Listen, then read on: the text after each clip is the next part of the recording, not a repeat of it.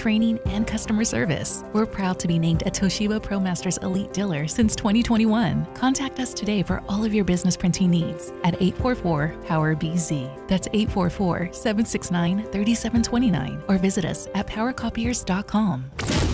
KHD HD1 Sacramento, KYMX HD3 Sacramento. From the Power Business Technology Toshiba Studios. Sactown Sports 1140.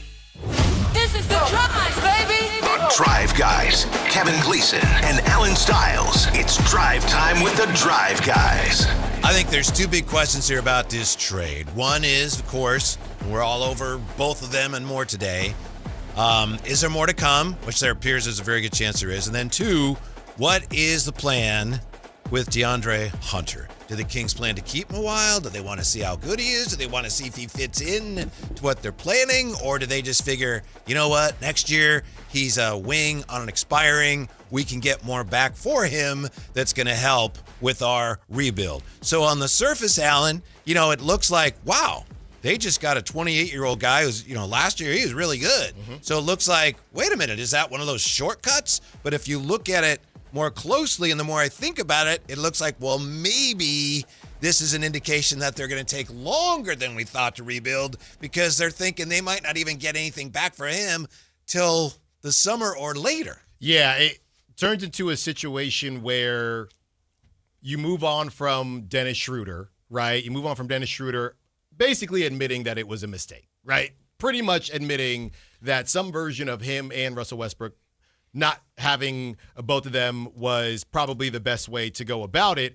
But then when it goes to DeAndre Hunter, in a weird way, you're just replacing one trade asset with another, right? You're replacing Keon Ellis with DeAndre Hunter. And DeAndre Hunter, in theory, even though he's getting paid more, he's going to be expiring next season. You could do what former Kings coach is doing out there in Brooklyn, and what they've done for the last couple years is you could use this spot as a rehabilitation center for someone's value. Hopefully you don't win too many games, but you go into it, and DeAndre Hunter playing with not a lot of pressure on him the rest of this season and going into next season, and people look around and they think, hey, he's actually worth something.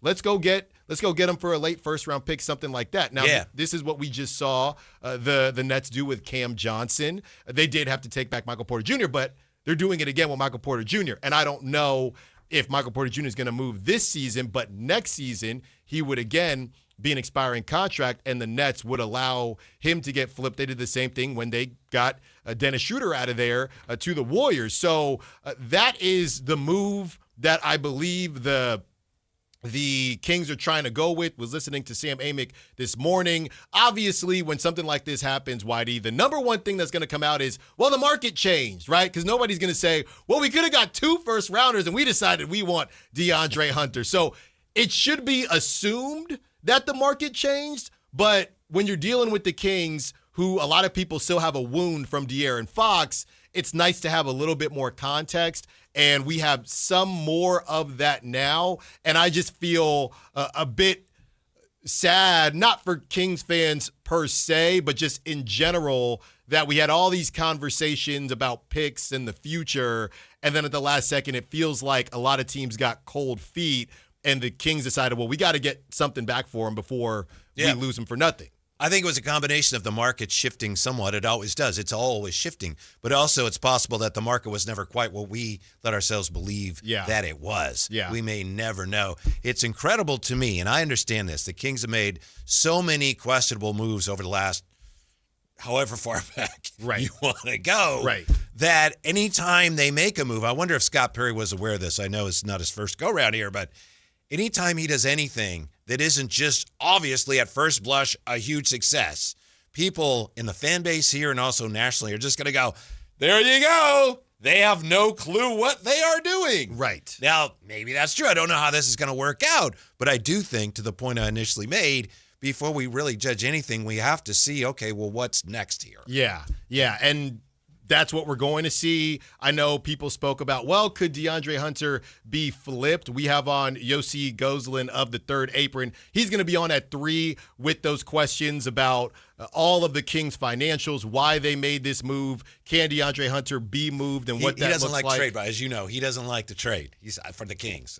He doesn't like it. Yeah. He doesn't like it. Also, the conversations about buyouts, why DeMar may change his mind or why he may not change his mind if it gets to that. So that's coming up, and we're going to get a really good look and perspective on the Kings from a money standpoint. But, yeah, I mean, I first saw this trade, and I think I was a bit confused because DeAndre Hunter is a guy that I have liked for a very long time. I like the type of player he is. I think a lot of people might say that he's a better player in theory than in reality. 2 years ago, man, he would have been perfect. 2 years ago. And we had all those guys. I thought you said you wanted a wing. Some of the Kings fans are feeling like that. And by the way, can I say something real quick? Yeah, say it. Because I've been waiting for this, Whitey. Mm-hmm. Okay? And I am sick and tired of the wait-and-see fans. Now, I am on record. Didn't I just say wait and see? No, hold on, though. Okay.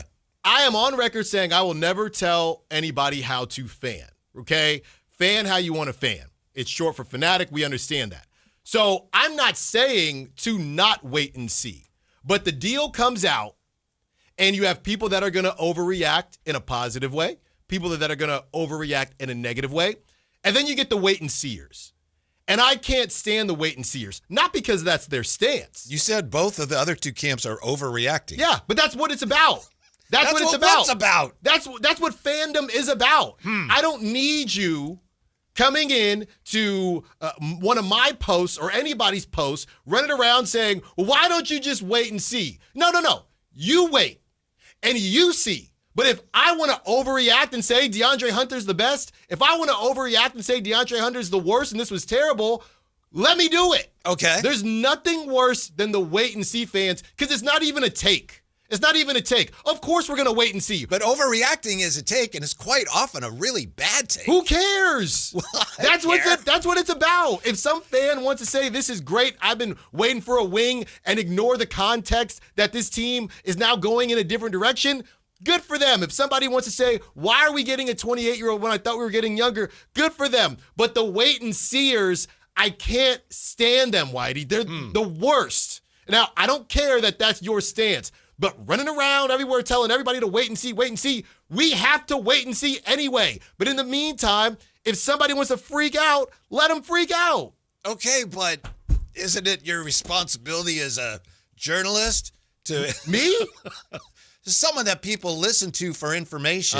Maybe they don't consider you a journalist, but don't you have to take into account, what may actually be going on here instead of just a knee-jerk, this is the worst trade ever. No. Why? I don't know, and I don't care. I felt like when everything went down, I did an immediate reaction, and I felt that my immediate reaction was pretty nuanced, right? It's a situation that has an ejecto button. If DeAndre Hunter plays well, you can move off of him. A lot of the deals will be in a better place 1-2 years left on the deal. So I didn't even freak out and say one way or the other. But people were still coming at me and others that maybe said, because even, you're right, Whitey, some people said, Alan, you're being too nice about it. It's terrible. Some people were saying, you're being too hard on the Kings. It was actually a good deal. Yeah. But then you get and I'm good with that.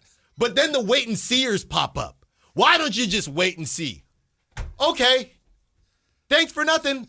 What is the point of that? The point of it is pointing out that there could be more moves to come, that this could be something that is done to set something else up. And then we have to do... That's wrong? No, it's that's not incorrect. Wrong. But why do you have to tell me that? Not you.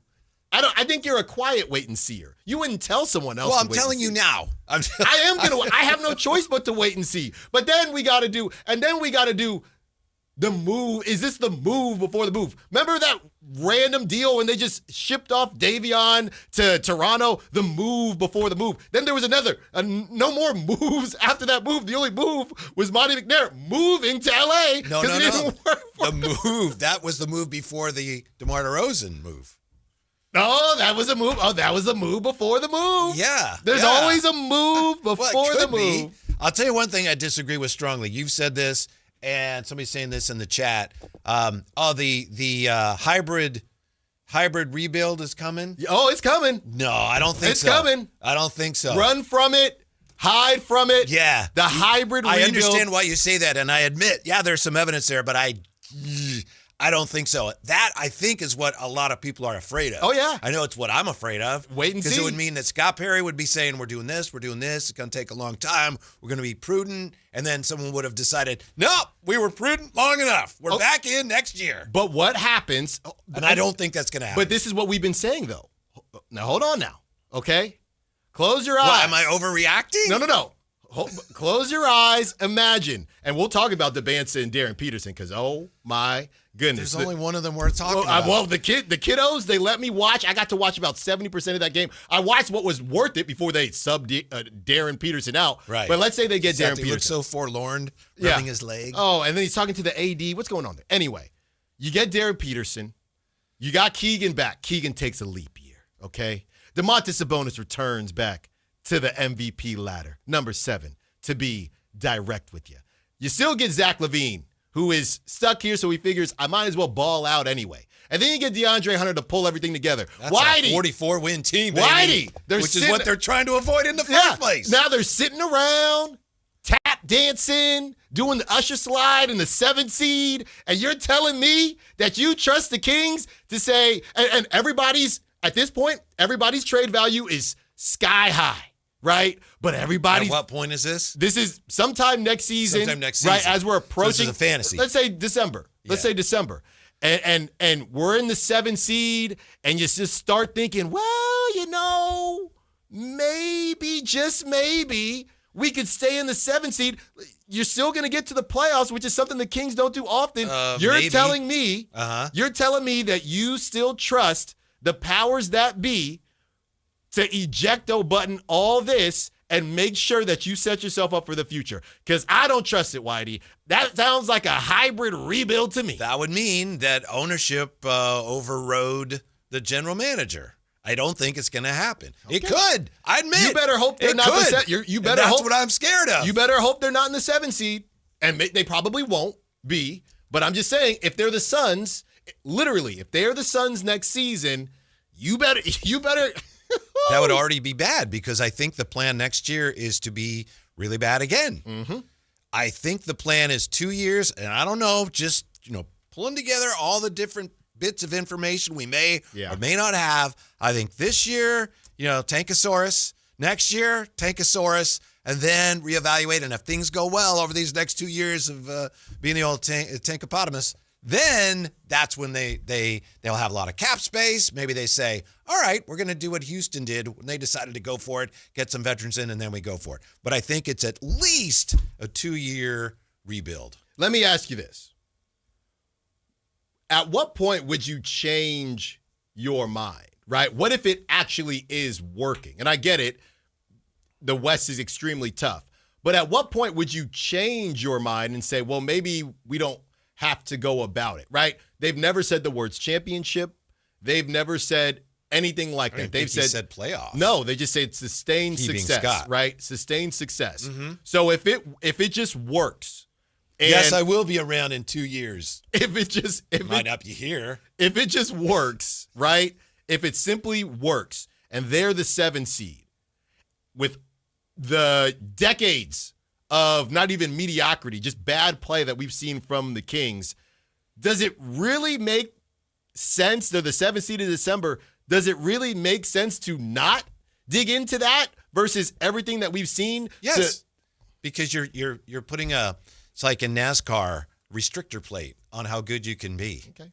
Yeah. I'm just saying, you better hope. And by the way, 4 o'clock hour, we got Sean Cunningham. Also 4 o'clock hour, I heard some things about Domantas Sabonis and Toronto Raptors. Because the reason I bring that up is if he's gone, that makes this whole thing easier. Yeah. The hybrid rebuild is done if Domantas Sabonis is gone. And I'm hearing some things that we're going to get to in the 4 o'clock hour. Yeah, he talked to Jose. So we'll see.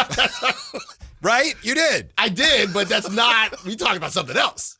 We did not talk about Domantas Sabonis. Well, it looks like, and maybe you don't want to share everything that you've gleaned from your source, does look like that's something that's being discussed. It's real, okay? And, again, I know people are always running around, so maybe you're not going to be around at 4 o'clock. And, hey, you can go check us out on YouTube, Sactown Sports app, the TuneIn app, anywhere that you need to find us. And the reality is just a TLDR for you, that it's real with the Raptors. There are a couple players that the Kings simply are saying we will not take. One of them isn't surprising. One of them is a little surprising. So the conversation now is, can anybody find a third team? Is there a third team? Can I get a third team? Can I get a third team anywhere? That's really where they're at right now, but they're trying to make it work. I think the trade for he who shall not be named, that's done.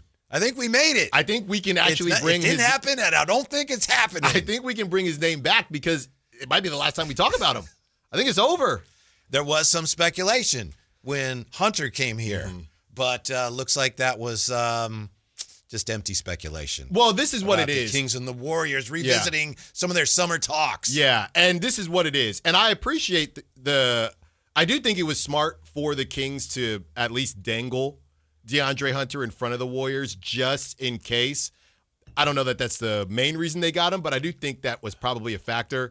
Sam Amick kind of shut it all down this morning, and there's only one person to blame for all of this. I don't know how this whole conversation is happening if not for Giannis, right? The Giannis thing has changed everyone, and there's always somebody every season. Change the market. Exactly. There's always somebody that kind of puts the market in a chokehold, and this season it's Giannis because Sam Amick mentioned that the Timberwolves were interested. So it's Portland, apparently. Yeah, well, the Timberwolves were interested. It was 2 seconds for Keon, and he didn't necessarily say that the Kings said no instead of DeAndre Hunter. He just said this stuff kind of never really got legs. The Kings may have had that like, oh, well, that's good. We're going to see what else is out there. Yes. Next thing you know, whoop. Exactly. Wait, that's gone. Yeah. Ooh, we better do something. Right. Minnesota's not picking up the phone anymore. Indiana, he also said. That was Benedict. Your boy, Benedict Mathurin. Your boy, Benedict Mathurin, they didn't know. It was funny what Sam said. He said it would be tough to bring in Keon Ellis, give up a first while still having Benedict Mathurin. Unsure if Keon would beat Benedict Mathurin out for playing. We don't want to give up a first for a guy that might not get on the floor. Right, because they're not even – it's not that they're not high on Benedict Mathurin. They don't know if they're going to hold on. I never thought the Kings were going to get a first for Keon. I love Keon. Nothing against Keon. But I never thought that was going to happen. Yeah. I also think this.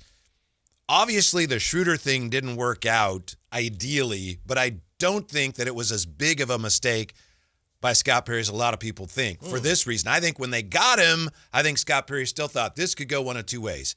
If the team takes off and we're off to a decent start, maybe we see how that goes. If it doesn't, then we trade him. So I think whether or not that's a failure, to me, and I know some people don't like wait and see, but it's going to depend on what they end up getting for who they got for Schroeder. But I think that was part of it all along. Of course he wouldn't say that.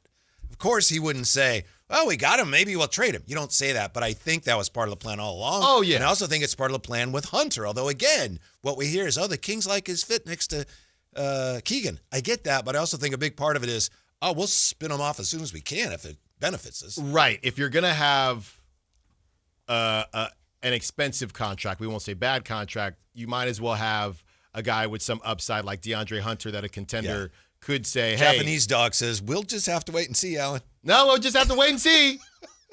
Don't get me started. The problem isn't waiting and seeing, it's telling people to wait and see. But here's my, I guess, retort to the Dennis Schroder thing. We all knew that Dennis Schroder, he's played for every color of the rainbow. He's played for half of the teams in the league. I'm not saying it was brilliant or anything. But all I'm saying is we all believed that it was a tradable contract, right? We didn't think that it would take Keon to get it done. A lot of the reports this weekend essentially said that the Cavs were not doing that deal without Keon, right? You weren't getting, it wasn't a swap. Obviously, the Keon money doesn't matter, but they did not see, as much as they're saying, we need a backup point guard, they even said, nobody wants it. It's not even about bad contracts per se. It's just about the idea of long-term money. Yeah. And nobody wants long-term money. So to me, we're on the same page with them signing Dennis to that contract, which seemed a little pricey but realistic. The problem is that you still had to get rid of Keon in order to, quote-unquote, get off that contract. The unfortunate thing with Keon is that they were over more of a barrel than I think they should have been. Mm-hmm. They should have had some leverage there. They didn't because everyone knew Keon's not staying there. They have to trade him, you know. It's funny because we still haven't necessarily heard that, but I guess it's just being inferred that, hey, it was done with Keon, but we never necessarily heard. Maybe we will in the coming days. Maybe here. we will. I wouldn't be but surprised. Sam didn't say anything this morning like that. Yeah, I wouldn't be surprised if we hear that the problem with Keon is that it wasn't that the Kings didn't want him, is that he didn't want them, and he was not interested in sticking around long term. Well, I think the question then becomes, was that the case before they picked up? Did picking up the option leave that bad of a taste in his mouth? Or did they predate that? Exactly. Yeah. Did they pick up the option because they knew maybe he didn't want to sign the extension they didn't offer? Right. Because they would have had more control, restricted free agency, but maybe it just never even got there. So that's kind of how this whole thing has laid out for us. Yeah, in a vacuum, and this is what I said yesterday when somebody was bringing up the whole idea of adding DeAndre Hunter. Thought you said you wanted a wing. There was somebody saying, Sac Media, get a wing, get a wing. Also Sac Media, no, you can't trade our 7th, 8th best player. And I responded. And I said this. It's the equivalent, and hold on, Whitey, it's not a relationship, but it is relationship adjacent. This is what it is, right? So I'm hungry, okay? I text my girl, I say, hey, can you bring me some food, right? She doesn't respond. She's doing whatever she's doing, out with the girls, whatever. I was going to say, you've said this before, but I saw you posted this. Yeah, I posted this. Yeah. So I don't hear back from her, so I go grab some food, right? So I go grab some food. So now I'm not hungry anymore. Turns out, sorry, babe, she was running around. She ended up bringing me food. I still appreciate that you brought me food. It's exactly like that. But I'm not as hungry. I'm not really hungry anymore. I'll eat it. Right. Because you got it for me. But I'm not as hungry as I was. Sure. I don't really get that. That's what it is. I'm not disagreeing with you. It's just I didn't. That's what it is. Well, the other part, too, is you had to give up Keon, so she also asked you to Venmo her. Oh, okay. All right, yeah. So fans wanted some draft picks and or some young assets so they could feel like, all right, now I see what we're doing. I'll get behind this young player. And, hopefully we'll draft players I can get behind. But then when you're bringing in a 28-year-old who's been around a while, it's like, wait a minute. And a younger player is going out, and you had to attach draft capital with him. What is going on? So that's why fans are so upset. Yeah. And I understand that. Yeah, it makes a lot of sense. And, again, what if DeAndre Hunter plays like trash, right? And he ain't playing well this year. Well, there are a lot of people that are, they'll do the connecting thing. And Kyle Ledbetter was big on this. He'd say, all right, if we're continuing the cookie trail of what De'Aaron was traded for, right? And once they made other moves, now De'Aaron has technically been traded for this. I don't necessarily agree with all that, but if DeAndre Hunter does not play well and they don't get anything for him and, they just stink or whatever and the contract just ends, somebody will say, don't think we forgot. The whole idea was flipping. I try to do that, but I get lost sometimes. Yeah, like, I do too. What? Yeah, I do too. I took a wrong turn somewhere. Right, but don't get it twisted. If you lose DeAndre Hunter for nothing, and you just continue to lose games, or I guess he helps you tank, people are going to say, "Well, let us not forget this is what you traded Keon Ellis." Yeah, right back to where we started. How do you bring him in, and how do you have him play here, and see if he fits next to Keegan while you're hoping not to win games? That's the part to me that I go, I'm having a hard time with that. Yeah. Yesterday was the weirdest game. It was bad. Two teams trying not to win, although the Kings had all their starters in. Yeah. And Washington was like bringing people out of the crowd, and they won anyway. They won anyway? Yeah, it's bad. It's bad. How do you think that, again, when you're in tank mode, in theory, that should be very embarrassing, but I guess it's not. That's why it's so weird. You're right. I guess it's That's not what makes because it so weird. You accomplished it, but that should be embarrassing for Doug. That should be embarrassing for DeRozan. That should be embarrassing for Zach LaVine. Zach LaVine and DeRozan combined probably make more money than everybody outside of Chris Middleton, who probably didn't even play in the second half. So it's embarrassing, but nobody cares because you accomplished your goal, kind of. Yeah, Washington starters played 19 minutes, 18 minutes, 19 minutes, 21 minutes, and 23 minutes. But they did this before. They did that before. They did that last season when JT Thor took the Kings to the woodshed. Yeah, I know. Weird. Yeah. A lot of people were saying, I think I was watching the post game and Deuce was saying that the league has to step in and do what? They won. It was a great strategic move. They won the game. Yeah. Did you see it said DMV in the middle of the court? Mm-hmm. Yeah. And I was thinking early in the game, I'd rather be at the DMV than watching this game. Yeah, it was bad. But then it actually ended up being as I'm sitting there thinking, this is terrible, and neither of these teams wants to win, but this is a pretty good game. Yeah, well, I mean, I got to see Devin, got to see Daquan, got to see Neek kind of run the point. Mm-hmm. Somebody out there, give me this. Isaiah Stevens. There's Carmichael Dave out there somewhere. Give me this 82 games. Give me this in Keegan, 82 games next season. That's what I want. We can't do that, but we can give you Kyle Draper, who joins us next. Drive Guys, roll it on Sactown Sports. This is the story of the one. As an HVAC technician, he and his digital multimeter are in high demand. So when a noisy office HVAC turns out to be a failing blower motor, he doesn't break a sweat. With Grainger's easy-to-use website and product information, he selects the product he needs to keep everything humming right along. Call 1-800-GRAINGER, click Grainger.com, or just stop by. Grainger, for the ones who get it done. Are you stuck staring at your W-2? Are tax refund worries holding you back? You probably have FOMO, the fear of messing up. The fix? Using TurboTax on Intuit Credit Karma. They find every credit and deduction to help you get every refund dollar you deserve, or your money back. It's time to overcome your fear of messing up and get your taxes done right. Start filing today in the Credit Karma app.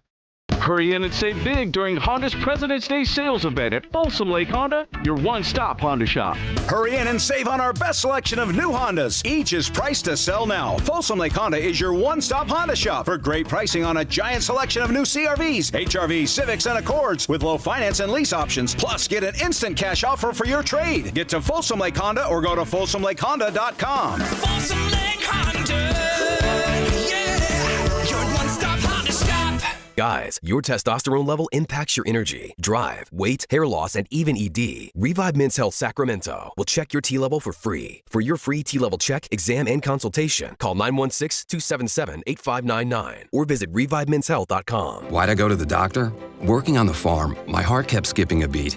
I didn't think much of it, but my daughters made me get checked out. Turns out I have atrial fibrillation, which increases the risk of stroke about 5 times. Symptoms like irregular heartbeat, heart racing, chest pain, shortness of breath, fatigue, or lightheadedness can come and go. But if it's AFib, the risk of stroke remains. If you have symptoms, contact a doctor. I'm so glad I did. Visit notimetowait.com. Sponsored by Bristol-Myers Squibb and Pfizer. Why choose a Sleep Number smart bed? Can I make my site softer? Can I make my site firmer? Can we sleep cooler? Sleep Number does that. Cools up to 8 times faster and lets you choose your ideal comfort on either side. Your Sleep Number setting. Enjoy personalized comfort for better sleep night after night. And now, during our President's Day sale, take 50% off our limited edition bed. Shop now for a limited time. Only at a Sleep Number store or sleepnumber.com. Join Sactown Sports downtown before every Kings game and pick up an In Shape Fitness Kings Rally towel while supplies last. If you walk, lift, stretch, or sweat, you belong. Start the year strong and join today at InShape.com.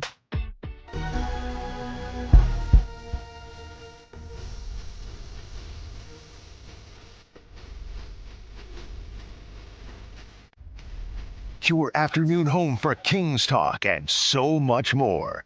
The Drive Guys on Sactown Sports. One of the things they teach in radio, you make a mistake, you can cover for it. For example, I said, Kyle Draper, 230. Kyle Draper's actually at 330. And it's been that way all along, and I just goofed it up. So what you could do is that I could come back and say, Drapes had to move to 330, so we'll talk to him then. But I got to be, Jay, you know, and I got to be up front. It's like, yeah, my mistake. Drapes at 230. He's normally 230, so no worries. Yeah, yeah. I'm telling you. Yeah.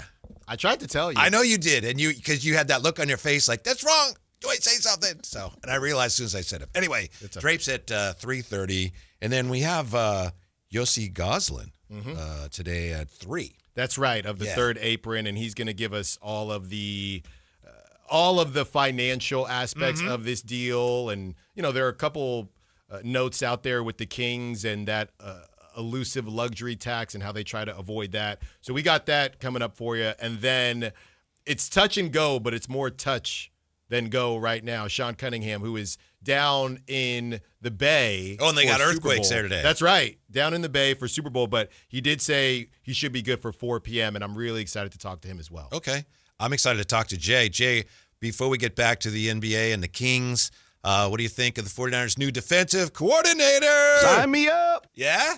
Yeah, I'm here for all the 49er talk. King talk, not so much. Uh-huh. I think he's going to, even though he's a 3-4 guy, not a 4-3 guy, he blitzes a lot more. I like where he's coming, though. Yeah. I like where he's going. Yeah. How about really yourself? Exotic blitzes. Yeah, and it's interesting how far back he and Shanahan go.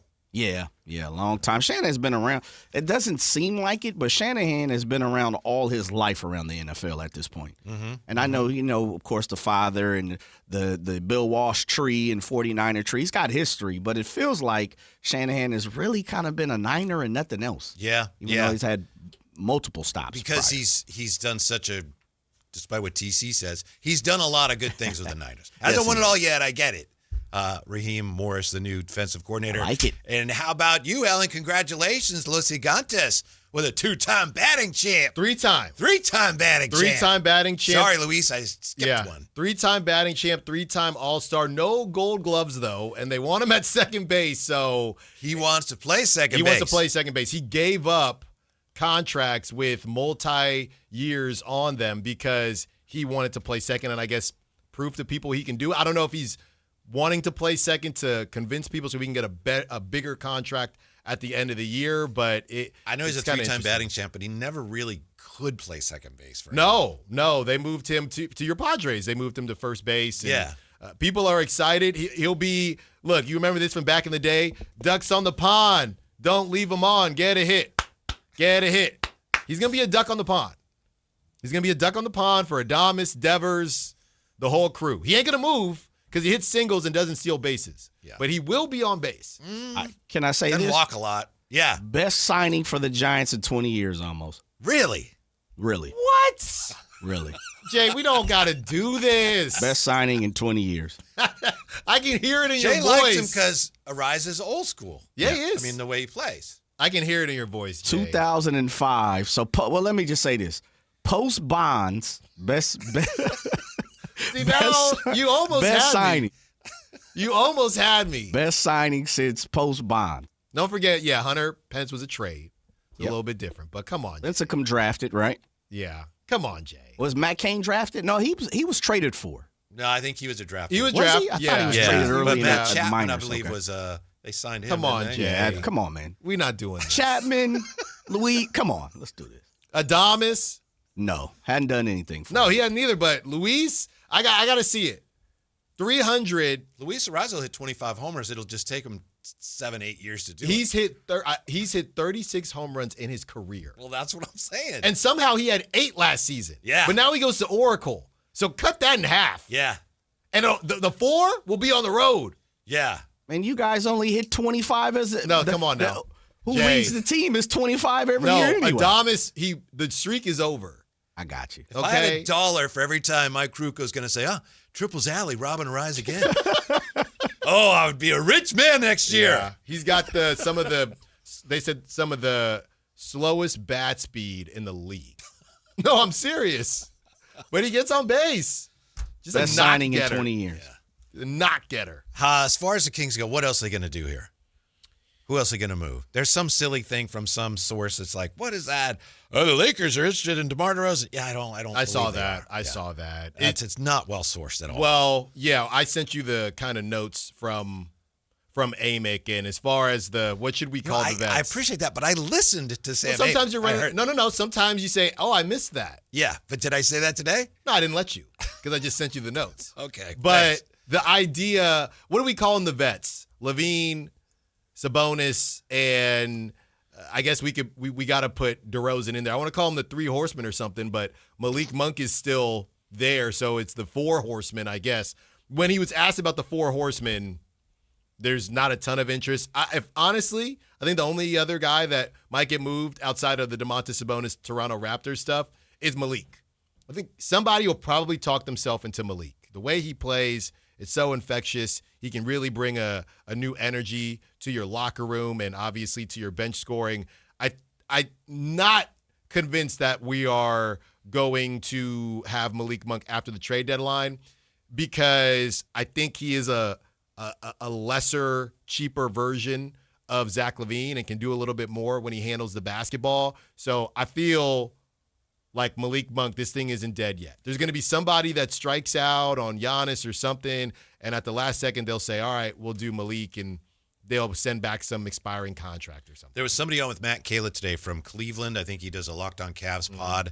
I don't remember his name, so I'm going to say it's Matt Carpenter. Matt Carpenter was on, I don't remember the guy's name. Whoever Locked On Kings. Yeah.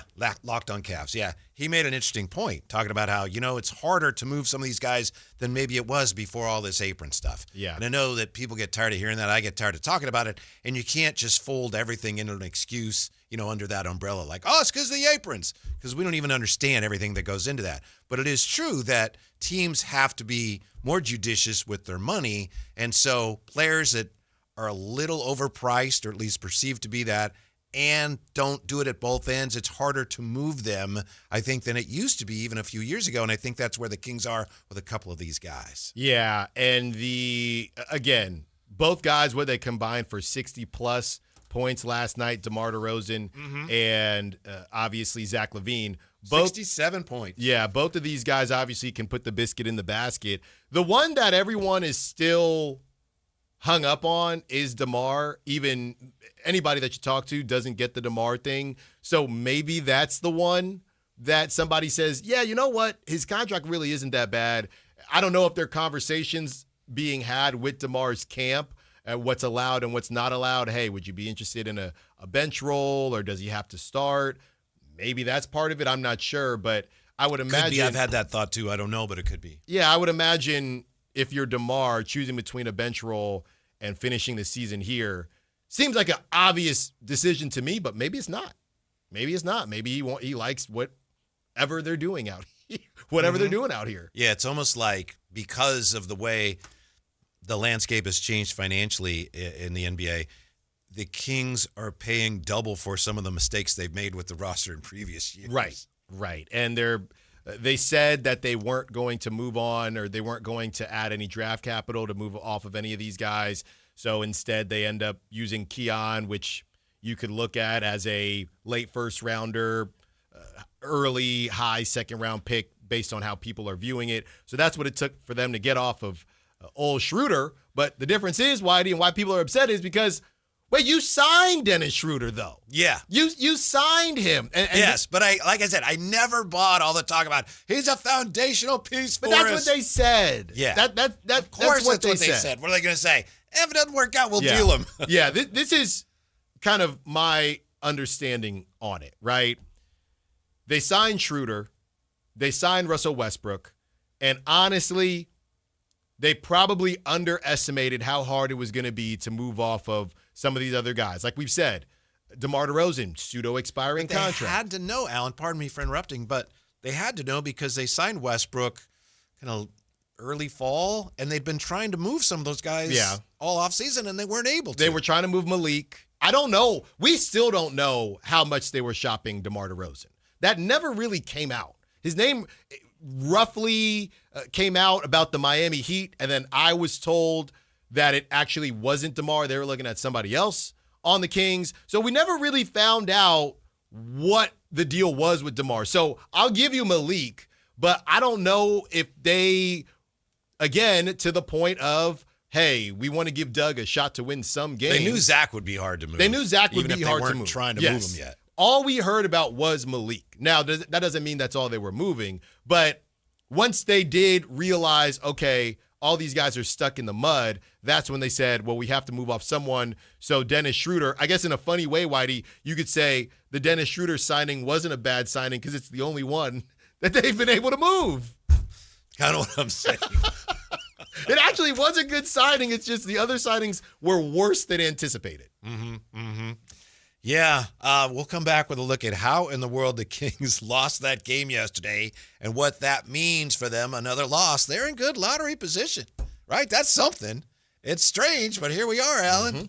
Yeah, we'll take it. Whatever this is, the Kings roll on with it. It's going to be a big week, and we're right back. Drive Guys, Sactown Sports. The 10th Annual Sacramento Sports Hall of Fame celebration is Thursday, February 5th at the Golden One Center, inducting the class of 2026, plus honoring all of our past inductees. See Sacramento's 50 greatest athletes of all time. This is Bill Cartwright. This is Jerry Royster. This is Tony the Tiger Lopez. This is Dusty Baker, proud member of the Sacramento Sports Hall of Fame. Join us Thursday, February the 5th at the Golden One Center for Sacramento's best sports night of the year. Get your tickets now at sacsportshof.com.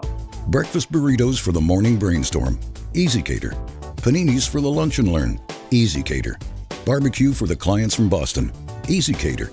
Brownie boxes and mini bun cakes for Brenda's workiversary. Easy Cater. One simple platform to feed any size group with food they love from favorite restaurants, plus tools to help you meet dietary needs and stay on budget. Easy Cater. All the food for your workplace, all in one place. Start an order at easycater.com. Talking about guns with others might not always feel comfortable, but it could save a life. Here's a way to start a conversation. Your family is going over to your neighbor's home for dinner for the first time. How would you ask if there are any unlocked guns in the home? Hey, we're so excited for tonight. Before we come over, though, may I ask if there are any unlocked guns in your home? Our guns are stored securely, locked in a safe that the kids can't access. Awesome. Learn how to have the conversation at agreetoagree.org. Brought to you by the Ad Council. I can't believe how spotless my floors look after using the Swiffer Power Mop. No more dragging around a heavy mop and messy bucket. Now I get the same deep clean without all the work. Thanks to the powerful solution and scrubbing pad of the Swiffer Power Mop, dirt and grime don't stand a chance, and I don't break a sweat. Mic drop. Mop drop. Swiffer Power Mop. Swiffer Power Mop. A smarter way to mop. Try it or your money back. I can't believe how spotless my floors look after using the Swiffer Power Mop. No more dragging around a heavy mop and messy bucket. Now I get the same deep clean without all the work. Thanks to the powerful solution and scrubbing pad of the Swiffer Power Mop, dirt and grime don't stand a chance, and I don't break a sweat. Mic drop. Mop drop. Swiffer Power Mop. Swiffer Power Mop. A smarter way to mop. Try it or your money back. Country in the Park is back. May 8th and 9th at Cal Expo. Miranda Lambert. John Party. And more. Line dancing live DJs, mechanical bulls, huge festival area, and food trucks. Tickets start at only $68. It's the perfect Valentine's gift. Surprise them with live country music and dancing. Country in the Park, May 8th and 9th at Cal Expo with Hoblit Chrysler Dodge Jeep and Ram Center and Hilton Sacramento. For more info, visit CITPfest.com. At Stockton Honda, we know how to honor a great deal. Like right now during our President's Day sales event. Whether you're shopping new or pre-owned, you can find star-spangled savings on some of our best models. Why not stop in today and see for yourself? Come celebrate at Stockton Honda and get huge savings on our giant selection, plus top dollar for your trade. Anytime, anywhere, it's all here. StocktonHonda.com. Come check out Capital Casino, Sacramento's #1 poker room with the most variety of table games in the region in a safe and friendly environment. Plenty of well-lit parking available, conveniently located in downtown Sacramento. And remember, Capital Casino has the best food, the best service, and the best action. 411 North 16th Street in downtown Sacramento. For more information, log on to capital-casino.com and please gamble responsibly. 1-800-GAMBLER. You remember me from a show called And Joe? I'm back on the radio, Sacramento. It's Joe Mommy, and when you need your new country fix, join me weekdays from 6 to 10 for the Pat and Cody with Joe show on New Country 105.1 KNCI or on the free KNCI app. At Power Business Technology, we're not another big box corporation. We're your neighbors. Locally owned and operated, we know what businesses like yours need. From reliable printers to high-performance copiers, we'll help you find the right solution with personal service you just can't get online. Need setup or support? We're just down the road and always happy to help. Power Business Technology, family hometown service with big-time solutions. Contact us today for all your business printing needs at 844-POWER-BZ. That's 844-769-3729 or visit us at powercopiers.com.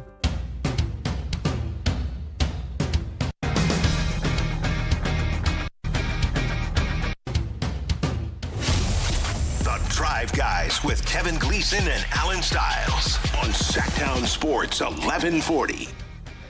Here you go, trade deadline countdown. According to Tankathon, 2 days, 21 hours, 15 minutes, and no seconds. There you go. Closing in on it. We're doing it. Yeah. We are doing it. I don't know what's going to happen. Obviously, I don't think much is going to happen. I'll say that. I don't think much big is going to happen. I think the Toronto thing is being talked about. My best guess is I think push comes to shove. I think Toronto's going to go, yeah, we're good with what we have. We don't want to do something drastic. Right. And I hope I'm wrong, but that's my best guess. Well, and we've looked at this a couple of different ways. And like we said, we're going to really get into the weeds here in the 4 o'clock hour on it. But when it comes to what they have versus what the Kings want, it would be funny, though, with the RJ Barrett thing, now that they have DeAndre Hunter, it's just a who's who of this. The best, if you were to have, because the Pro Bowl is just starting, right? An all-star game is around the corner, NBA. If there was a mid-20s specific all-star game, whoo, the Kings would be right there, baby. I saw on social media, and I'm not sure who posted this, but I believe Zach Lowe says that DeAndre Hunter has always been a favorite of Scott Perry's. Mm-hmm. So maybe he's going to collect some of his favorites here. That's what I'm saying. Well, you know, or maybe that's not even true. Yeah. Well, we used to joke, okay, on the midday show, and we never got a call for this, but we call them the Avengers. Okay, the Avengers, but they're yeah. Yes. I got it. Thanks. I was right there with you. Yeah. So we used to bring up all the names of Avengers, and obviously Kyle Kuzma. He might be Captain America when it comes to the Avengers. And now Scott Perry, we might be moving on from the Avengers to some name we could come up with for Scott Perry's guys. Because if he gets RJ Barrett, I mean, that would be, that embrace that we talked about when they came out to Sacramento, RJ Barrett, DeAndre Hunter, and it kind of matches his timeline when he was with the Knicks, all guys that were kind of making their way into the league at that time, and now they're all trying to find their way. And him to just, I guess, recollect all these guys and say, this was my vision. Yeah, I mean, we're just going to have to trust in him. Yeah, if you ended up, and I know that to do this, you'd have to trade Domas. So Domas would be gone. So you'd have some young centers. You'd be very vulnerable there. But if you got RJ Barrett, maybe Quickly too, although I think that's too much. But let's just, for the sake of argument, say you get Quickly and Barrett, and you have DeAndre Hunter, Keegan comes back, then that's not a team you tank with. No, it's not. It's just not. No, it's not. But if it worked, would it be the question of sustainable success? That's why. No. But I'm saying we've never got details on what sustainable success means. Well, we have to this. You're right. It hasn't been spelled out, but we understand it's supposed to be based on what they've done in Detroit and Oklahoma City. And I think even Portland's been mentioned, although it hasn't really taken form there. Right. So a young team that's got what would I say, a wide window? Yeah. Yeah. Yeah. And you know what it is, though? And we can look at it this way.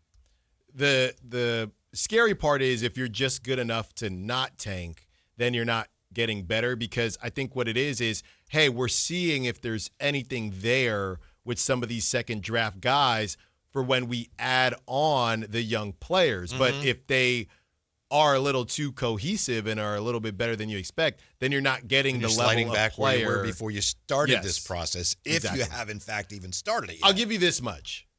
If you want to have a tryout, okay, with these late 20s players, you can do it, but Domas has to go. You can't have RJ, and RJ obviously right. You wouldn't get him. You wouldn't have without him, but you cannot do this or attempt to do this with Domantas Sabonis, or you will win too many games. I would think, yeah. By the way, with the loss yesterday, the Kings managing to lose to a team that was openly trying to lose, the Kings still have, while they're still in worst place, half a game worse than New Orleans, 2 games worse than Indiana. And I'll tell you what, if you end up with a worse record, then the worst you can be is 5th. And I know if the Kings had the worst record and through the lottery they ended up picking 5th, a lot of people would go, oh, that's terrible. Yeah. But you look at this draft, obviously that's not ideal, but I think you'd still have a shot at a really good player. And right now, speaking of the best players, are you with me, Ellen, on the best player in this draft? If the Kings get the first pick, they've got to take Darren Peterson. Are you with me? It was impressive. That game was very impressive. First half was. That's my problem, right? It's reminding me of, and I know this was, I don't want to say more legit, but less questionable, but it does give Kyrie vibes. Okay, obviously Kyrie at Duke just kind of chilled and then still went number 1. It does give Kyrie vibes, but it's almost, I don't know if it's more of a risk than the Kyrie thing because Kyrie didn't even play, really. What's going on here, you could say, yeah, I'm not really worried about the Darren Peterson thing because clearly he is prioritizing his future, which should make you feel better versus a Joel Embiid where, no, this dude might actually be injured. I guess the character conversation comes into play, but if you got millions, and I know there's an NIL now, but millions and millions on the line, Darren Peterson is saying, I'm just going to give you a little bit of taste. It's a showcase for him. That's what I'm assuming. It's a showcase obviously for him. You'd have to check all that out. Yeah, they're going to get to the March Madness, and I think people are going to freak out because there are going to be some kind of more old school people, if he pulls himself out in the first half of the Sweet 16 game, that say, this BS. Yeah. A.J. DeBonsa did not have a great game. He had 17 points Saturday in the game against Peterson in Kansas. But that's one of the things I love about Peterson. You go back to when he played against DeBonsa in high school. He rises to the occasion. Yeah. Now, that's not fair to say, well, DeBonsa's not that good because he can't do that. But fine. Maybe he can, maybe he can't. But you know that Peterson does that. Yeah, and I think I know what you're referring to, the last when they faced each other in high school, and nobody was in that building, so I don't know if they weren't popping yet or what. I know these guys play 8,000 games AJ this summer. Scored but 45. He went off. Peterson scored 61 He with went the game off. winner. Yeah. Here's my only question. All right. I thought health was the only question. No. Just with how DeBansa played, okay? We talked about the last time we saw DeBansa, he was getting 3 bodies sent at him. When you watch how BYU played defensively and they were just, dare I say, a bit more ethical, they weren't just throwing 4 bodies. And I think Kansas is probably more talented than BYU, even though BYU was ranked higher. But when you see how they defended Darren Peterson and kind of let him do his thing versus DeBansa, who they were sending mini blitzes at him all game, should we at least have a conversation about that? They were letting Peterson do things. He just did that. No, they weren't sending a blitz though. They were. I don't know if they were in a zone or what, but and again, stupid on BYU's part. But when you get to the league, you're not just going to be sending 2-3 bodies at DeBansa every time. So I feel like we kind of got cheated out of what DeBansa can do because every time we watch him, because BYU is not probably as talented as some of these other teams, they're saying other guys go beat us, whereas Kansas, even though they were ranked lower by 1 than BYU, they can't necessarily do that, so it allows Darren Peterson to do a little bit more. Maybe, but that's something that's happened to every college great throughout history. I'm not debating it. Able to find a way like to Cam deal with Boozer. it. And again, it's not so much that DeBonsa was like, lacking. It's just Peterson was so much better. Yeah. Well, he's a scorer, though. That's what he's going to do. Yeah, he's a shooter. He yammed on somebody. He made an incredible skip pass to the corner from the opposite wing. He's a really good player, and he's a good defender. I was going to say, he had a couple steals, too. But not just, steals. He's a really good defender. Okay. He's our guy. Mm-hmm. He's not your guy. It's okay. Because don't pretend he is if he isn't. Because that was a great day that Saturday, because you had Neo, right? You had Neo facing who did not play well. You had Neo taking on. He's not a guy yet. No, I'm just saying, you had Neo taking on Cam Boozer. Cam Boozer was Cam Boozer, and I don't know what to do with him. Then we got to watch all three on Saturday. He wouldn't be my first choice, but if I end up with Cam Boozer, I'm not feeling sorry for myself. No. He's a good player. The Kings don't need it now. They got DeAndre Hunter. And by the way, according to Tankathon, for what it's worth, they have Peterson 1, Boozer 2nd, DeBonsa 3rd, Kingston Fleming's up to 4th now, Caleb Wilson 5th. Interesting. Nate Amen has slipped to 7th. Yeah. I think it's more likely DeBonsa slides than it is Peterson does. Peterson is going to stay at 1. Will DeBonsa slip maybe 4th? I think that's much more likely than Peterson, unless he really gets hurt going anywhere. He's the best player. Yeah. It's not that close. You know what it is? And again, we go back and forth on how important scoring is, but you know what it is? When you're going to get to the NBA, you might not be getting triple teamed and double teamed the whole time like you are in college, but the defenders, I mean, you're dealing with this is the 0.1% of basketball players in the universe. And if you don't have a ridiculously impressive scoring repertoire now, it's hard for me to think you're going to get it if that's how you profile. And I think that's the thing with Cam Boozer. I think he's going to be a good player, but I don't know that he's going to be your guy. If you need Cam Boozer to get you 30, I don't know that he's going to get you 30. Now, he could be a really good player on your team. Out of those three, I don't even see enough wiggle, I don't think, with AJ DeBansa to say, yeah, in a couple years, he's going to be able to get you 30. When I watched Cooper Flagg last season, he seemed like a guy that could get you 30 if you needed 30 eventually. I don't know that I see it with AJ, and I wanted to see it. Can you talk to your friend Carmichael Dave about some of the negativity that he was spewing today about, if you get Peterson, he'll probably tell the Kings, I don't want to play for you. I saw that. I didn't see it from Dave. I mean, it could happen, but we shouldn't be talking about it. We shouldn't assume it's going to happen. You shouldn't say it on the air, but it is what it is. They're going to make their decision. And look at Ace Bailey with Utah. Right. If you don't want to come here, too bad. Yeah, I'm not going to worry about that yet. There's too much stuff on our plates to worry about. Probably not even going to get him. Yeah, getting the number one pick and then them saying no and then that actually working out when it never really works out. I don't know. I think there's enough kind of history, and you bring in somebody like Scott Perry and you bring in, Doug Christie. I know the young guys like him. I don't know. Maybe I got on purple lenses, but I don't see somebody saying, no, I want to go to a different bad team. That's when Scott Perry was here the first time. That's one of the things that was written about and talked about is how with him there, it seemed like it was easy for the team to get people to come work out. Yeah. Because they saw him say, okay, this is legit now. There you go. Yeah. Yosi Goolan is legit, is he not? He's That's your guy. right. He's my guy. Breaking down the deadline, what the Kings may do from here, and why he's not crazy about the Kings trade. That and more coming up. Drive Guys, Sactown Sports. Download the Sactown Sports app. Sacramento sports in your pocket. This is Sactown Sports 1140. This is the story of the one. As a safety manager at a manufacturing plant, he does everything he can to keep his coworkers safe. From finding ways to reduce risks to keeping safety supplies in stock. And for that, he relies on Grainger. Grainger offers a broad range of quality products and next-day delivery, so he can always play it safe. Call 1-800-GRAINGER, click Grainger.com, or just stop by. Grainger, for the ones who get it done.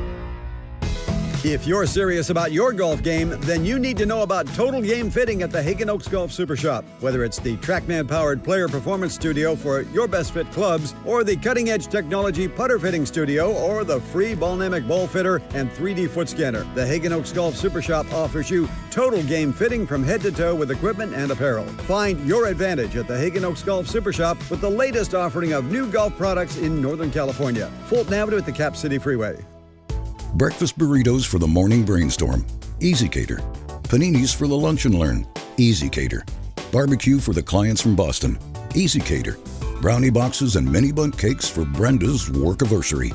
Easy Cater. One simple platform to feed any size group with food they love from favorite restaurants, plus tools to help you meet dietary needs and stay on budget. Easy Cater. All the food for your workplace, all in one place.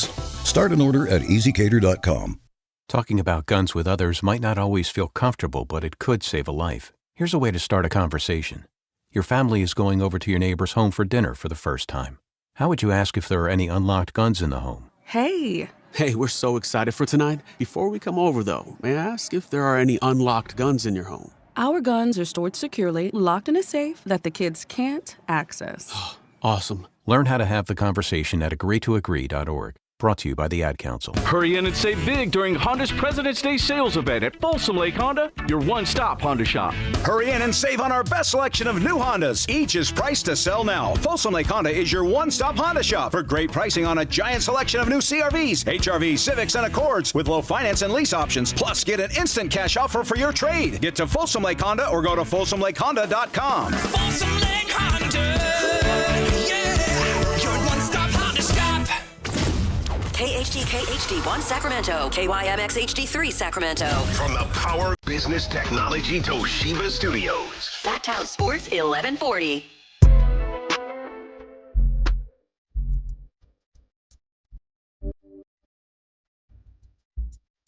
Live and local, it's the Drive Guys. Watch the show on youtube.com/Sactown Sports 1140. Or listen on the Sactown Sports app. What's the best thing about having Alan Stiles part of the afternoon show now? Well, that's going to take me a while. Well, one of the things that comes to mind is that we have a lot of the guests that you used to have as regulars on your fine program in the midday, and they seem happy to join you here in the afternoons. We appreciate that. That's right. You know, it's a little bit different time of the day. For some of them, it actually helps a little bit, you know, and others, it makes it a little bit tougher. But, you know, we're working through it. We're working through it. Yeah. Yosi Goolan going to join us in just a moment. NBA salary cap analyst, founder, Third Apron, and he is someone who is not a huge fan of the trade that the Kings just made. Alan, of course, very reasonable approach telling everybody, just wait and see. Let's right, Alan? Alan telling everybody, well, let's not quite. Let's wait and see what's going to happen. No. Where it goes from here. Again, we're all going to have to wait and see. So I don't need you to tell me to wait and see. Right? It's understood that we will wait and we will see. But you can have an opinion while you're waiting and while you're seeing. But sometimes when you leap to conclusions about how a trade's going to go when it may be something setting up another trade, that's like you're watching a baseball game. See, Alan relates to all these analogies. That's like you're watching a baseball game and a guy hits a fly ball into the air in left field and you're going, oh, it's a terrible play. You have to wait and see. No. Where it goes is going to be caught. Are they going to drop in? I don't know. That's not exactly. Oh, it's terrible. That's not exactly. This could be one of those things because I think the whole question of whether or not Scott Perry botched the Dennis Schroder deal, I think it largely hinges on what they end up doing and or getting for DeAndre Hunter. I really do. Yeah. And we may not know that for a while, which is why some of us say we have to what? Wait and see. Yeah. And again, during that time, though, a lot could happen, and some people might forget about it, right? Some people might forget, oh, yeah, I forgot we traded. I don't think a lot of people will, especially if Keon plays well for the Cavs. But it does kind of reset the trade timeline. It doesn't reset your age, your average age on the team, but it resets your trade timeline. Yeah. There's one thing that Yosi said that I strongly disagree with, and hopefully he'll be joining us soon. We do appreciate his time. But he said it. I've seen it other places. Anytime you evaluate any trade, one of the things you look at is, well, who got the better player? Yeah. And I just don't see Keon Ellis as the best player in this trade. And I like Keon Ellis. Is Keon Ellis the best player in this trade? To me, Alan, there's no way. No, he's having DeAndre Hunter's having a down season. But when you look at what he can do, which he's proven. Exactly. Yeah. Exactly. No. Yeah. I wouldn't say so. Yeah. 6'7", can shoot the three. I mean, some of his highlights are crazy. Yeah. But right. And I'm not saying he's all world or anything. Right. And I know we love Keon, and I love Keon. But Cleveland's got the best player in the trade. I don't think they are. Yeah, I don't think so either. And I don't think Schroeder's better than DeAndre Hunter. No. I don't think so. Yeah. All right, nice enough to join us. Alan, why don't you bring him on? I know he's been a friend of yours, and he's contributed a lot to your show over the years. That's right. This is my guy, Yosi Goolan, NBA salary cap analyst, founder, host of the Third Apron. Yosi, thank you so much for joining us, my guy. I know you've been running around. It's a trade deadline, so it's very busy, but we appreciate the time. No, thanks for having me on, Alan. It's good to always chat with you. Had some technical issues, but I made it work. There you go. Thank you, my guy. We appreciate it. We appreciate it, Yosi. Understand that you weren't crazy about this trade from the Kings' perspective. Why not? So, a couple reasons. Number one, it sounds like, based on the reporting that's been precursors to eventually trading Keon Ellis, maybe they could have gotten like a little more draft equity, and maybe those actual picks weren't really out there. But the other main issue is with one, like Hunter as a player. I'm not sure what exactly he's like. He's a good player, don't get me wrong, but I don't think he really necessarily makes sense for the Kings right now. And then in the long term, he makes a good amount of money, at least next year. After that, they could extend him. They could maybe give him something a little bit less.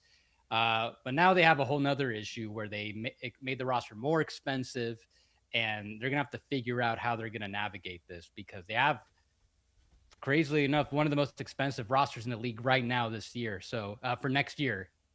So I would expect they're going to do something about that.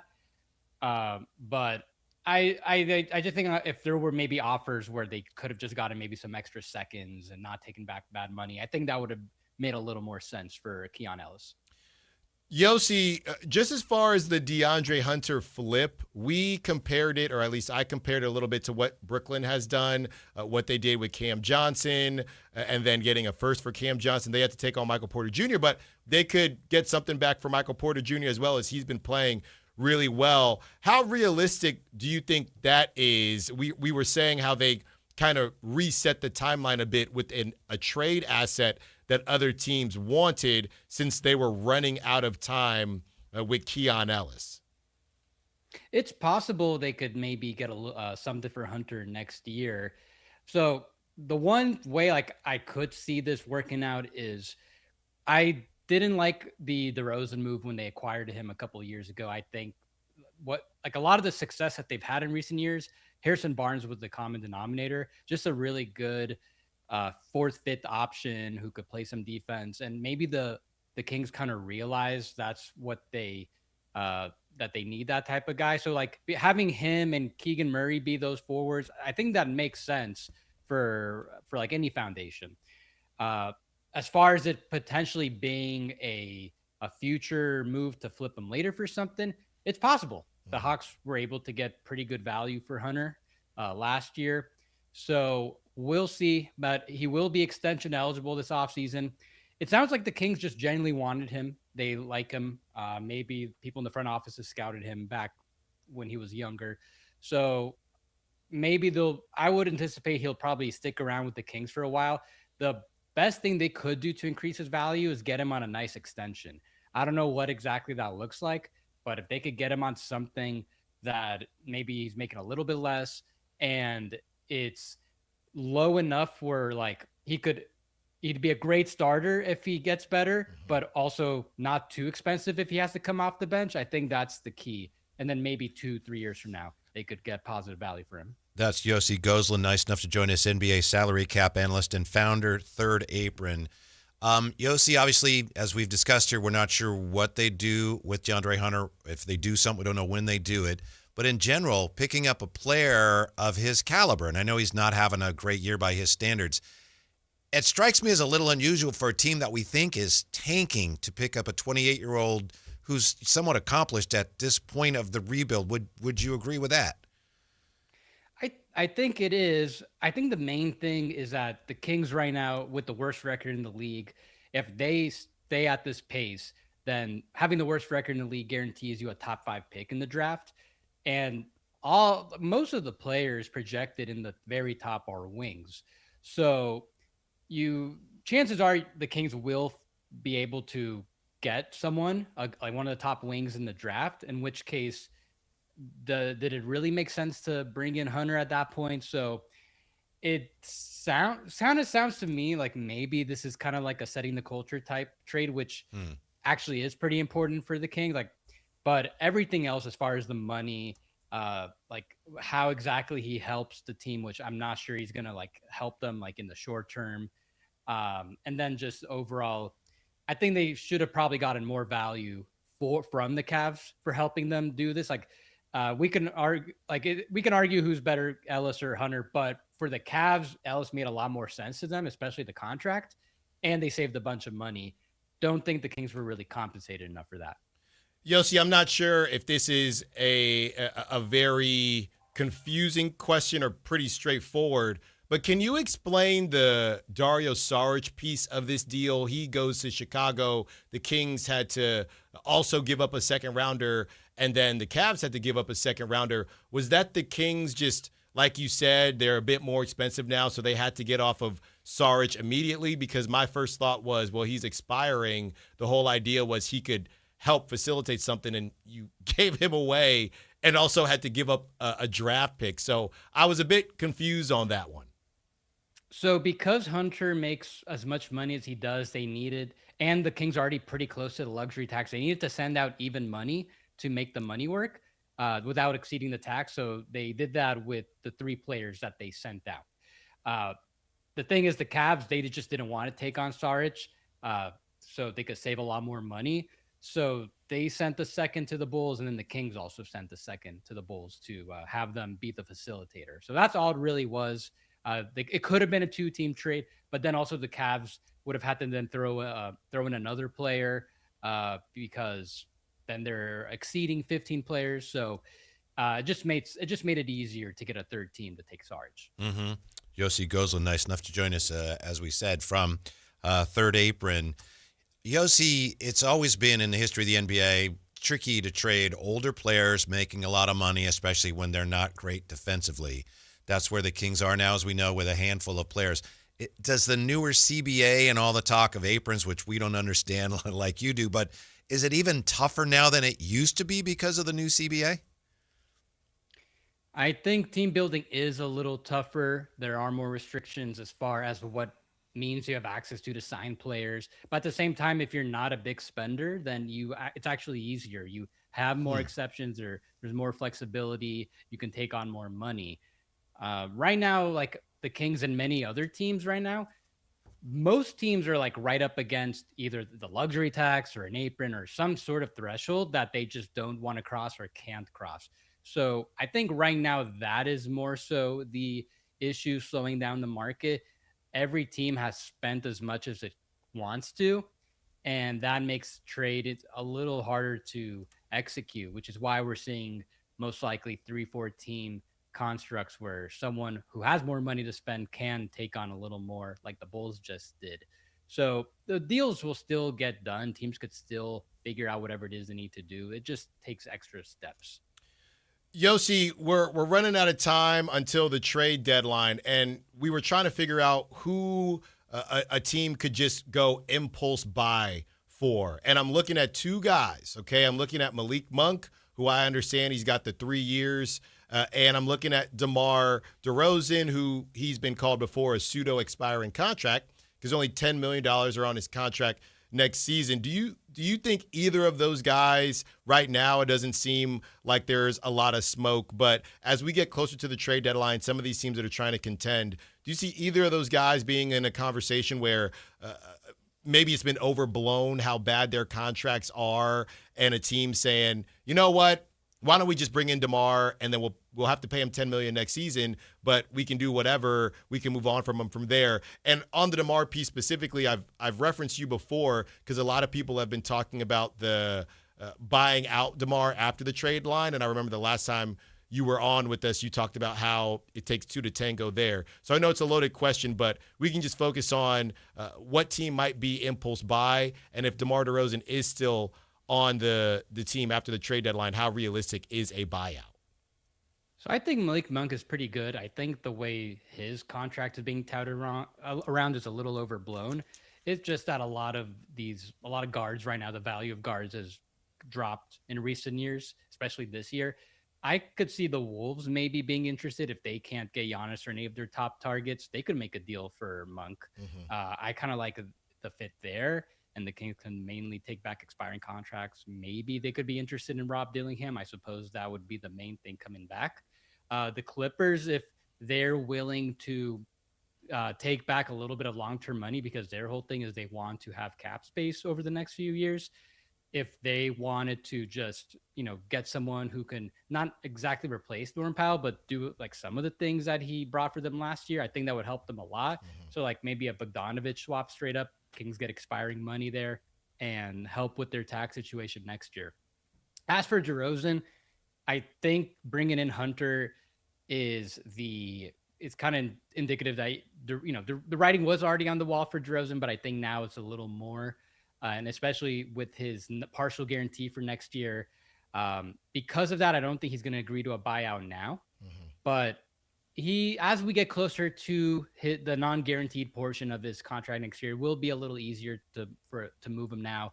So I don't know if there's a team out there that wants him for competitive reasons, but maybe there's like a bigger trade where the Kings get someone they want. They send out DeMar and maybe like some second-round picks, and maybe there's a team like the Nets or the Jazz who can take on a lot of money. They take him on and deal with the contract later. So that's kind of what I'm looking at. I feel like chances are the Kings will do something with at least one of those guys by Thursday.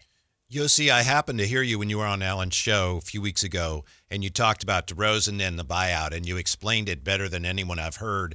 I know a lot of fans, we hear all the time from fans who say, just buy out DeRozan. And I'm wondering if you just mentioned it. Could you explain again why, from DeMar DeRozan's standpoint, he would not want to accept that at this particular time? So let's say you're a player on an expiring contract. So on the Kings, there's not really anyone quite like that, but someone I would keep an eye on. Let's say, hypothetically, CJ McCollum. Let's say he gets traded again, and then he goes to a bad team, and they don't really need him. So it kind of makes sense for him to agree to a buyout so he could go to a better situation when he has no money at all into next year. So DeMar DeRozan's got the non-guarantee for next year. Still got 1 year, but it's non-guaranteed and it's partially guaranteed for $10 million. There's times in the NBA when a player like that could end up getting more of that money guaranteed, if not the whole thing, in order to facilitate a trade. So the example I used when I last discussed this with you, Alan, was Chris Paul. Almost 3 years ago now, when he was traded from the Suns to the Wizards for Bradley Beal, he only had $15 million of his $30 million salary guaranteed, and he ended up getting an extra $10 million of it guaranteed to help make the salaries work for Beal, and then he ended up just getting the whole thing guaranteed. So any player with a non-guarantee or a team option, like Lonzo Ball is another example, he's got a team option for next year. I think there's a good chance the Cavs trade him at the trade deadline. And because he's got the team option, you would think maybe he gets bought out. No, he's probably not going to agree to it, just to hold out for the chance that maybe it gets picked up. He gets an extra $10 million to be in a trade. So that's probably why DeMar won't agree to anything right now. He'll probably ride out the year. And then, once you get to the off season, if he doesn't get traded in the, before his contract becomes fully guaranteed, then maybe the team will just waive him. He gets a little bit of money and he'll move on. Yosi, Domantas Sabonis is a name that's being brought up with the Toronto Raptors. A lot of people think that Jakob Poeltl contract is not great, and that might be some of the holdup there as those conversations intensifies. How do you see Domantas Sabonis as a value? Nowadays, nobody wants the quote-unquote long-term money. Domantas Sabonis is playing a little bit. He's missing some games, but we know he's pretty healthy. They're just maybe trying to skirt around some of the big minutes. How do you view Domantas Sabonis and kind of his value in the league right now? I would say he has like neutral to very slight positive value. The team that I'm always kind of keeping an eye on is maybe the Bulls want to get him. They mostly have expiring contracts to offer, and then maybe they trade one first-round pick. So that's kind of where I'm at, where maybe he has slight positive value, just to give the Kings a little incentive to trade him. As far as that Raptors offer, yeah, I think that Jakob Poeltl extension he got over the summer was pretty unnecessary. It feels like they kind of jumped the gun on things, where he still had 2 years remaining on his contract. I'm not sure what they were getting ahead of by giving him all that money early. So if I'm the Kings in the position that they're at right now, I'm not necessarily against taking on that contract. They just need to be like fairly compensated for it. Like if we're talking a Pirtle and I guess RJ Barrett type framework, both those players have, and Barrett also has another year left on his contract. I think I'm asking for at least 2 first-round picks at a minimum, and maybe a couple other of their young players, like they've got Grady Dick, Jacoby Walter. I would need like a good amount of sweeteners to do that. So I'm not totally opposed to it as long as they get the right draft compensation. Yosi Goolan, before we let you go, sir, like I said, we appreciate your time. Before we brought you on, I was talking about who got the better player in the deal, and I was disagreeing with something that you had said on your pod, and I just wanted to give you a chance to, I think there's a lot of Kings fans who probably agree with you. Why do you think Keon Ellis is the best player in this deal, and that the Cavs, in that sense, may have won this deal? So I think as far as this season, it seems like Keon Ellis has been a little underutilized, but at the same time, there's definitely some fair criticisms to why he hasn't been getting as much playing time. So I'm sure like where he really is somewhere in the middle. So I think that if Keon Ellis, like he's not a guy who's going to jump out on the box score, but if he can become the impactful 3-and-D player that many expect him to be, and like the flashes he's shown with the Kings, then he's a lot more valuable to a contender like the Cavs than Hunter, where Hunter, he's a good wing. He shoots threes. The thing that got to me when I really started to like look into what is it about Hunter that is, that makes the Cavs wanted to get rid of him so much, is that they traded a lot to get him with the expectation he's going to be this really good 3-and-D wing, but he hasn't really been that. And when there were rumors that the Lakers might bring him in for Rui, then I realized that's like what Hunter really is closer to. Like, not that there's anything wrong with Rui, but Rui's like a solid wing, not really helpful on defense. And Hunter, like for what the Cavs needed, Hunter wasn't really doing that. So if Hunter could just be like if the expectation is that Hunter can just be like a solid role player, you don't have to depend on him to close, just play maybe 18, 22 minutes a game. Hunter can do that. Versus with Ellis, he might not play even quite that much, but there are scenarios where the Cavs maybe get a little deep in the playoffs and they need to put him in closing lineups to guard another team's best guy or second best guy. So like for looking at it in those margins, I feel like Ellis is a little more valuable going forward. Gotcha. Yosi Goolan, NBA salary cap analyst, third apron.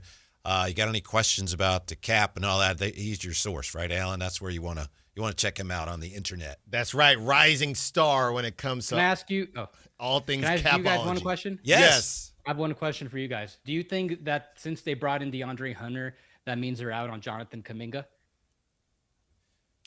I think so. It looks like it. It looks like they, it looks like they might have been already. It looks like that was already just hanging by a thread.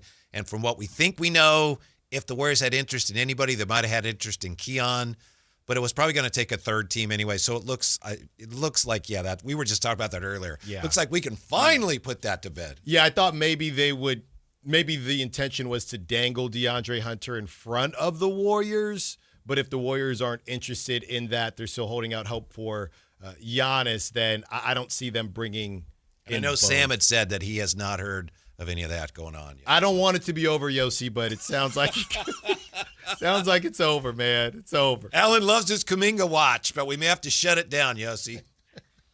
All right. No, it's good to know because I just finally realized maybe getting Hunter means they're out on him, at least for now. Yeah. Thank you for your time. We appreciate it.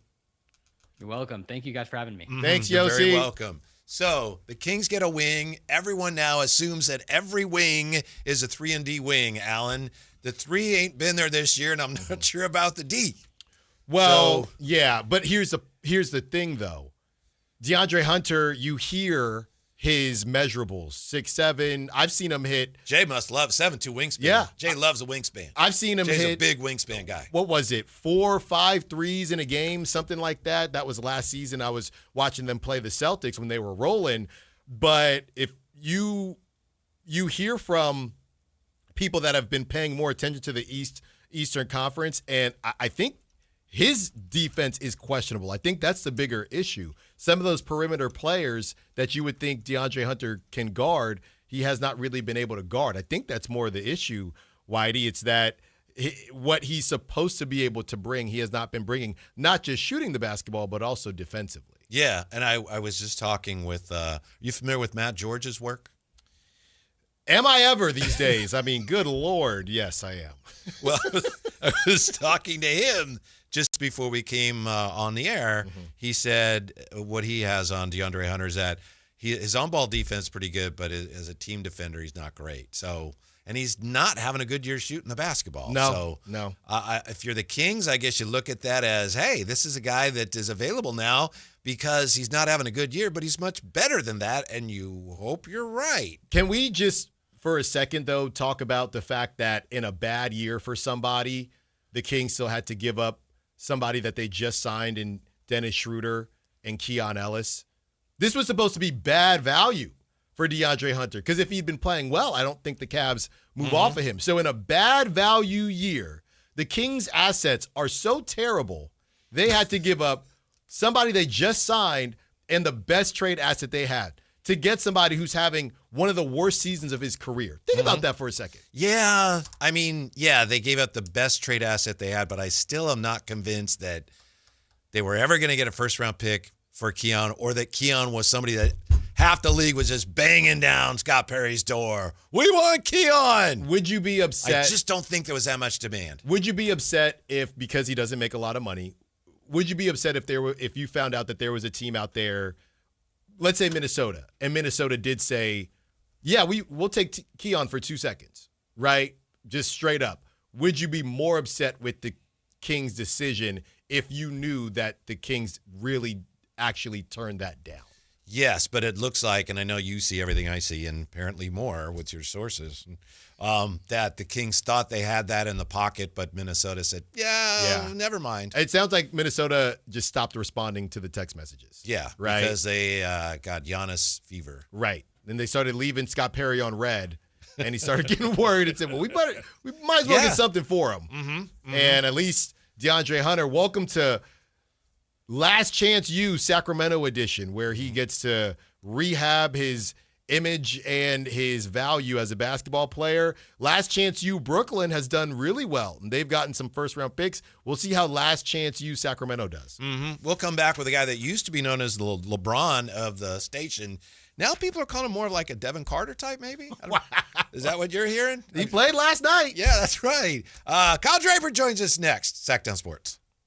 The 10th Annual Sacramento Sports Hall of Fame celebration is Thursday, February 5th at the Golden One Center, inducting the class of 2026, plus honoring all of our past inductees. See Sacramento's 50 greatest athletes of all time. This is Bill Cartwright. This is Jerry Royster. This is Tony the Tiger Lopez. This is Dusty Baker, proud member of the Sacramento Sports Hall of Fame. Join us Thursday, February the 5th at the Golden One Center for Sacramento's best sports night of the year. Get your tickets now at SacSportsHOF.com. Big tax changes this year could mean a bigger refund, and Jackson Hewitt knows how to get you your biggest. You'll get $100 just to try us. That won't make you filthy rich, but definitely gas plus groceries rich. And since we know all the new tax codes, you could get thousands back, which would make you low-key loaded. Or at least wealthy adjacent? Go with our trusted pros and get $100 to switch. Rest easy. Jackson Hewitt's got your taxes. Guaranteed. Limited time offer for new clients. Participating locations only. Details at jacksonhewitt.com. I can't believe how spotless my floors look after using the Swiffer Power Mop. No more dragging around a heavy mop and messy bucket. Now I get the same deep clean without all the work. Thanks to the powerful solution and scrubbing pad of the Swiffer Power Mop, dirt and grime don't stand a chance, and I don't break a sweat. Mic drop. Mop drop. Swiffer Power Mop. Swiffer Power Mop. A smarter way to mop. Try it or your money back. At Stockton Honda, we know how to honor a great deal. Like right now during our President's Day sales event. Whether you're shopping new or pre-owned, you can find star-spangled savings on some of our best models. Why not stop in today and see for yourself? Come celebrate at Stockton Honda and get huge savings on our giant selection. Plus top dollar for your trade. Anytime, anywhere, it's all here. StocktonHonda.com. Taking Oaks knows you can buy a driver off the shelf anywhere, but Hagen Oaks is the only place where you'll find total game fitting. The Hagen Oaks TrackMan-powered player performance studio fits clubs to your swing. Ping's Ballnamic Ball Fitter finds your optimum golf ball. The putter fitting studio makes you a better putter, and FootJoy's 3D foot scanner finds your correct fit. In fact, Hagen Oaks will fit you from head to toe with equipment and apparel to make you the player you want to be. It's total game fitting, and it's only at the Hagen Oaks Golf Super Shop, Fulton Avenue at the Cap City Freeway. Join Sactown Sports Downtown before every Kings game and pick up an In Shape Fitness Kings Rally towel while supplies last. If you walk, lift, stretch, or sweat, you belong. Start the year strong and join today at InShape.com. Guys, did you know your testosterone affects everything in your system, including how you feel and perform every day? Right now, Revive Men's Health Sacramento will check your testosterone for free. Knowing your T levels is the first step in understanding if you have low T. Your testosterone level impacts your energy, libido, sleep, weight, hair loss, mood, and even ED. Maintaining an appropriate T level can change your whole life. Most men start to see changes in their hormone levels in their 30s. Experience and results matter. So what are you waiting for? Get your T levels checked today by local, experienced, and trusted men's health experts. They've helped thousands of men since 2011. They're so confident they can help you, they even guarantee it. Call Revive today and schedule your free testosterone test, free exam, and free consultation. Call Revive Men's Health at 916-277-8599. That's 916-277-8599. Or visit ReviveMen'sHealth.com. You remember me from a show called And Joe? I'm back on the radio, Sacramento. It's Joe Mami, and when you need your new country fix, join me weekdays from 6A to 10 for the Pat and Cody with Joe show on New Country 105.1 KNCI or on the free KNCI app.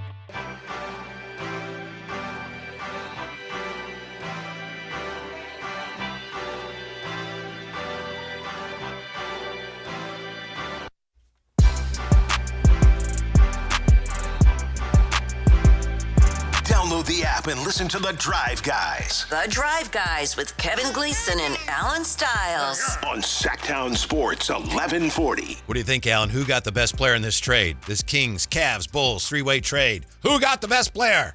I still think it's DeAndre Hunter. Yeah, I think so. I think it's DeAndre Hunter. He just maybe hasn't been playing like it, but even still, neither has Keon. It's all about me very closely watching DeAndre Hunter's defense. Mm-hmm. Is it as bad as a lot of people are saying? Because he's supposed to be a 3-and-D wing. So if he's not that, and he's just kind of running around being 6'7", that's a problem. I just want to say something in terms of how much I respected the professionalism from the broadcast crew yesterday doing the Kings game, against DC. Right. This is kind of rough sledding, right? And Katie and I forget the other guy. But they both did a really good job, didn't they? And I mean, someone's got to do it. The Mercedes man. Kyle Draper with us. What's up, Drapes? Welcome back to California.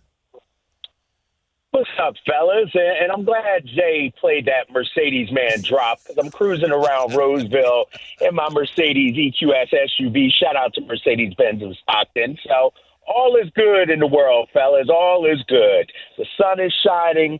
67 degrees. Y'all ain't going to get me down today. Y'all not going to do it today. We don't want to. That's not what we're here for. We don't want to do that. But we do want to know what you can share with us and what you thought about the trade that went down over the weekend. I actually didn't mind the trade because here's why. I like DeAndre Hunter as a player. Obviously a winner in college. Everybody know about the wingspan. Having a down shooting year, but shot better than 40% from three last year, 17 points per game. And I honestly don't think you had to give up a whole lot, fellas. It was clear Keon Ellis wasn't going to be in the future plans. It was clear Keon Ellis, and, I understand fans love Keon. Keon's my guy. But I feel like we got a habit around here of being attached to certain. Remember when we got rid of Isaac Jones? Oh, how can you get rid of Isaac Jones? This dude is, But Precious Achiuwa is a better player. DeAndre Hunter is a better player, fellas. And, this whole notion that, oh, what about a first-round pick? I don't think around the league it's not a slam dunk that Keon Ellis is this great end-all, be-all defender. I think it's sort of 50-50. Some people love him. Some people are like, when you look at the tape, there's some issues there. And so we got more size, more length. I want to see the DeAndre Hunter we saw last season in Cleveland, in Atlanta. Clearly he's been struggling this season, but let's keep it real. Cleveland's been struggling this season. It's not the same vibe, not the same mojo out there in Cleveland this season. And so we'll see, man. We'll see. I think it's honestly kind of a low risk as far as I'm concerned. Like, no offense to Keon, but, I think, people were thinking that this guy was going to fetch a first-round pick 2 seconds. I don't even think 2 seconds were available for Keon Ellis, to be honest with you.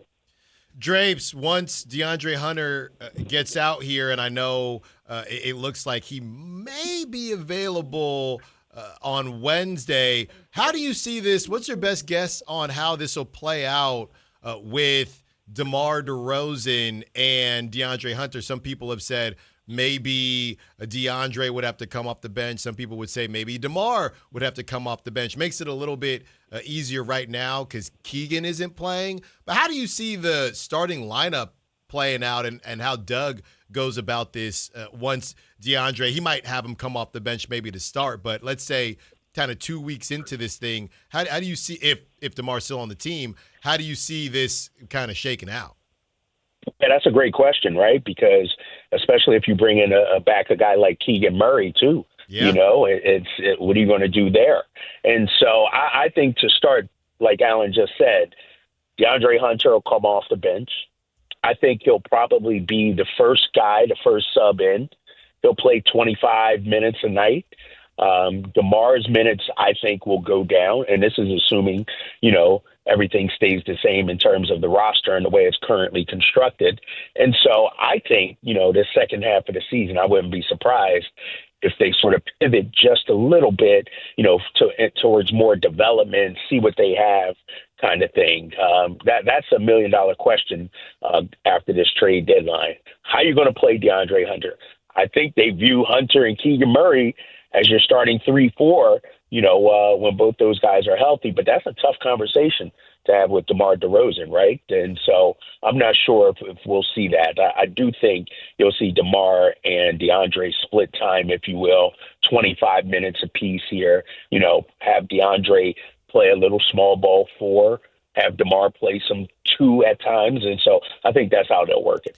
Drapes, one of the issues I have, or not an issue, but one of the things I'm trying to figure out, and I think it's something a lot of Kings fans are trying to figure out, is I agree with you. DeAndre Hunter, he's clearly the best player in this trade, but he's 28. That's not old, but it's older than some of the guys the Kings want to play. How does DeAndre Hunter fit into the rebuild, if you will? That's where I know if you trade him, you spin him off down the road, which none of us know about, and get something younger, it would fit that way. But how would he fit in to a rebuild right now? I don't think they're, based on the moves we've seen, I don't think they're trying to tear it down to the studs, a la Utah or, Charlotte or whoever it may be. And so ideally, you want to start building a culture. So it's not just about acquiring draft picks and talent. It's also about building a competitive culture that I think they want to do. And so that's where I think DeAndre Hunter, really helps out. The video is out there on social media of Scott Perry talking about DeAndre last year when he was traded to Cleveland. Clearly, Scott's a big fan of his. And, it seems like, he's a worker, no nonsense kind of guy, no issues. Just a true professional. And so is he going to be here 5 years? Who knows? But for these next couple of years, while he's under contract this year, next year, you got a professional and you kick the tires, see what he can become, what he is. You hope he regains that form we saw in Atlanta. Maybe you re-up him. Maybe you spin him off. or maybe you let him walk in summer of 2027. You have tons of cap space. Yeah, he's a Philadelphia guy, though, and those guys, That's all you needed to know right there. That's all you needed to know right there. We've been successful here in Sacramento. I'll just say that. We've been successful. I hear you on that one, Drapes. Drapes, just one more from me. Obviously with you being close and getting to have conversations with the team when you guys are on the road, taking it back to the offseason when they added Dennis Schroder. And, I've been saying how, man, they were talking about Dennis Schroder. He had the FIBA MVP. They were saying he was going to change everything. He was going to, defend the length of the floor, all this stuff. Where do you think things, for lack of a better term, went wrong with Dennis, or was it simply the acquisition of Russell Westbrook? Yeah, I think that was a big part of it. A case in point, Alan. I'll throw it to you like this. A company hires you and tells you, hey, you're going to be our guy. And then all of a sudden, right before, your first day, they bring in a different version of you. And I think when you look at Dennis's career, I don't think anybody's ever really turned it over to him, maybe in Atlanta early on. But, he sort of had to, get in where he can fit in. And I think that messed with his mojo a little bit. He got banged up early in the season during training camp and preseason. I think that sort of set him back a little bit. And Russ came in and did Russ things. Russ was balling early in the season. Remember, he was knocking down threes, shooting better than 40%. It was like, damn. So Russ took the spot. And, I thought Dennis had his moments, but I don't think he ever really, really felt comfortable in his role with the team. And I'll say this move to me is Scott Perry saying, I made a mistake. Mm-hmm. I got this one wrong. Instead of, oh, he's our guy and sticking with it. I think that's why you see the pivot there too. All right, Drapes, we hope you're feeling comfortable in the tee box these days. Hope you get some golf in this week now that you're back home. Yeah, you know what? I'm looking for a game tomorrow, actually. I'm free. I'm trying to figure out where I should play tomorrow. So I got a pocket, a window, if you will, of time to golf. So anybody got a private club they want to invite your boy to, hit me up on social. How about that? There you go. Happy to help you out. Thanks, Drapes. We will talk to you soon. All right, boys. Yeah. All right, Kyle Draper. Some interesting thoughts there. He mentioned the video that's making the rounds. This is Scott Perry, some things that he had to say on his podcast. Don't forget about his podcast. Never some would. Things he said about DeAndre Hunter. We'll listen to those when we come back to Sactown Sports. Download the Sactown Sports app. Sacramento sports in your pocket. This is Sactown Sports 1140. Injured and you're considering an LA law firm looking to charge you 45% to 50% in attorney's fees? That's overcharging. Ashton & Price has been around for over 25 years, and I can tell you no matter how complicated your injury case, you should never be charged 45% or 50% in attorney's fees ever. Direct, experienced, unrelenting, and honest local representation matters. It's called home court advantage for a reason. Ashton & Price serious local attorneys for serious people with serious injuries. So for the best local advice, don't think twice. Call Ashton & Price. Country in the Park is back. May 8th and 9th at Cal Expo. Miranda Lambert. John Party. And more. Line dancing live DJs, mechanical bulls, huge festival area, and food trucks. Tickets start at only $68. It's the perfect Valentine's gift. Surprise them with live country music and dancing. Country in the Park, May 8th and 9th at Cal Expo with Hoblit Chrysler Dodge Jeep and Ram Center and Hilton Sacramento. For more info, visit CITPFest.com. Tune in every Thursday, Friday, and Saturday for the Toyota Tahoe Report with Johnny Mosley and me, Elena, bringing you the latest weather conditions up at Tahoe. Brought to you by your local Toyota dealers, Toyota. Let's go places. Only one radio program captures the excitement of hunting and fishing as it happens. The award-winning California Sportsman with Sep Hendrickson. Only California Sportsman takes you where the action is. Live on the water, live in the blind, and live with the top pros and experts in outdoor sports. California Sportsman with Fishing Hall of Famer Sep Hendrickson is your premier destination for all things outdoors. Sep's Saturday Morning Outdoors. Ultimate Bass and California Sportsman, 5 a.m. to 8 a.m. Saturdays on Sactown Sports 1140. Hurry in and save big during Honda's President's Day sales event at Folsom Lake Honda, your one-stop Honda shop. Hurry in and save on our best selection of new Hondas. Each is priced to sell now. Folsom Lake Honda is your one-stop Honda shop for great pricing on a giant selection of new CRVs, HRVs, Civics, and Accords with low finance and lease options. Plus, get an instant cash offer for your trade. Get to Folsom Lake Honda or go to folsomlakehonda.com. Folsom Lake Honda.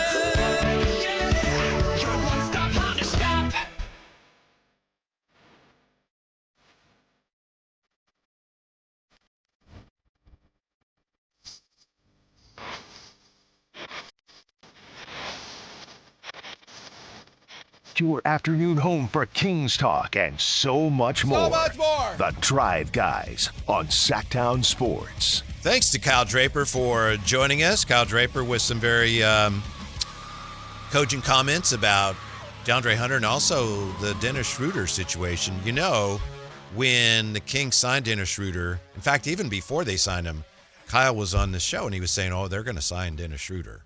He was right about that, and he was very high on the signing. So it's interesting conversation you and he just had where you mentioned, well, what happened was it's Russ coming in. He said, yeah, that kind of threw Dennis off his stride a little bit. Yeah, he probably, I was getting on Dave for giving Scott Perry an out, Doug Christie an out with the Keon Devin conversation.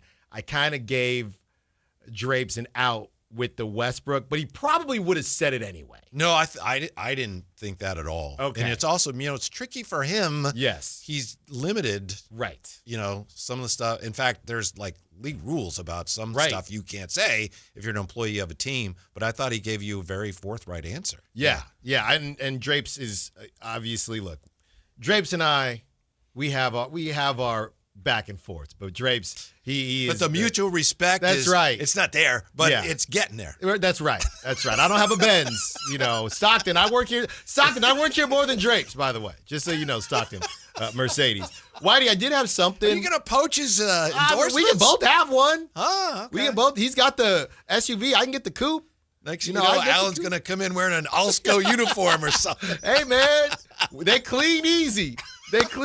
Drapes. Let me hold some, man. You good. You solid.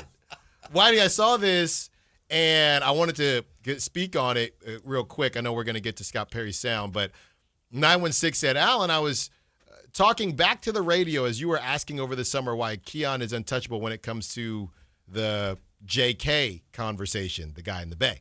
They say, I was in agreement with you, and not now that this trade has happened, I don't get why we didn't trade Keon or add him to the deal for a younger, more fit piece for this timeline of players. And I had that back and forth with a couple people within Sacramento media at that time when they were getting information saying, no, Keon's untouchable in that specific conversation. Yeah, I guess it is probably time to revisit and say, so you made Keon untouchable, then you picked up his option, which made him expendable, and then you ended up using him as a sweetener to get off the Dennis Schroder deal that you signed. I mean, it's not great. Now, I don't know if the Kings at that time had included Keon, if that would have gotten it done. But that's that we don't really know that. We don't know that. Yeah. Was he untouchable in the deal?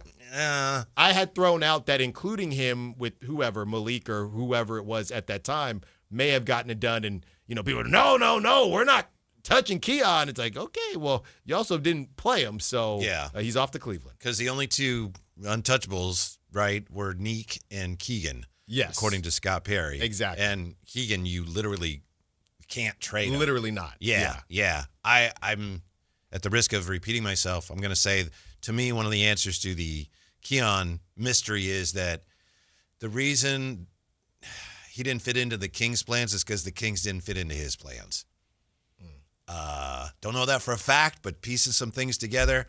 And I don't know how far back that goes, but to me, I think there was kind of the way the Kings didn't play him, it was kind of he's not going to be here. So going back to last season. No, because remember when Doug came in, Doug played him. Right. That's what I'm trying to figure out. Yeah, and I think it's something with the new regime, and maybe it was over the summer where they didn't offer his extension. Maybe it was at that point that he said, you know what, I just don't want to be here. But to me, and I just assumed all along, he's a perfect fit for what they're doing. He's defensive-minded. He's young. A lot of the other teams that apparently want him, they're trying to do the same things that the Kings are doing. So it just makes too much sense. But I have to think part of it may have been that Keon to them was like, you know what? I'm not interested in staying here long-term. Right. And he's still going to hit free agency. He owes nothing to the Cavs, right? So he's going to get that control that he wanted. Yeah. And, maybe if that were true, obviously, if you're Keon, you don't want to tell people, I don't want to be here. Yeah. If you're the team, you don't want to say he doesn't want to be here because then it's harder to trade him. Yeah. So it's a guess, but it's a somewhat educated one. Yeah, I mean, it makes sense. It might give it makes all the decisions look better and make more sense, but I understand how you come to that conclusion. Yeah. And then there's still the question, well, how did they let it get to that point? That I can't answer. Right. But we can answer this, or Scott Perry can. What does Scott Perry think of DeAndre Hunter? This is on, what's the name of the pod here? I think it's Hoop Genius. Hoops Genius. You know, Scott Perry always reminds people, don't forget about my podcast. And this is what he said last year when DeAndre Hunter was traded from the Hawks to the Cavs. Here's what Scott Perry had to say about him. I love the move for Cleveland, to be honest with you. I'm a DeAndre Hunter fan. Sat and watched him play many times against us when I was most recently executive with the Knicks. This guy shows up and competes. You know, the only negative I can really say about him is that he's had a little bit of an injury history as well in his career to date. But when healthy, this guy shows up, competes. He's improved every year. He gives you the ability to shoot threes from the perimeter. He can also beat you a little bit off the dribble. I think he has a little bit of toughness with him. He brings some size to that wing position.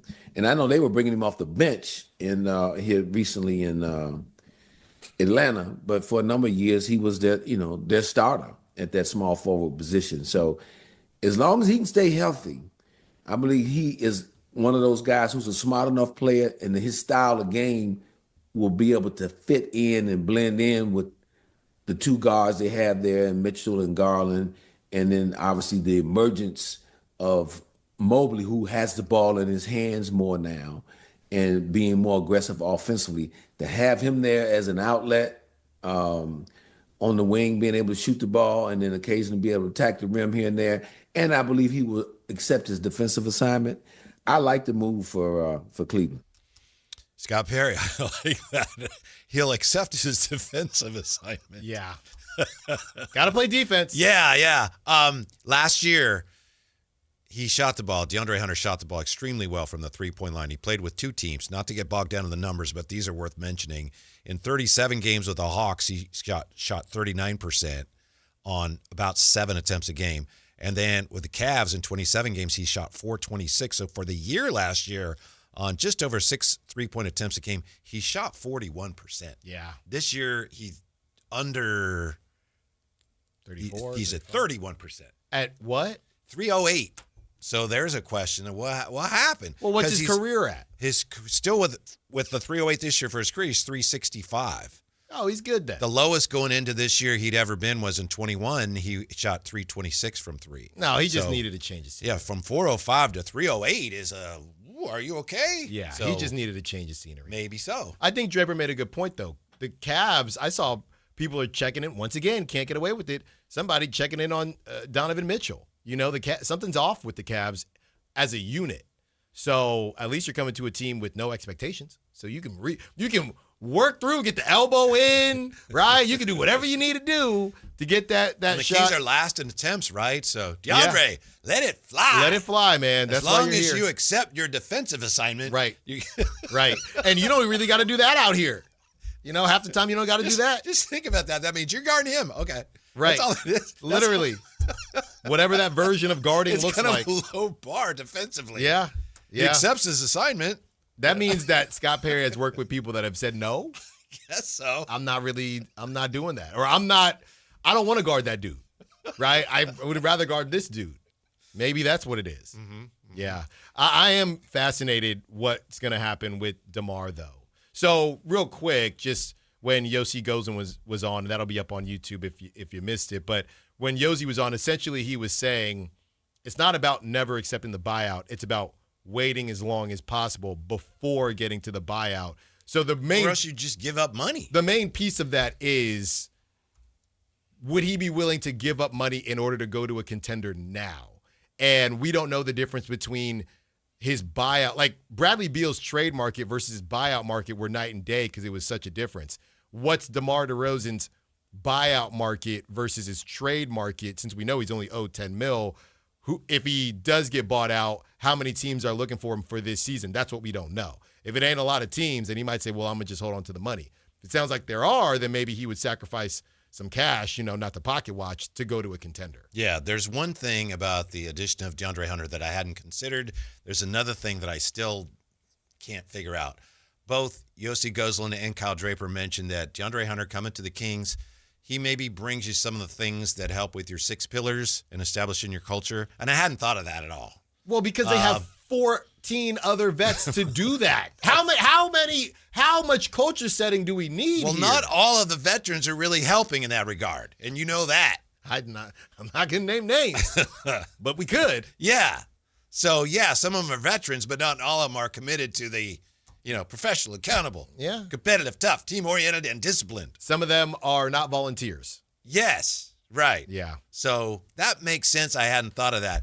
But the thing I still am having a hard time with, I asked Drapes about, wait, how does a guy who's 28, who's an established NBA veteran, 7 years in the league, how does he fit in if you're in a rebuild? Drapes said, well, they're not tearing it down to the studs. Did you see me? Did you see me? Did you see the hybrid? The little Easter eggs being dropped all around. I thought of you. I didn't dare look at you.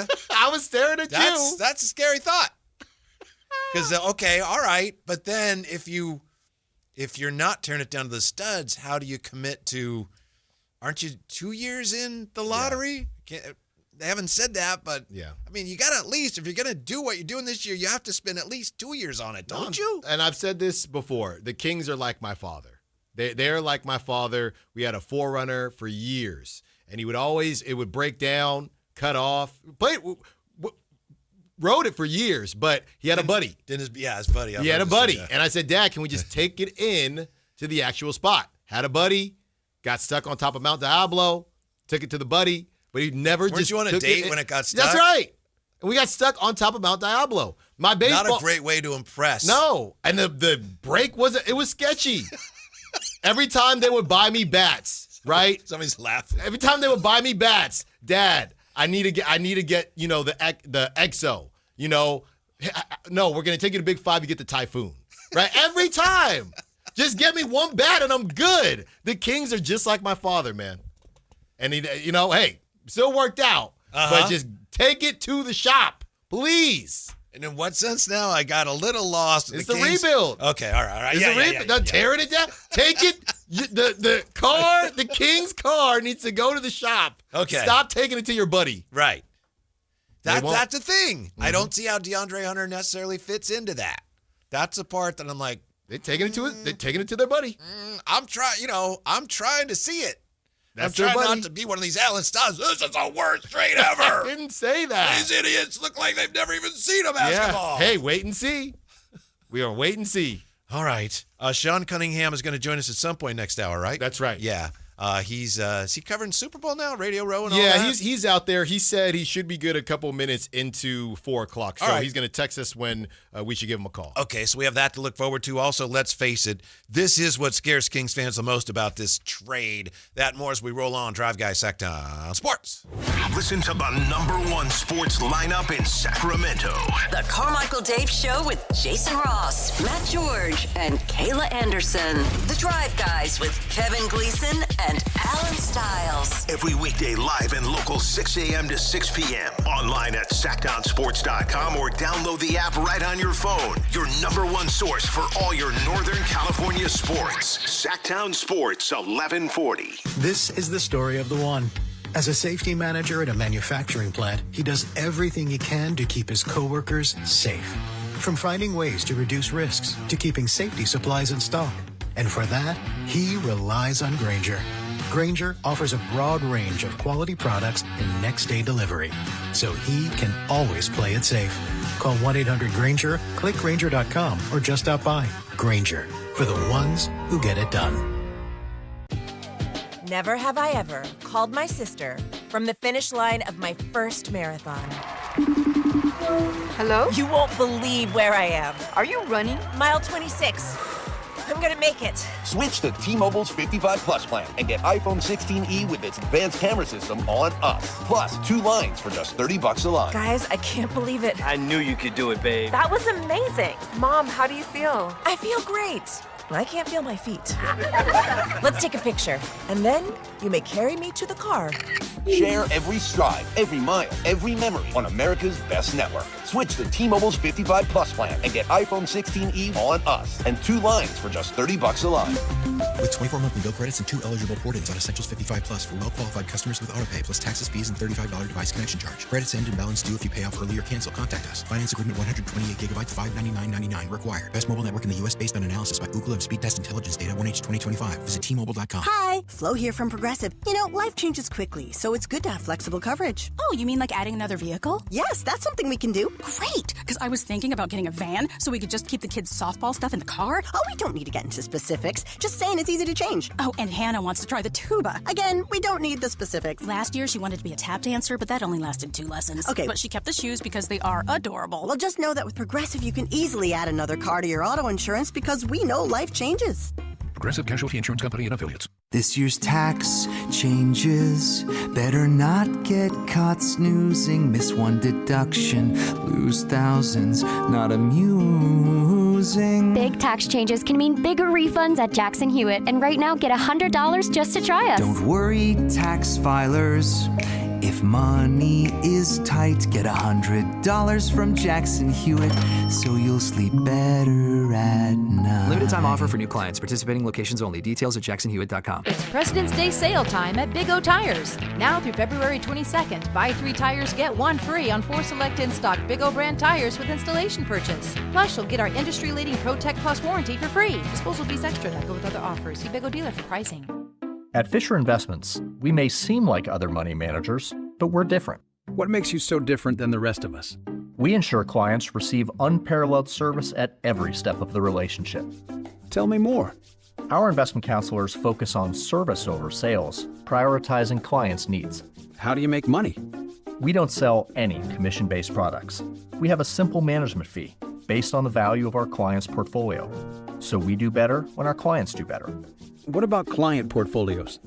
We get to know each client, their finances, family, health, lifestyle, and more, and then we tailor a portfolio based on their specific goals and needs.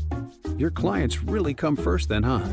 Yes, we make them a top priority. Our goal is helping them achieve a comfortable retirement. Wow, maybe we are different. At Fisher Investments, we're clearly different. Learn more at FisherInvestments.com. Investing in securities involves the risk of loss.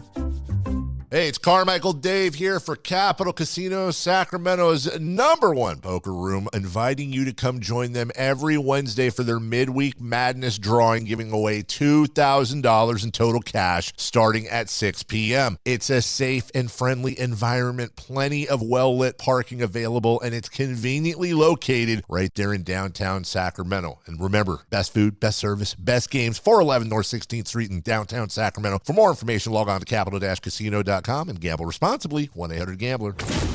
KHD1 Sacramento, KYMX HD3 Sacramento. From the Power Business Technology Toshiba Studios. Sactown Sports 1140.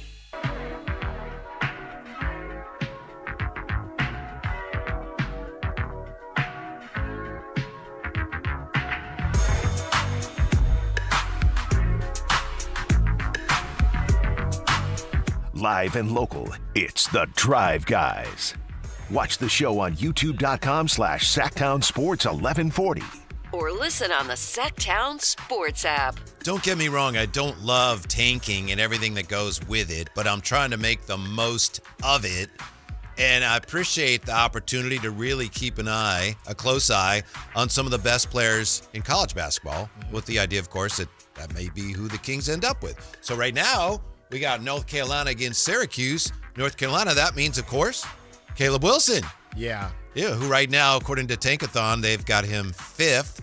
So it was fun this weekend watching some of the best players. I like this, Alan.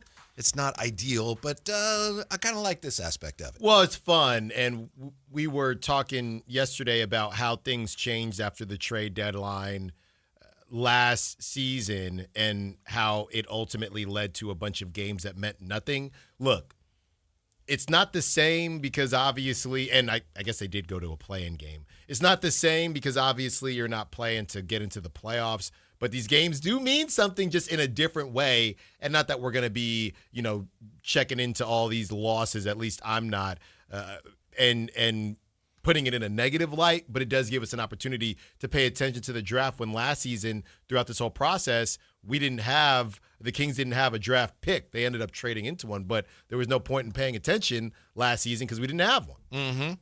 Yeah, it's interesting to see the young players, and they become great players like our next guest. Years ago, he was just a young prospect on these airwaves, Alan, and at the station. And now, of course, he's Mr. Channel 3, Mr. Big Time Sports Guy, Mr. Kings Insider. Sean Cunningham, how are you, Sean? I'm doing well, guys. Dude, I was traded for like a player to be named later. More like a custodial person to be named later, I think, is what they got in the deal. I'd say that was a win for both sides, to be honest. So, how's it going, guys? Good. Are you you're checking out Radio Row, or you're in San Francisco anyway, right? Close. I'm in the South Bay. Okay. We've got opening night, media night for the Super Bowl, and we're making our way inside the convention center here in San Jose, and it should be a fun, festive night filled with silliness and frivolity, and not a whole lot of X's and O's and breakdowns of coverages or anything like that. It's all about fun tonight. Yeah, that's right, because, I said San Francisco, but it is true. Some of the media members have to go from San Francisco to San Jose and back for some of this stuff, right, Sean? They do. And I think they made it a little bit easier for us this year. Like, I remember back in Super Bowl 50, 10 years ago, where it was, it was Panthers and Broncos. You had to pick up your credentials out at Moscone Center in San Francisco. And then the only event that was happening other than the game in the South Bay was opening night, which they had at SAP Center back 10 years ago. So that they've made it a little bit logistically easier on us that you can actually come out to Santa Clara to pick up your forms and your credentials and all that stuff, as opposed to having to go straight into the city. But I think some folks didn't get the memo and they had to do both. Yeah, Sean, this is always a confusing week, or at least it can be, just based on what the Niners are doing. Niners not in the big dance this season, but of course you're still holding it down because it is out there in the Bay Area. But when it comes to the Kings and trade deadline, obviously a lot going on there. So we'll just kind of get right to it. What did you think about the deal? And the Kings decided to move on from Dennis Schroder, Keon, and Dario Saric. Yeah, I mean, I think what I've made of it has been a little bit of a to be determined based on maybe what the rest of the trade deadline looks like for the Sacramento Kings. I think on its surface, it's not a bad deal when you understand at least what they're trying to accomplish. But I think objectively speaking, it looks like a colossal mistake based off of previous errors that this current regime, Scott Perry, who has taken over this team, I mean, he had the opportunity to maybe lock up Keon Ellis or even move him for greater value than he just did in this past summer and this offseason when he inherited this mess of a franchise and this roster, and went out and signed a guy like Dennis Schroder, and then ultimately raved about what he brought to this team and this organization in terms of what he meant for being a veteran presence and point guard. And if you go back and re-listen to some of those quotes, you would have thought that they had just found their new face of their franchise. So I don't know if it's encouraging from a standpoint of weeks later. Ultimately, they realized that Dennis Schroder wasn't going to be that piece that they were ultimately hoping he was going to be. And now you have to attach your sweetener in Keon Ellis, who is, let's face it, he's got his bird rights. He's extension eligible on the 9th, and he's the sweetener in the package for Dennis Schroder to get off of a really bad contract. So I think there is legit interest in DeAndre Hunter, and we can talk about that a little bit, but it's a tough pill to swallow for Kings fans. I understand it. But I would argue that, them facing the reality of what their roster and what everything looks like on their end, finding from a financial standpoint, realizing they've got some pretty tough, contracts to move when all these teams are trying to shed salaries. I commend them for finally getting a wing. It's unfortunate it didn't happen in the De'Aaron Fox era, but yep. they're able to go get a guy that they can pair along Keegan Murray from a scoring and defensive standpoint. That should bode maybe pretty well, and you have some legit curiosities, but it's obviously a big number for next year. Sean Cunningham, nice enough to join us. So as you well know, Sean, a lot of Kings fans are angrily wondering, why didn't Sacramento get more for Keon Ellis? So what's the simple answer to that, if there is one? I think the simple answer is don't believe everything you read. There's rumors for reasons. They're not necessarily fact. And I think, yes, it's a fact that Keon Ellis had there were teams that had interest in Keon Ellis. Hey buddy, how you doing? There's teams that had legit interest in Keon Ellis, but that being said, you can have interest in potato chips and a T-bone steak, so there's varying degrees of interest, what you're willing to part with when it comes to getting what you're ultimately after. And I think the reality is he was devalued. I mean, he had much, much, much greater value in the offseason than he did currently here at this trade deadline, where he's staring at free agency and possibility of getting an extension. And I think a lot of teams, while yes, they have interest, and maybe that could be a second-round pick, maybe that could be a late first with a lot of protections. I think the Kings took everything into account and went with the best deal in their mind that they could get. And I think that, you can thank Milwaukee and the Giannis situation for, whatever his future looks like. You can kind of blame that for maybe holding up some other things that may have been in the works. But at the end of the day, I think they are happy with what they have. I think it's just a tough pill to swallow because, you don't get ultimately, he's probably the one that had a lot more value than what you ended up with. But at the end of the day, I think them realizing and getting off of a deal and having to add a sweetener, they're willing to do it and kind of move beyond maybe some of the mistakes they had made.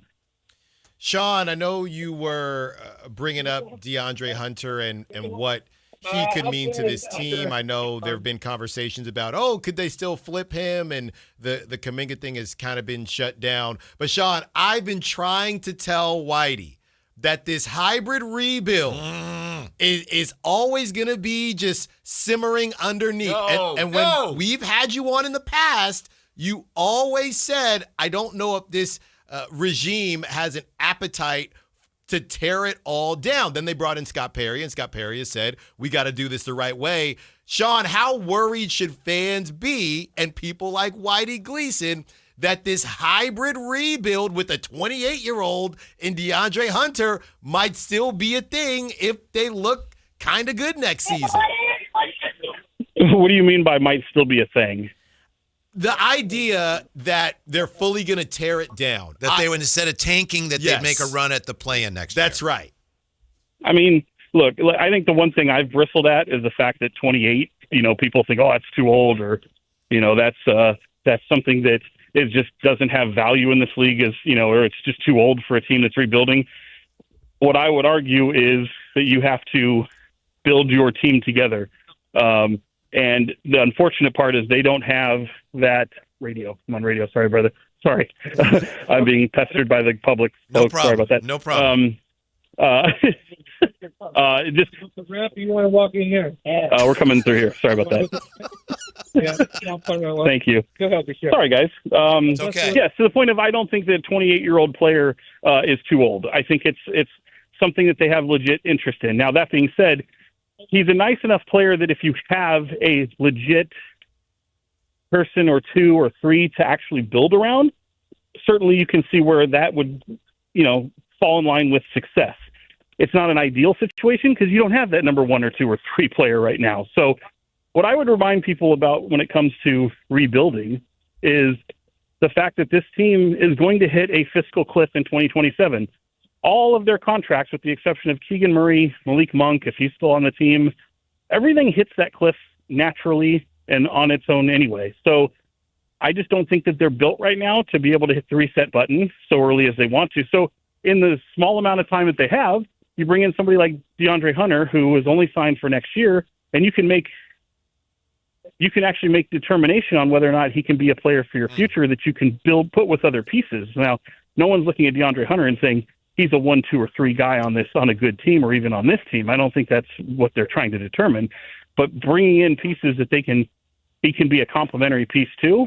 These are unknown values at this moment in time. So you got 15 players on a roster, and he's one of them. And in 27, if it goes south, he goes south too. He won't be on this team going forward. So I think this is a lot of try to remain competitive, see what you can do. You can drastically reshape the face of your franchise in a very short order time. Whether or not you'll be successful in doing so, we can debate that all day. But again, I think it is true still that the appetite of hitting a full-on reset,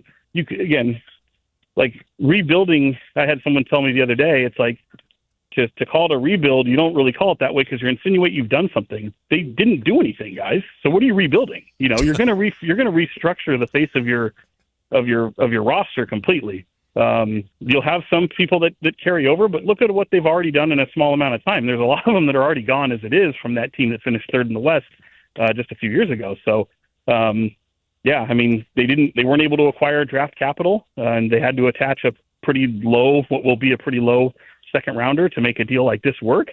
But I'd also caution people and tell them, just because this is one trade of several that they need and will likely make here in the future. So whether or not that's this week or in the off season remains to be seen. But this is just the first part of what's to come, and we'll see how it works out.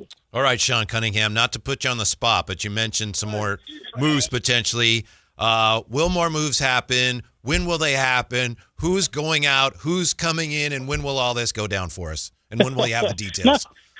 Not to put me on the spot. No, not at all.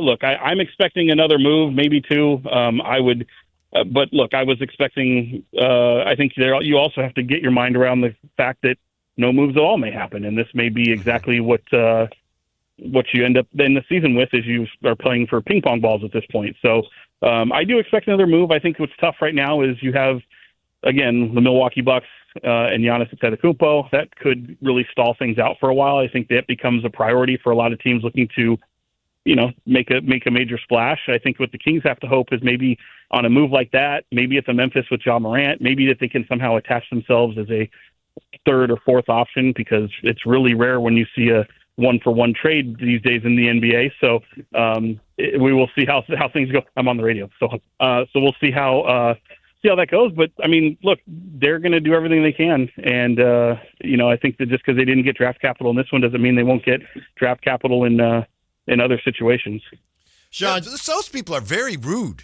Even if he's not on the radio, he's on the phone. Leave him alone. No, but that's he's a on Super the Bowl. phone. Jay, no, that's a Super Bowl, man. It's just the vibes. It's just a great time. Well, it's a lot of fans from all over Northern California, and then I have, because this is media night, I'm seeing a ton of faces that we would see sprinkled throughout California, and it's always like a reunion of sorts when you do something like this. So most of my friends know that not to give me the grace if I'm on the phone, because typically it's just me talking to somebody else, but they don't know I'm talking to you fine people. Wow, it just sounds like a great time, Sean. Have some fun out there, man. Is what that is. Oh my goodness, Sean. Just one more for you from my side of things. I was just curious, maybe what you're hearing as far as Zach LaVine. Now I know the $50 million, it's a lot of money to leave on the table, but the conversations of, if he told teams that he would opt out, that turns him into an expiring contract.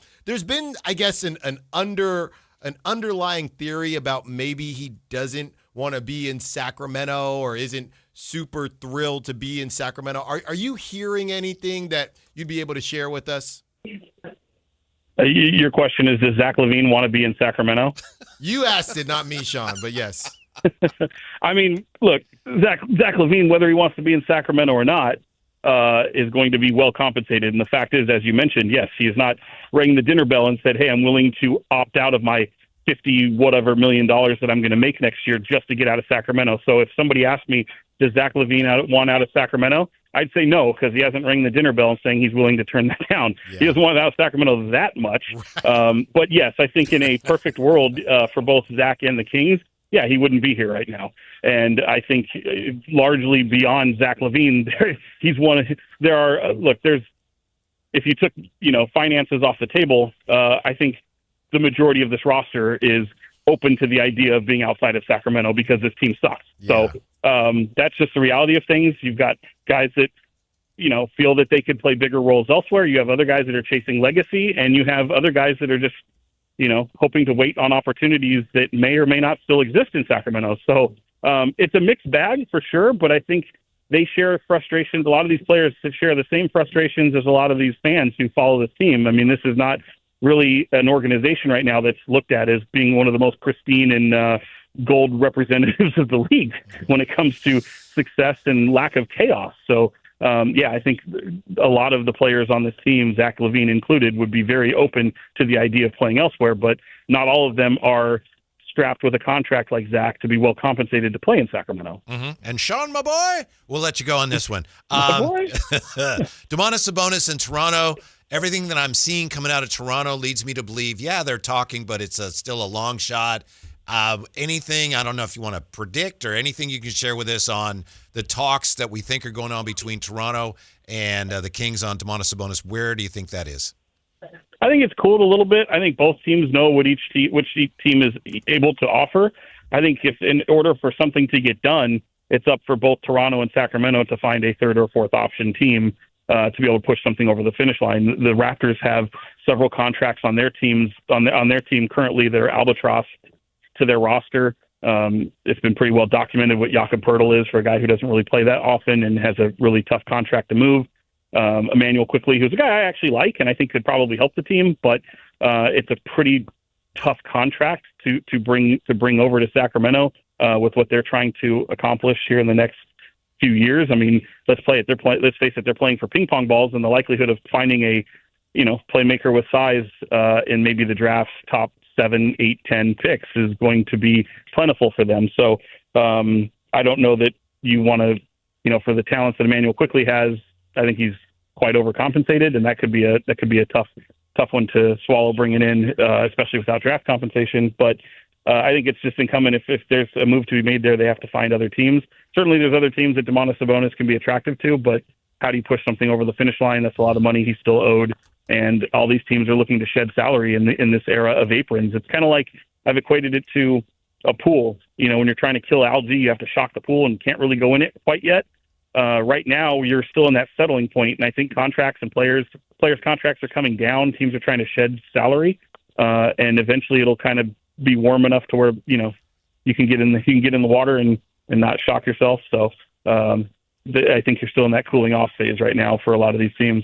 Thank you, Sean. We appreciate it. Enjoy opening night at the Super Bowl. We'll talk to you soon.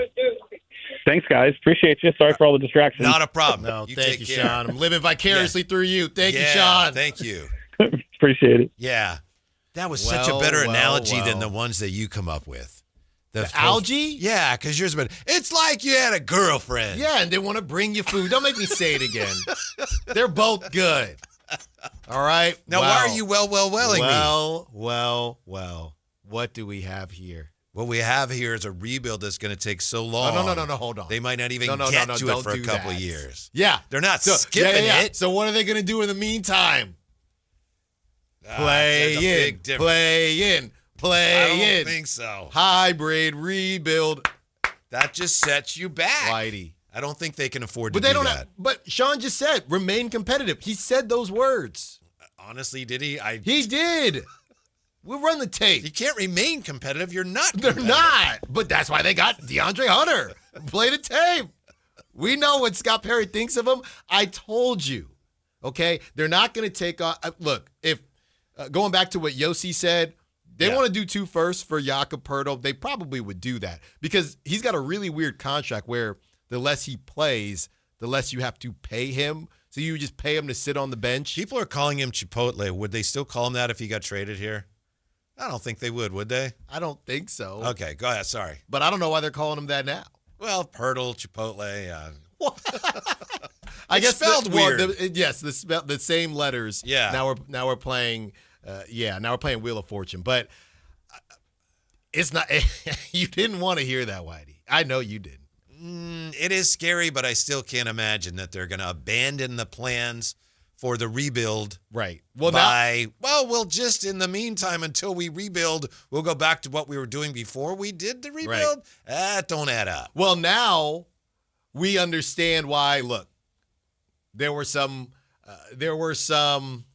things said about when Sam Amick went on. What is it? The Run It Back pod, and he said the 3 to 5 years, and then Scott Perry came out and said, "Hey, we're not putting a timeline on it." Yeah. But I know why he said that because this bad boy going to take more than 3 to 5. It's going to take you 2 to start the rebuild. Right. So now you're saying you're not going to start it yet? I'm saying in the meantime, the in between time, 2 years, remain, and I'm air quoting if you're in the car, remain competitive.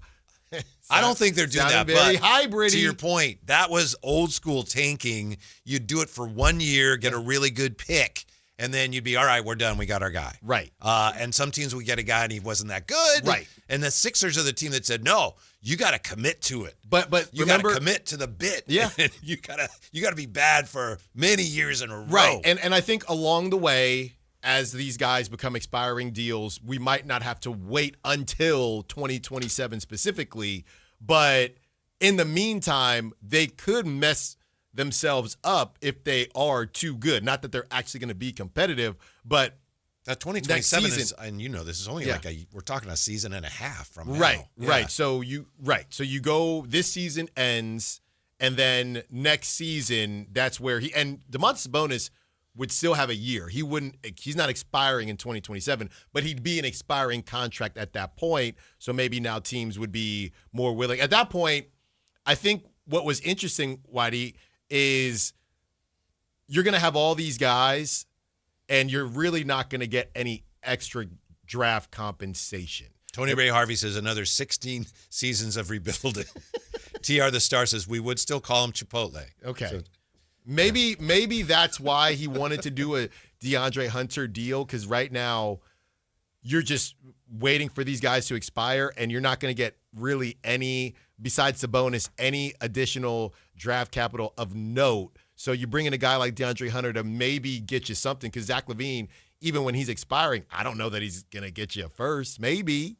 Might just get a younger player, but with that money – you're just going to get a bunch of more expiring contracts. That's what makes the most sense to me, and I think it was Brett Siegel who first – is he the one that first had the framework of that deal?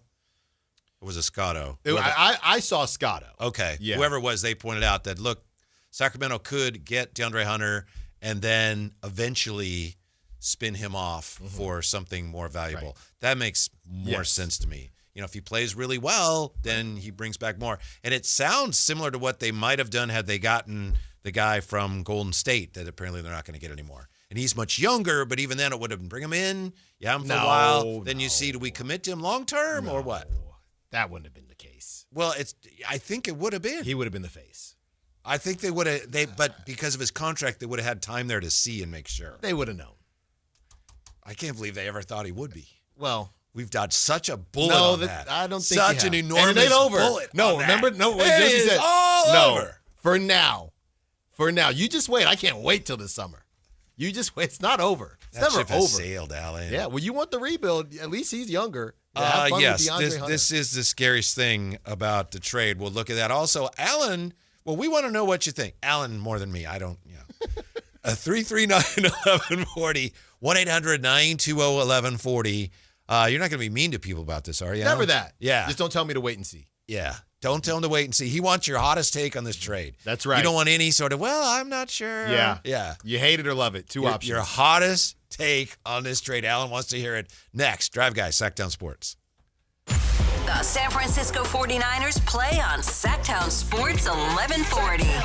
Touchdown 49ers! Every game on your number one sports station. Don't miss the action on your local sports leader. Sactown Sports 1140. At Stockton Honda, we know how to honor a great deal. Like right now during our President's Day sales event. Whether you're shopping new or pre-owned, you can find star-spangled savings on some of our best models. Why not stop in today and see for yourself? Come celebrate at Stockton Honda and get huge savings on our giant selection. Plus top dollar for your trade. Anytime, anywhere, it's all here. StocktonHonda.com. Guys, did you know your testosterone level impacts your energy, libido, sleep, weight, hair loss, mood, and even ED? And right now, Revive Men's Health Sacramento will check your testosterone for free. They've helped thousands of men since 2011 feel and perform better. They're so confident they can help you, they even guarantee it. Schedule your free testosterone test, exam, and consultation today. Call 916-277-8599. That's 916-277-8599. Or visit ReviveMen'sHealth.com. Progressive Insurance knows pets, and one of the biggest differences between people and pets is that we don't eat things off the floor. But dogs definitely will, and it makes them so happy, no matter what it looks like, smells like, or what state of decomposition it's in. We all want to go through life that carefree, and that's also why you should get Progressive Pet Insurance, because they eat things off the floor. So protect your pet from all the questionable life decisions they make. You know where they drink from when you're gone, right?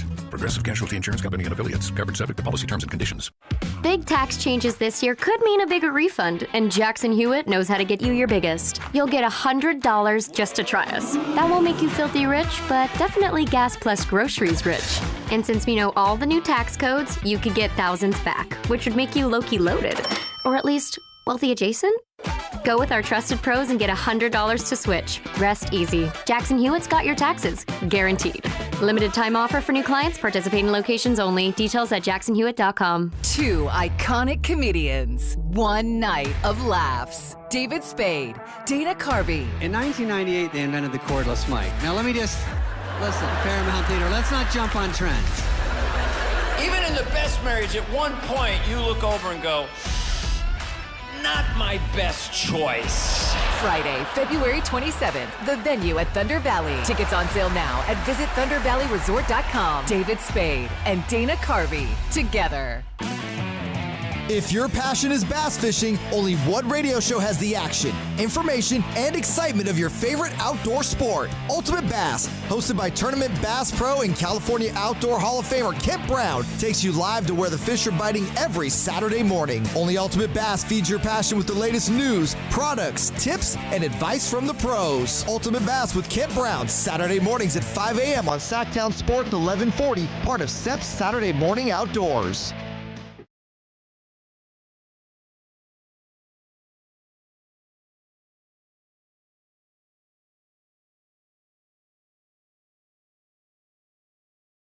Your afternoon home for Kings talk and so much more. The Drive Guys on Sactown Sports. Alan Stiles wants to know what you think of this trade. And he doesn't want any half-baked,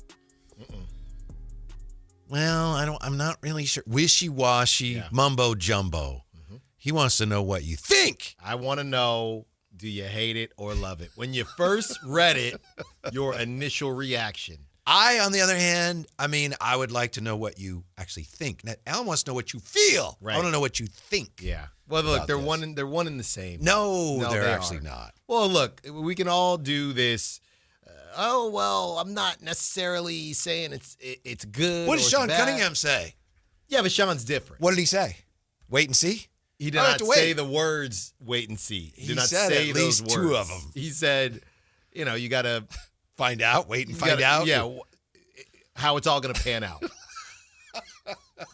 339-1140, 1-800-920-1140 if you'd like to share. We have this from, the 916.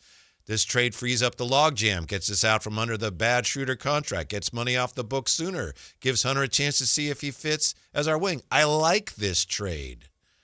Pool guy Mark. There's not 1 ounce of evidence based on the direction of this franchise for over 20 years that a full rebuild will happen. The team is going to be stuck in hell forever. It's the definition of insanity to expect something different. Oh, yeah, but let's wait and see. All right, he's bringing it. Somebody says here, 916, spot on Dave impression, Alan. 10 out of 10, well done. That was from much earlier in the show. Yeah, it was earlier in the show, yeah. Well, I trust me, I've done enough crosstalks, okay? I've had my fill. Yeah. I don't know why we're making a big deal about the Wizards bench beating us. Most of our guys would be bench players on a better team. Some of them probably wouldn't even be in the rotation. No. Oh, there's some anger there after that loss yesterday. No, come on. Levine and DeRozan losing to that team is crazy. I don't care how you spin it. It's just weird because they were trying to beat them. It was crazy. Middleton didn't play, or he didn't play, towards the end of the game. It was bad. Well, you know why it happened? The ball was going in the basket. Yeah. The Wizards shot 52.3% from the floor, and they shot 41.9% from three. They only shot 31. They made 13. They were putting the ball in the basket. Yeah. Again, the Kings' defense is so bad. Right. It's not good, and I know people are just hoping that, not that this is the move before the move, but that there are just other moves that will be made before it's all said and done. And I do hope so too, because, it's very clear that this team, I wouldn't say not trying to improve. I think the young guys are, but the older guys, by the way, a lot of people were talking about, and I know you got the scorebook right there. Box score? Yeah, a lot of people were talking about how I don't have the whole scorebook. I only have the box score. Well, you got enough to know that Nick Clifford took what? How many shots was it? He put up a grand total of 3 shots, 3 field goal attempts. So he's getting Keegan'd. He's still getting Keegan. Yes. And you moved on from Dennis. Yeah. But Dennis and Keon and Saric, they weren't the problem with him getting Keegan. And I know the High Flyer had mentioned it when we were on Friday. So that's the next stage of this. I don't necessarily, and we can go back and forth with DeMar DeRozan, buyout, non-buyout, but that's the next stage of this as we head towards the trade deadline. And after the trade deadline, you can play as many minutes as you want, but Nick Clifford, I don't know if he was supposed to be Rajon Rondo yesterday or what, coming in the point guard position, but you can't have Zach LaVine. Maybe Zach LaVine, sure, but you can't have DeMar DeRozan and Russell Westbrook when he gets back. These guys can't be taking 20 shots a game. LaVine put up 26 shots, got to the line 5 times. DeMar had 32 points on only 16 shots, but he also got to the line 12 times. You shoot, you get fouled, doesn't count as a shot attempt. It's enough. Yeah. Enough. Jerry joining us here on Sactown Sports. I don't know, there's a lot of Jerrys it could be. Hey, Jerry, you're on with the Drive Guys. What do you make of this deal? Well, thanks for taking my call, first off. Sure. The deal itself, I think, is just like throwing mud up against the wall, seeing what sticks. I think there's some movement going around or going on that, hey, if we're doing something, our fan base is going to appreciate that, or at least they're going to think that we're doing something.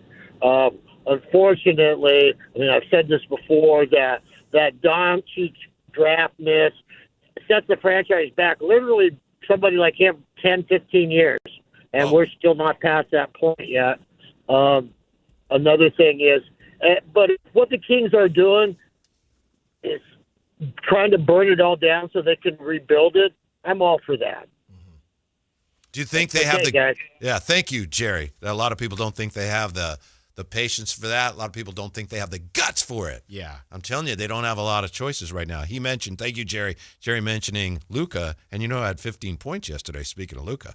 15 points and 6 rebounds for that kid, Marvin Bagley. He looked good. They all looked good. I mean, this was a showcase game for everyone. Yeah. I don't know what they were showcasing, but everyone. But, I didn't like those uniforms they wore yesterday. They were terrible. They're awful. I remember when they wore those originally or something like them. Awful. They were awful. It's funny too, Alan, and I'm sorry, I know you have something. Typically, you watch the Kings game on NBC Sports California, and if a player on the other team does something, they're not going to show it. Mm-hmm. They'll show you a Kings player, do something. But that Bagley dunk, they showed it like 4 times. Yeah.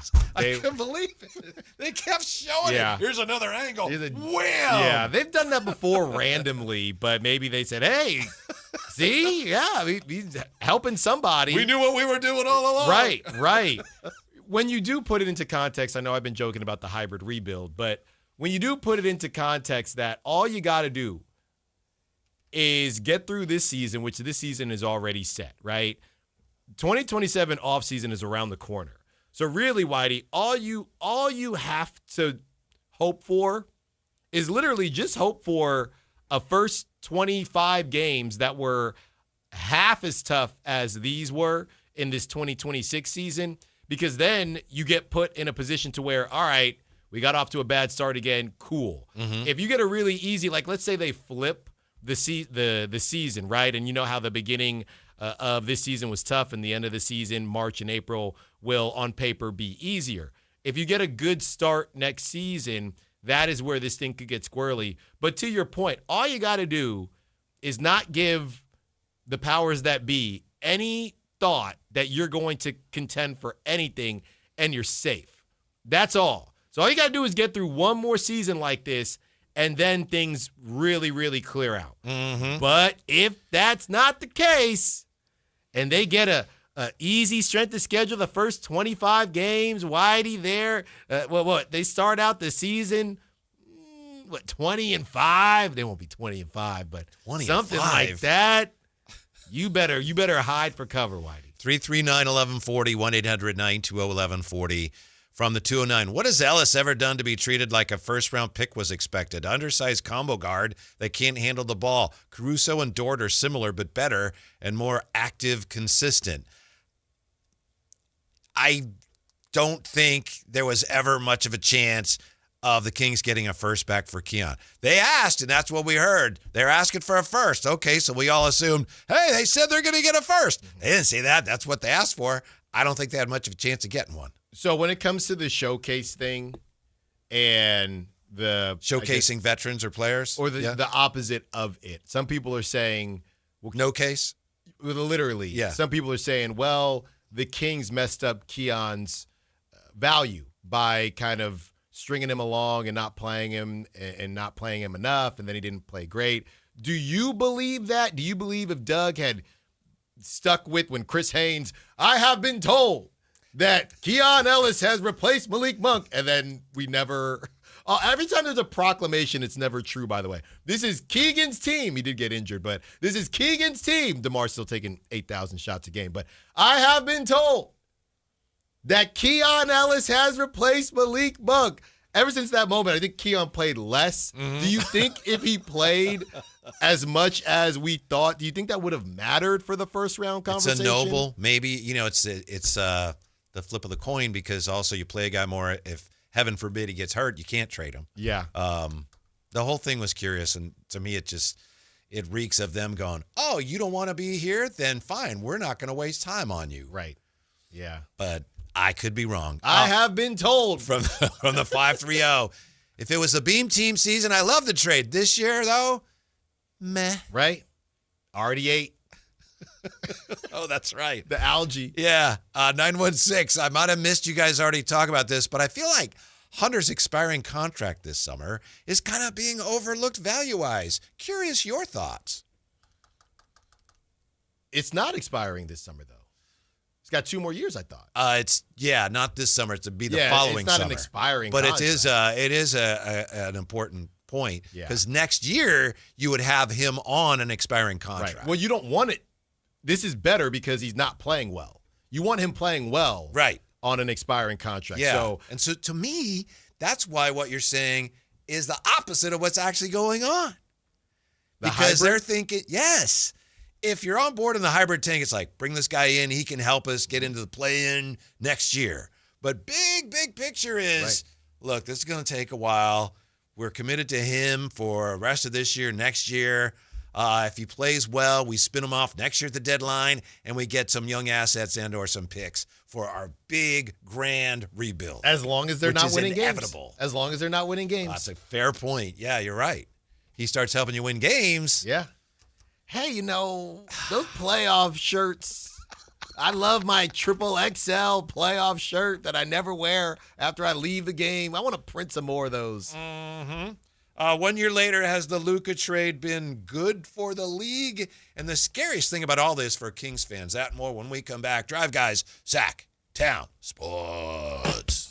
This is Bill Cartwright. Join us Thursday, February 5th at the Golden One Center for the Sacramento Sports Hall of Fame celebration. It's game day. Are your moderate to severe Crohn's disease or ulcerative colitis symptoms keeping you from the action? Skyrizi, risankizumab Riza, could help you get back to the game. Skyrizi is proven to help people feel significant symptom relief, achieve remission, and visibly improve damage of the intestinal lining. Skyrizi is a prescription injection medicine for adults. Don't use if allergic to Skyrizi. Serious allergic reactions, increased infections, or lower ability to fight them may occur. Before treatment, get checked for infections and tuberculosis. Tell your doctor about any flu-like symptoms or vaccines. Liver problems leading to hospitalization may occur when treated for Crohn's or ulcerative colitis. Control is everything to me. Ask your doctor about Skyrizi, the #1 prescribed biologic in Crohn's and ulcerative colitis combined. Learn more at skyrizi.com or 1-866-SKYRIZI. You're still grooving, still connecting, still loving, still turning up, still thriving. You still got it, but your immune system, it weakens as you age. That's where vaccines come in. They help train and strengthen your immune response to fight off respiratory illnesses like flu, pneumococcal pneumonia, RSV, or COVID-19. Ask your doctor or pharmacist which vaccines you need. Book in minutes at vaxassist.com. Sponsored by Pfizer. Finding excuses to not do your taxes? Unsure where to start? Sounds like you may be suffering from FOMO, the fear of messing up. The cure? Filing your federal and state taxes for free using TurboTax on Credit Karma. All you have to do is start and finish filing on your own in the Credit Karma app by February 28th. Just keep in mind, this offer is available only if you didn't file with TurboTax last year. It's time to break free from your fear of messing up. Start filing for free today in the Credit Karma app. Hi, this is Greg Papa. Disasters hit every day. If your home, business, or building has suffered from any disaster, SunPoint Public Adjusters can help. SunPoint prepares, presents, and negotiates your claim with the insurance company, working only for you, making sure you get everything you're entitled to and letting your focus be on what's most important, your family or your business. Call SunPoint today at 888-247-7865 or contact us at sunpoint.us. SunPoint Public Adjusters, the gold standard in public adjusting. License number 2N14884. Talking about guns with others might not always feel comfortable, but it could save a life. Here's a way to start a conversation. Your family is going over to your neighbor's home for dinner for the first time. How would you ask if there are any unlocked guns in the home? Hey, we're so excited for tonight. Before we come over, though, may I ask if there are any unlocked guns in your home? Our guns are stored securely, locked in a safe that the kids can't access. Awesome. Learn how to have the conversation at agreetoagree.org. Brought to you by the Ad Council. Winter is in full swing, and Aleve is here to keep you moving. When the cold weather sets in, everyday aches and pains can linger, but Aleve's got your back. With up to 12 hours of body pain relief per dose, Aleve keeps you going with long-lasting body pain relief to get you through whatever the season brings. Chilly days or cozy nights, Aleve gives you that long-lasting body pain relief you can count on this winter. Try Aleve. Use as directed for minor aches and pains. Hurry in and save big during Honda's President's Day sales event at Folsom Lake Honda, your one-stop Honda shop. Hurry in and save on our best selection of new Hondas. Each is priced to sell now. Folsom Lake Honda is your one-stop Honda shop for great pricing on a giant selection of new CRVs, HRVs, Civics, and Accords with low finance and lease options. Plus, get an instant cash offer for your trade. Get to Folsom Lake Honda or go to folsomlakehonda.com. Folsom Lake Honda.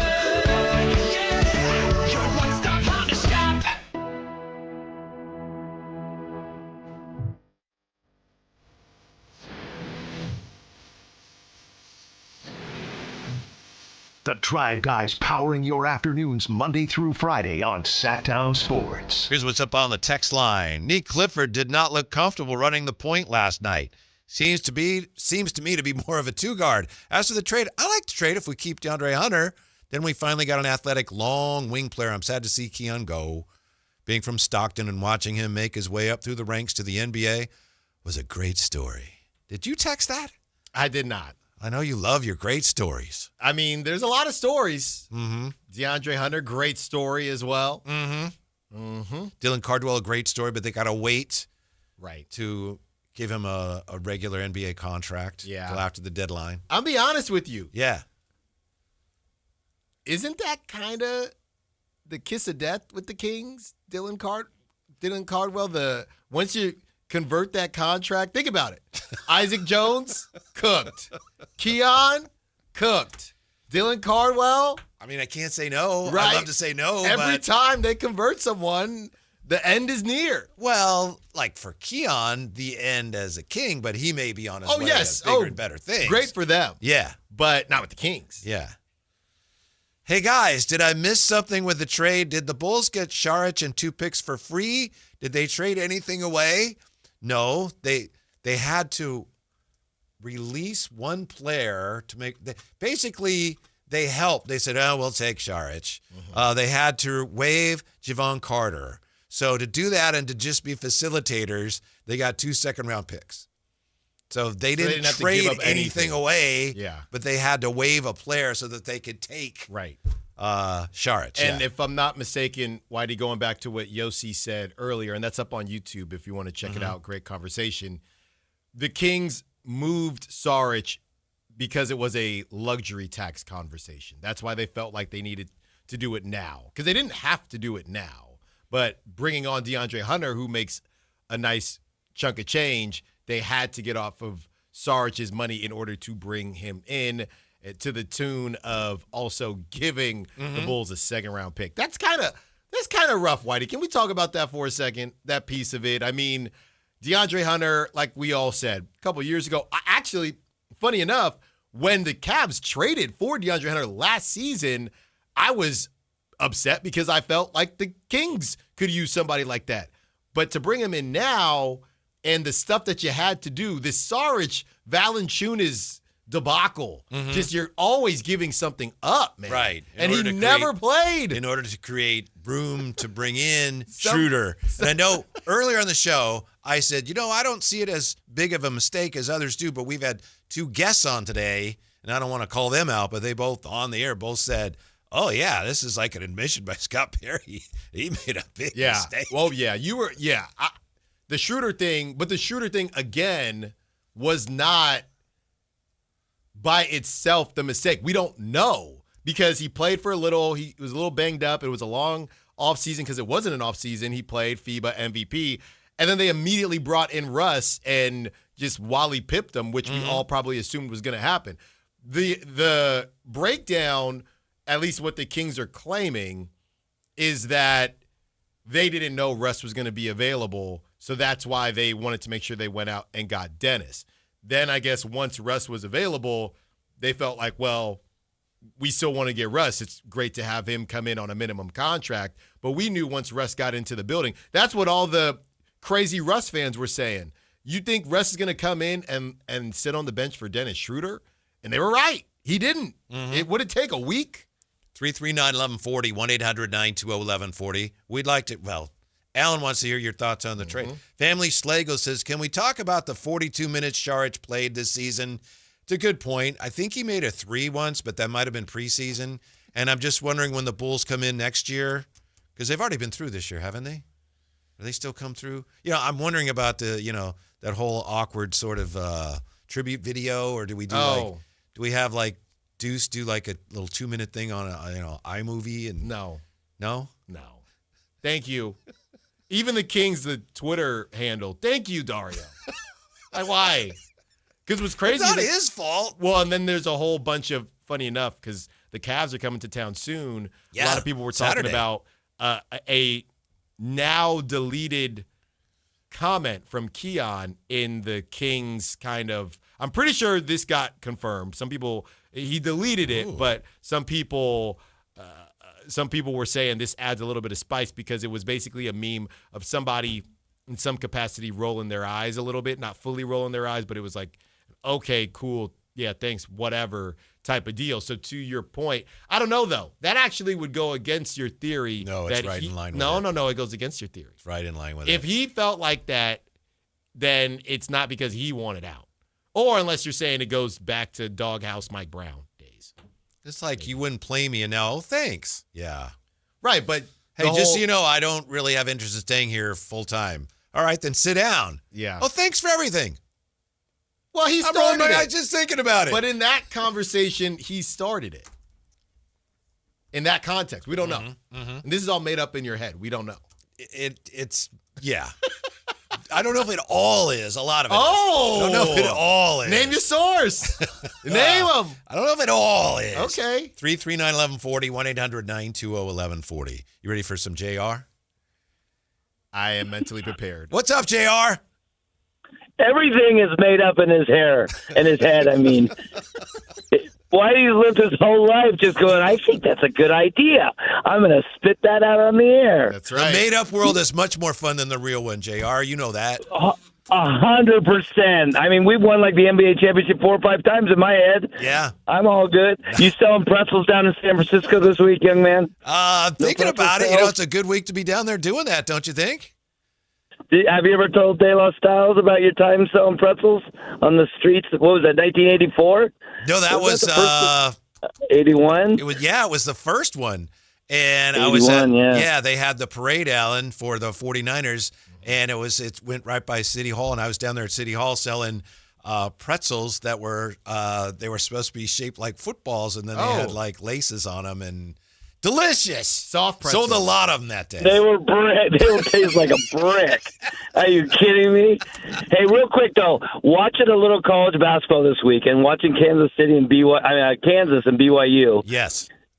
There are two guys. I mean, the guy from BYU, and I don't know their names. I can't say them right. But the guy from BYU. Yeah, DeBonza from BYU. Yes. Yes, and then the guy from Kansas. Peterson. That's a tough one. Yes. They're God, that we need them somehow, some way. Make that helping, Styles. Use your De La connections to get one of those guys on the friggin' Kings. Love the show. I will. Yes. Thanks. Okay. Yes. All right. Bye. Thank you. I thought he was going to go, yeah, Peterson's way better than the other guy, but no, he loves them both. Loves them both. Give us somebody. And Tony Harvey in the chat did say, he said Darren Peterson looked better, but they were throwing the kitchen sink at DeBonza. He said that like an hour and a half ago. I'm just saying. Well, we're talking about it. I'm wearing a shirt for Tony Ray Harvey today. ABA, Carolina Cougars. There you go. Yeah. I need That's one of those. Tony Ray Harvey. Yeah. The documentary's coming out soon on the ABA. It's going to be great. I can't wait. It's going to be I got it marked down. Real quick, Alan, I mentioned this. I want to wrap it up if we can. 1 year later, the Luka trade. Has it been good for the NBA? I think it's been more of a nothing burger than we expected, right? Kind of, huh? I just saw somebody saying LeBron and the Lakers, it's going to be done this offseason. I thought I'm very confused. Is he retiring? Is he not? I'm very confused. But, yeah, it's kind of been a nothing burger. We'll see what happens in the playoffs. But the Lakers haven't even been connected to any big names. Obviously, the Giannis thing probably wouldn't work. But they haven't been connected to anybody. The Herb Jones thing, and then Herb Jones was worth 3 first-rounders, so they haven't talked about it there. I don't know what they're doing. Yeah. I don't really know. I know Rob Pelinka got the best job ever. Cooper Flagg is going off. He's incredible. But I think there's some detrimental things going on, and maybe we haven't felt them all yet. When you have a team that went to the finals, and then they have this superstar, then he gets traded to the Lakers, and then that team, the bottom falls out. I think, in a way, fans, you kind of lose faith in things because, like, that's not supposed to happen. Yeah. You know? Right. And I think, ultimately, it's kind of not great for the league, even though he went to L.A. Yeah, I think it would have been okay for the league if, Kyrie, was already injured?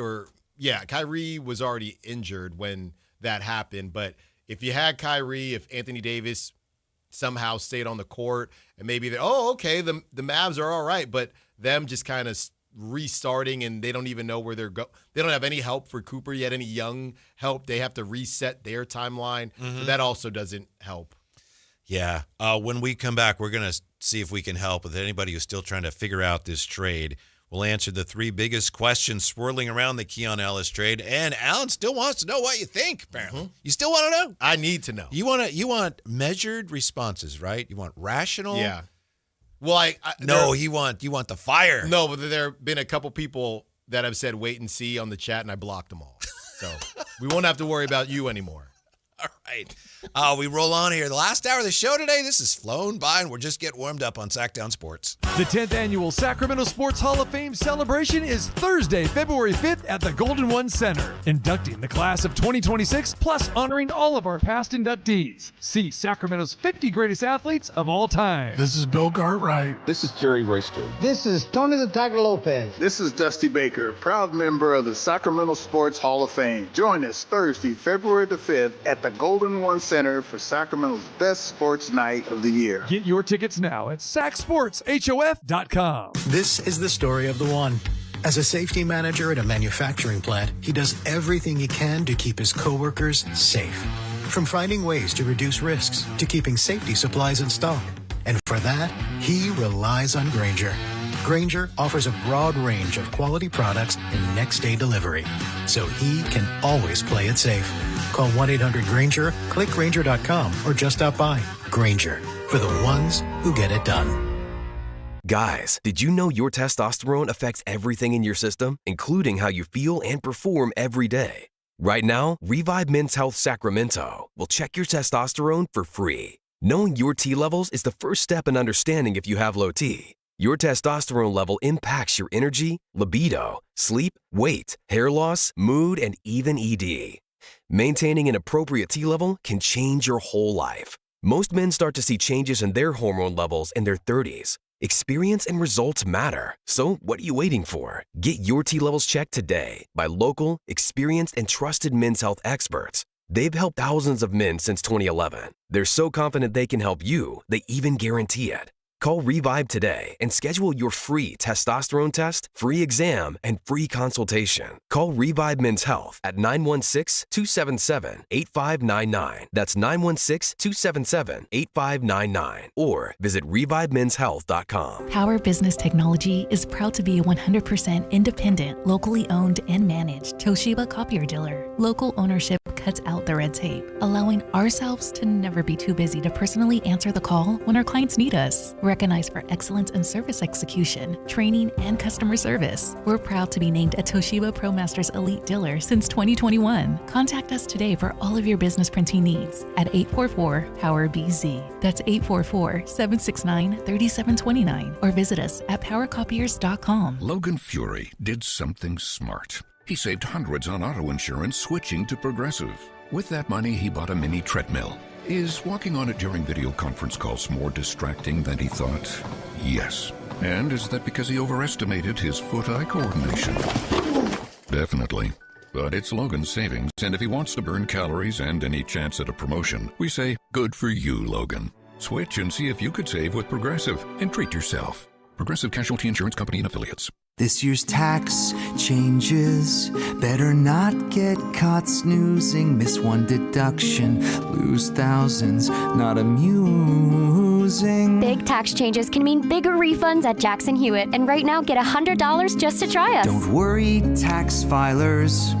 If money is tight, get $100 from Jackson Hewitt, so you'll sleep better at night. Limited time offer for new clients. Participating locations only. Details at jacksonhewitt.com. Come check out Capital Casino, Sacramento's #1 poker room with the most variety of table games in the region in a safe and friendly environment. Plenty of well-lit parking available, conveniently located in downtown Sacramento. And remember, Capital Casino has the best food, the best service, and the best action. 411 North 16th Street in downtown Sacramento. For more information, log on to capital-casino.com, and please gamble responsibly. 1-800-GAMBLER. Country in the Park is back. May 8th and 9th at Cal Expo. Miranda Lambert, John Party, and more. Line dancing, live DJs, mechanical bulls, huge festival area, and food trucks. Tickets start at only $68. It's the perfect Valentine's gift. Surprise them with live country music and dancing. Country in the Park, May 8th and 9th at Cal Expo with Hoblit Chrysler Dodge Jeep and Ram Center and Hilton Sacramento. For more info, visit CITPfest.com. KHTK HD1 Sacramento, KYMX HD3 Sacramento. From the Power Business Technology Toshiba Studios. Sactown Sports 1140.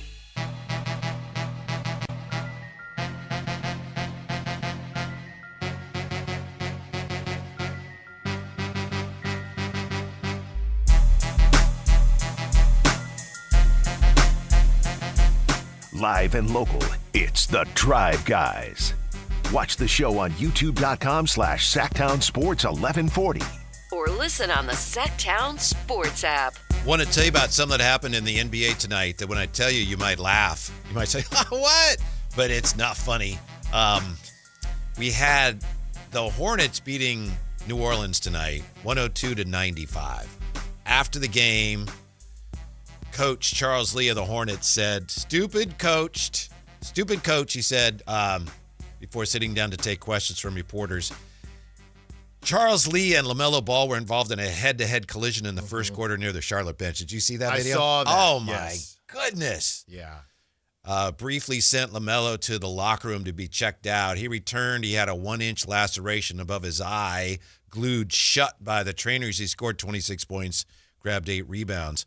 But it happened near the Hornets bench. There was an errant pass, and LaMelo, that kid, the only way he knows how to play is hard. That's right. As you have pointed out. Exactly. So he's trying to save the ball, and Coach Lee doesn't see him and sees the ball coming, so he's moving towards the ball, not realizing he's headed right in the direction of a diving LaMelo, and as Coach goes to pick up the ball, boom, head-to-head.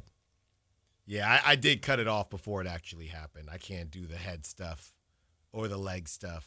Yeah, Ball was on the floor for several minutes, and both men grabbed their heads. I think the coach was kind of looking at him like laughing, but they can laugh about it now. But, it was bad.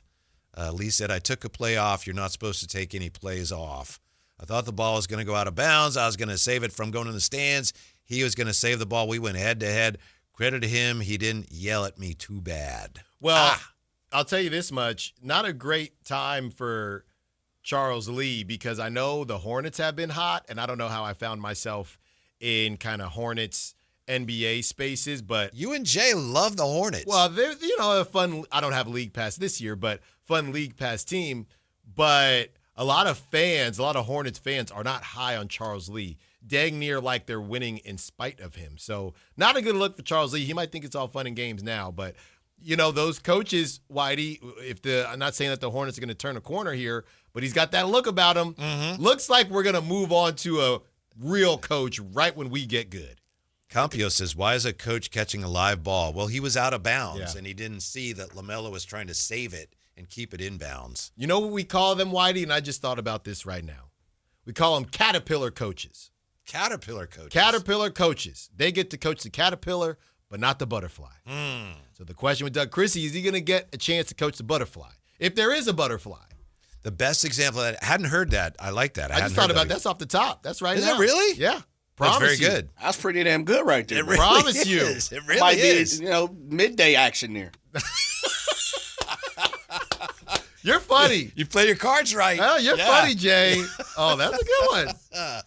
I mentioned this before. Our Brent Brown, who was a coach with the Spurs forever, he coached the Sixers during those lean tanking years. Mm-hmm. Then when they got good and they got Embiid and they brought in Jimmy Butler, they let him coach for a while. Right. But, yeah. Caterpillar coaches, man. Uh-huh. You never know. All right. It's very good, but you don't want one to wear it out at No, first just day. one more to round it out. People are getting in their car. Hey, what are they talking about? Mm-hmm. Let them know. Yeah. I mean, it's set up where they could do that with Doug. That's their choice. Yeah. The one. I don't think they will, but it's set up that way. You don't think they will? Yeah. The one thing the one, I guess, example that everybody goes to whenever we talk about this is Mark Daigneault of the Thunder.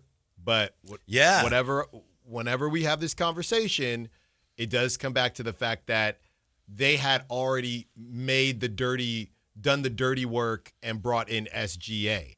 He didn't have to coach whatever pre-rebuild version of the team. He only got to coach the young team, and they stunk, but they were building towards something, so he wasn't kind of marred by that at all. Mm-hmm. Doug, coaching right now, losing games like this, even if losing is technically good, his record is more wonky than Mark Daigneault's situation, or even Jordy. Right, Jordy came in. It was all essentially young guys. He didn't have to coach DeMar and Westbrook and De'Aaron Fox for a year and a half before clearing the deck. You know, that doesn't always work out for the team. Something very similar to that, the Caterpillar coach syndrome happened. The Cavaliers decided, we're pretty good, but we should be better, so we're going to move on from J.B. Bickerstaff. Yeah. Who went on to the Pistons. Right. Yeah, and I don't know. I mean, Kenny Atkins said everybody liked it last season, but not so much this season. Yeah, they're 30-21. I mean, they may be finding themselves a little bit. Maybe. Yeah. Yeah, there's a couple other floating around. What are we doing with 8-2 their last 10? When are we going to decide, or when do we have to decide, because this is all about impulse today, Whitey. You got to be careful with that, though. But when are we going to decide whether J.J. Redick is a good coach or not? We were talking about the Lakers in the last. Don't ask the guy in there. He's never liked them. Why? Nobody's talking about J.J. You know, he talks real smart, and he's the smartest guy in the room, kind of smug. He went to Duke, of course, so it's par for the course. But why? Nobody talks about JJ. What are we doing? Well, they're just, I mean, considering the star power of the roster and the expectations that surround, Lakers, especially after they got Luka, they're just kind of, they're sixth. They'd be in the playoffs right now. They're 10 over 500, but they're still looked at as kind of they ain't nothing. Yeah. And for the Lakers, expectations are high. They were the 3 seed last season. I know. 3 seed. Rob Pelinka is bad at his job. We don't know if JJ is good at his job. LeBron's almost out, and all they're doing is just giving time to Gabe Vincent. 916, Mark Jackson, the ultimate Caterpillar coach. I would agree. There are a lot of people that do feel like Mark Jackson had actually hit his ceiling. Well, he got him into the playoffs, and they got knocked out in the first round. Yeah, and people felt, for those who say, oh, well, Mark Jackson would have won the same way Steve Kerr would have won. There are a lot of people that say no. Pretty sure that they did need a refresh. Yeah, that's the way I saw it. I think what happened there is the caterpillar turned into a moth and not a butterfly. They're like, whoa. Because they did. That. Yeah, they got, the year before they won it all, they were knocked out in the first round by the Clips. Can't do that. And the Clippers, as the changing of the guard was happening, the Clippers, they missed their window when they lost. Who was it? The Spurs or whatever, that year that the Warriors won the first championship. If I'm not mistaken, that was supposed to be a big one for the Clips. For had the like Clippers. A 3-1 lead on Houston. Yeah. And then somehow, believe it or not, Chris Paul got hurt. Yeah. And, Hammy. Yeah. Probably. I believe it was, as a matter of fact. Yeah. Yeah, Lob City.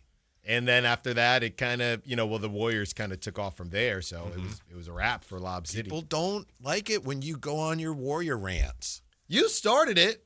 No. Well, somebody said Mark Jackson. The 916 did. Not started it. The 916 did. That's who started it. But that's a great term, Caterpillar coaches. So, 3 questions that I think are still swirling around the Keon Ellis trade. And I have to check the text line. A lot of people responding on the text line. Alan wants to know, what you think of all this? First question, Alan. Why didn't the Kings get more for Keon? We've talked to guests today. We've kicked it around. We've heard from the smartest listeners and YouTube viewers in radio and YouTube. So what's the answer to that question? Why didn't the Kings get more for Keon? You know what's funny? Going back to Keon's value, trying to think back to the off season, would you say that they waited too long to move him? I think they were trying to figure out what they were going to do with him. And then as soon as they picked up the option, I guess to keep people from freaking out, they said, no, we can still come to a decision on the extension. And then the season starts. Keon isn't playing very much. I don't know. Nobody was going to do a deal to start the season. We know that. So it was either do the deal now or do the deal in the summer. But I don't know that he would have fetched the first rounder ever. Right. And I don't know if he would have fetched one in the summer, let alone ever.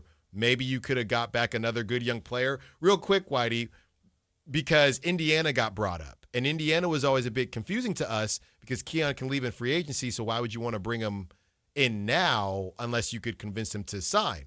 So the word on the street from Sam Amick was Indiana was interested, but Benedict Mathurin being on the roster, they didn't even know if Keon could beat him out. I wonder if, and I know you don't think this player is very good, but I do wonder. I'll leave if you say it's Jarris Walker. I'm leaving. No. I'm saying if they said, let's say Indiana said Jarris Walker and a second. Jarris Walker's 22 years old. Maybe the Kings weren't high on him and said, no, we'd rather have Jarris Walker in a second. That money essentially works. Maybe got to throw in Sarge or something. No, we'd rather get DeAndre Hunter, who Scott Perry is clearly high on. We played the sound from last season. We'd rather get DeAndre Hunter, and we feel like maybe we can flip him. We're just really down on Jarris Walker. It's just hard for me to believe that he didn't come up at all because he's been struggling to find playing time. And when the Kings probably set a hard stop with Indiana, no, we think that you guys owe us a late first for him. Indiana said, okay, well, we're not going to do it. Yeah, it could be. You know how when you're doing one of your appearances, you do so many appearances. You have the microphone and then there's speakers and it's feedback. If you point the microphone at the speaker, you get a loop where the sound goes in the microphone, comes out their speaker, back to the microphone, it gets louder and louder and louder and louder. I think that's what happened with reports of how much interest there was in Keon. Mm-hmm. You know, there was some interest, but then as the Kings won a first rounder. Okay, of course they wanted a first rounder, but then you got Kings are expecting a first rounder, and there's 14 teams interested. Yeah. And all of a sudden, it's like, man, they're going to get a ton for this guy, and I don't think they ever really were. A couple weeks ago, I said we might be poised for one of the worst trade deadlines in NBA history. When I just say just boring, right? Just not a lot happening. And I wonder if, you know, the Jake Fishers of the world and people that probably would not be talking about a Keon trade if there were a lot of names on the market. You had the weird Giannis thing going on. I wonder if part of the Keon oversaturation or overstated market was just because nothing else is going on. It was Kaminga, Keon. We saw that with your guy from Golden State. JK. You know? It's like, why are we talking about this guy? There's nothing else to talk about. Yeah. Interesting question here from the 916. If Dennis was never acquired, how would fans feel about a Keon for Hunter trade? That's a great question. I think they'd feel, whoa, that's pretty good. Yeah, I think so. We got DeAndre Hunter for a guy that wasn't even drafted. Don't you have to say Keon in a second? We don't even have to count Saric, but Keon in a second. Isn't that more realistic? Yes, but that wasn't the question posed by the text. You're right, but it's a great point. You look at it that way, it's like, oh, they did okay. Yeah. I think. Yeah. But I would think, agree with that. Bottom line, I think what we expected, what the media was suggesting was a little out of whack with the reality. They were just bored. What they were going to get. Number 2, how does DeAndre Hunter fit with what the Kings are doing, whatever it is they're doing? Well, I mean, I think he fits great. I mean, you give him an opportunity to be an 8 seed and hybrid rebuild. Funny. That's not a funny joke. Look, Sonic and Knuckles, just like I thought it was going to be with Kaminga and Keegan. I got to think of a nickname for DeAndre and Keegan once Keegan gets back. But, you know, Keon D. Keon D. I like that. I like that. Keon D. Yeah. Rock and roll to the 8 seed, baby. Yes. We're on our way. We're on our way to the top.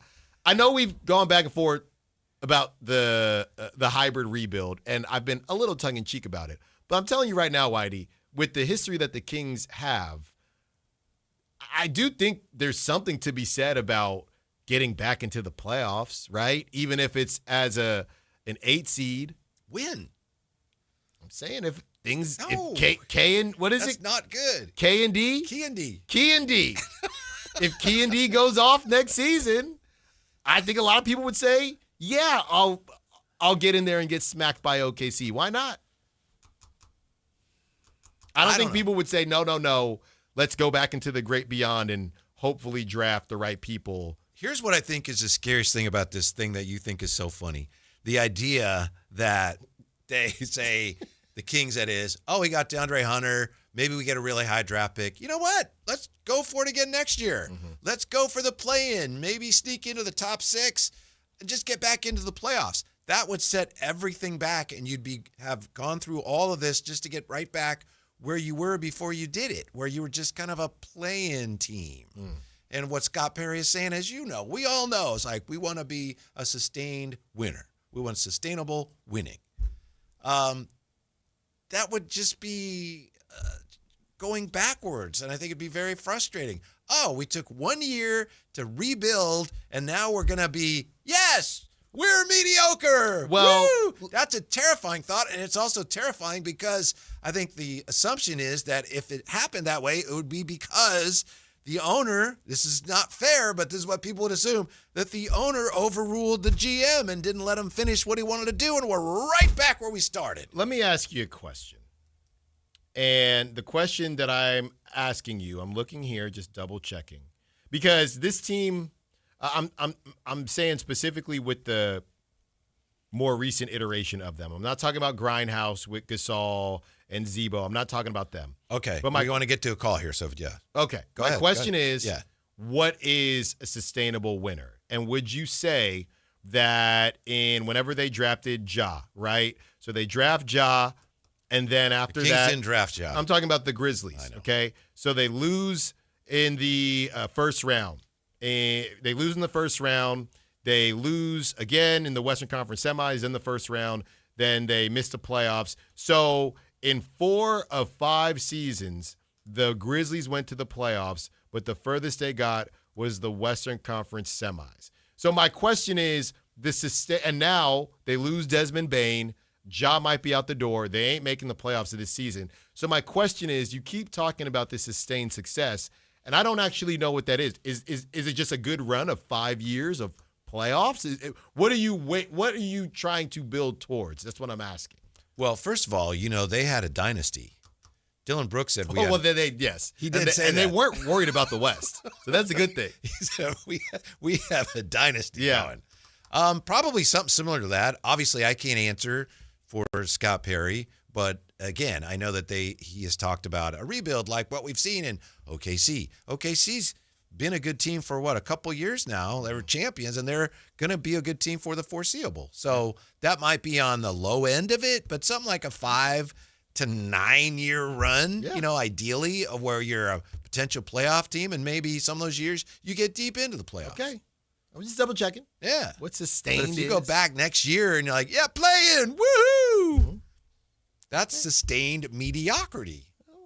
Unless you get in. 339-1140, 1-800-920-1140. Casey has been hanging on. Hey, Casey, what's up? You're on the drive, guys. Hey, guys, what's going on? How you doing, Casey? Doing pretty good. Hey, Alan, I wanted to officially welcome you into the official Kings fan club. You're starting to think like a Kings fan, thinking of all these negative thoughts and negative things that could happen.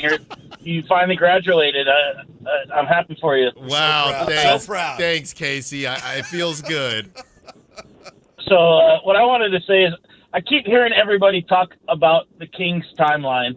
And what I want to say about the Kings timeline is that the Kings don't get to have a timeline, because in order to have a timeline, you have to be able to sign free agents and sign the players you actually want.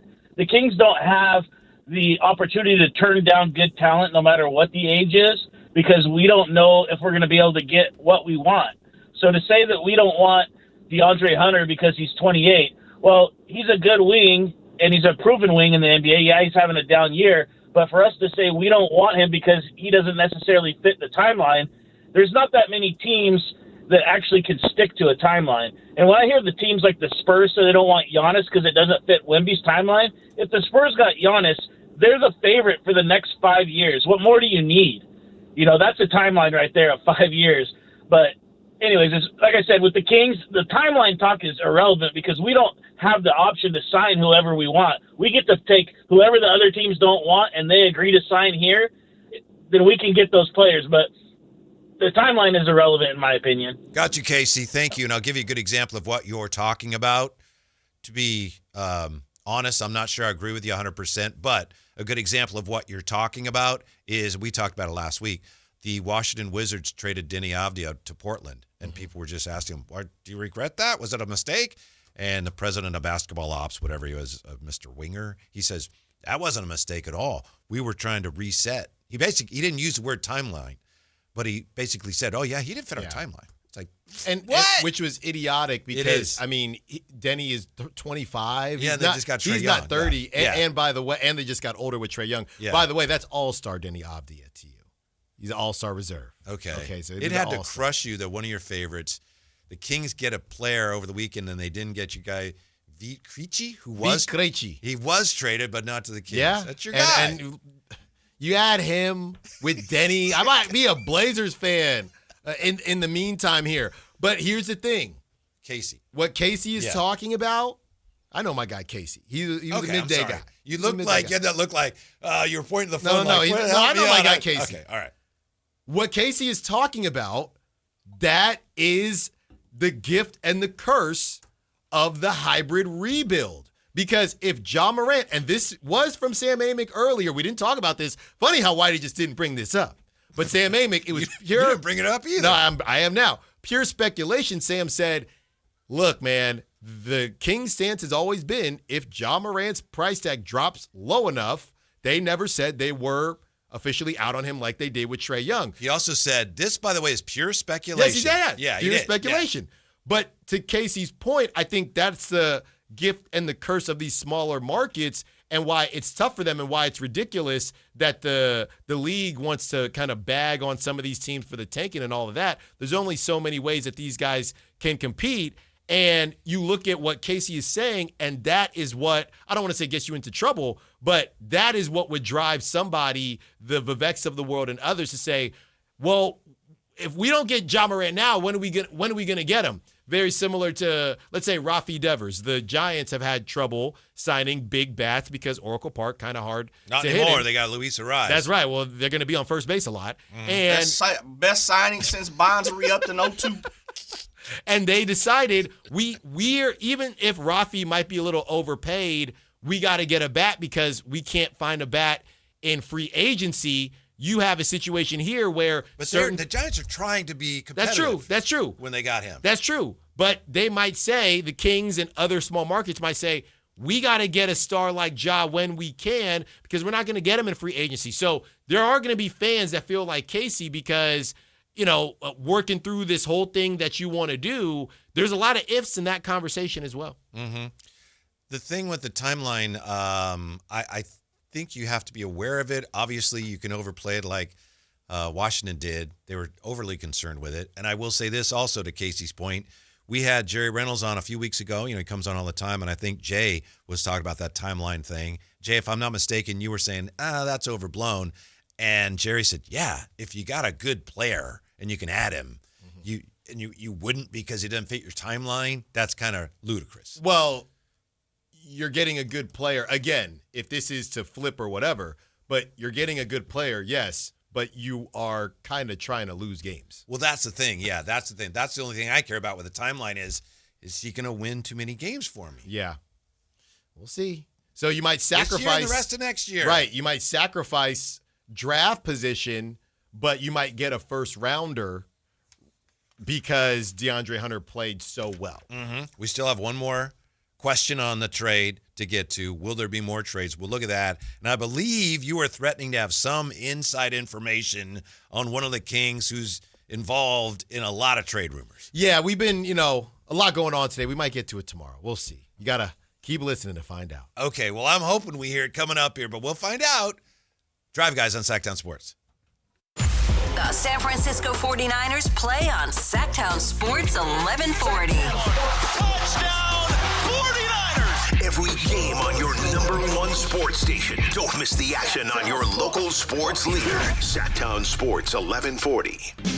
Only one radio program captures the excitement of hunting and fishing as it happens. The award-winning California Sportsman with Sep Hendrickson. Only California Sportsman takes you where the action is. Live on the water, live in the blind, and live with the top pros and experts in outdoor sports. California Sportsman with Fishing Hall of Famer Sep Hendrickson is your premier destination for all things outdoors. Sep's Saturday Morning Outdoors. Ultimate Bass and California Sportsman, 5 a.m. to 8 a.m. Saturdays on Sactown Sports 1140.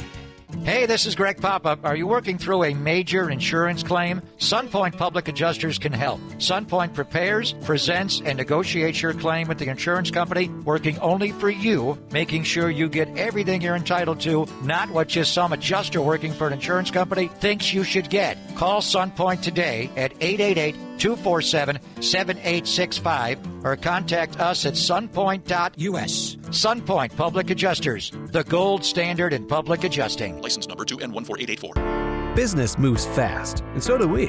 At Bank of Marin, we team up with businesses in the greater Sacramento area to help you drive the lane and score big. With dedicated relationship bankers and local decision making, we help you move quickly, whether you're upgrading equipment, buying your next building, streamlining cash flow, or fueling growth. From expansion to investment, we're ready to help you win. Bank of Marin, your local business bank. Visit us at bankofmarin.com. Member FDIC. Hurry in and save big during Honda's President's Day sales event at Folsom Lake Honda, your one-stop Honda shop.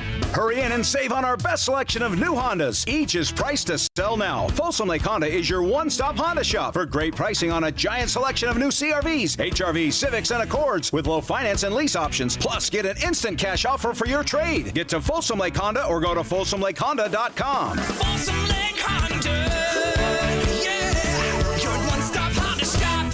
Why'd I go to the doctor? Working on the farm, my heart kept skipping a beat. I didn't think much of it, but my daughters made me get checked out. Turns out I have atrial fibrillation, which increases the risk of stroke about 5 times. Symptoms like irregular heartbeat, heart racing, chest pain, shortness of breath, fatigue, or lightheadedness can come and go. But if it's AFib, the risk of stroke remains. If you have symptoms, contact a doctor. I'm so glad I did. Visit notimetowait.com. Sponsored by Bristol-Myers Squibb and Pfizer. Why choose a Sleep Number smart bed? Can I make my site softer? Can I make my site firmer? Can we sleep cooler? Sleep Number does that. Cools up to 8 times faster and lets you choose your ideal comfort on either side. Your Sleep Number setting. Enjoy personalized comfort for better sleep night after night. And now, during our President's Day sale, take 50% off our limited edition bed. Shop now for a limited time. Only at a Sleep Number store or sleepnumber.com. Guys, did you know your testosterone level impacts your energy, libido, sleep, weight, hair loss, mood, and even ED? And right now, Revive Men's Health Sacramento will check your testosterone for free. They've helped thousands of men since 2011 feel and perform better. They're so confident they can help you, they even guarantee it. Schedule your free testosterone test, exam, and consultation today. Call 916-277-8599. That's 916-277-8599. Or visit ReviveMen'sHealth.com.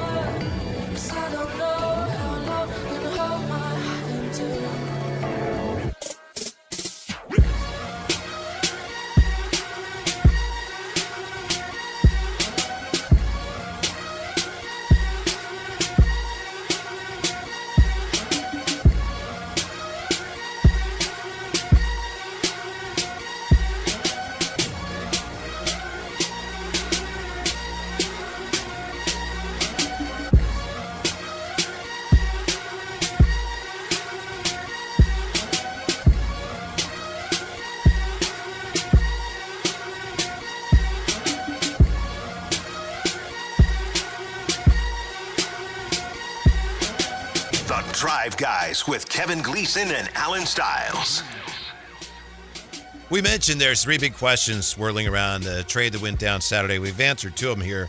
Why didn't the Kings get more for Keon? Looks like his value was never what we thought it should be or was.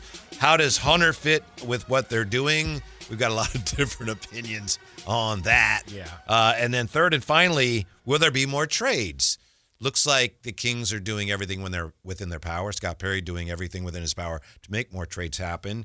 And if something happens, looks like there's a legitimate chance. I don't know how high a percentage would be on this, but Jake Fisher says we are still hearing that the Toronto Raptors remain a likely, if not the most likely suitor for the Kings all-star big man if he is going to be traded. Mm-hmm. End quote. So more trades. Looks like if something's going to happen with the Kings, insiders seem to think it could be with Domas going to the Toronto Raptors. Yeah, and some conversations that I've had, I'm going to have more before the show tomorrow. But with Jose?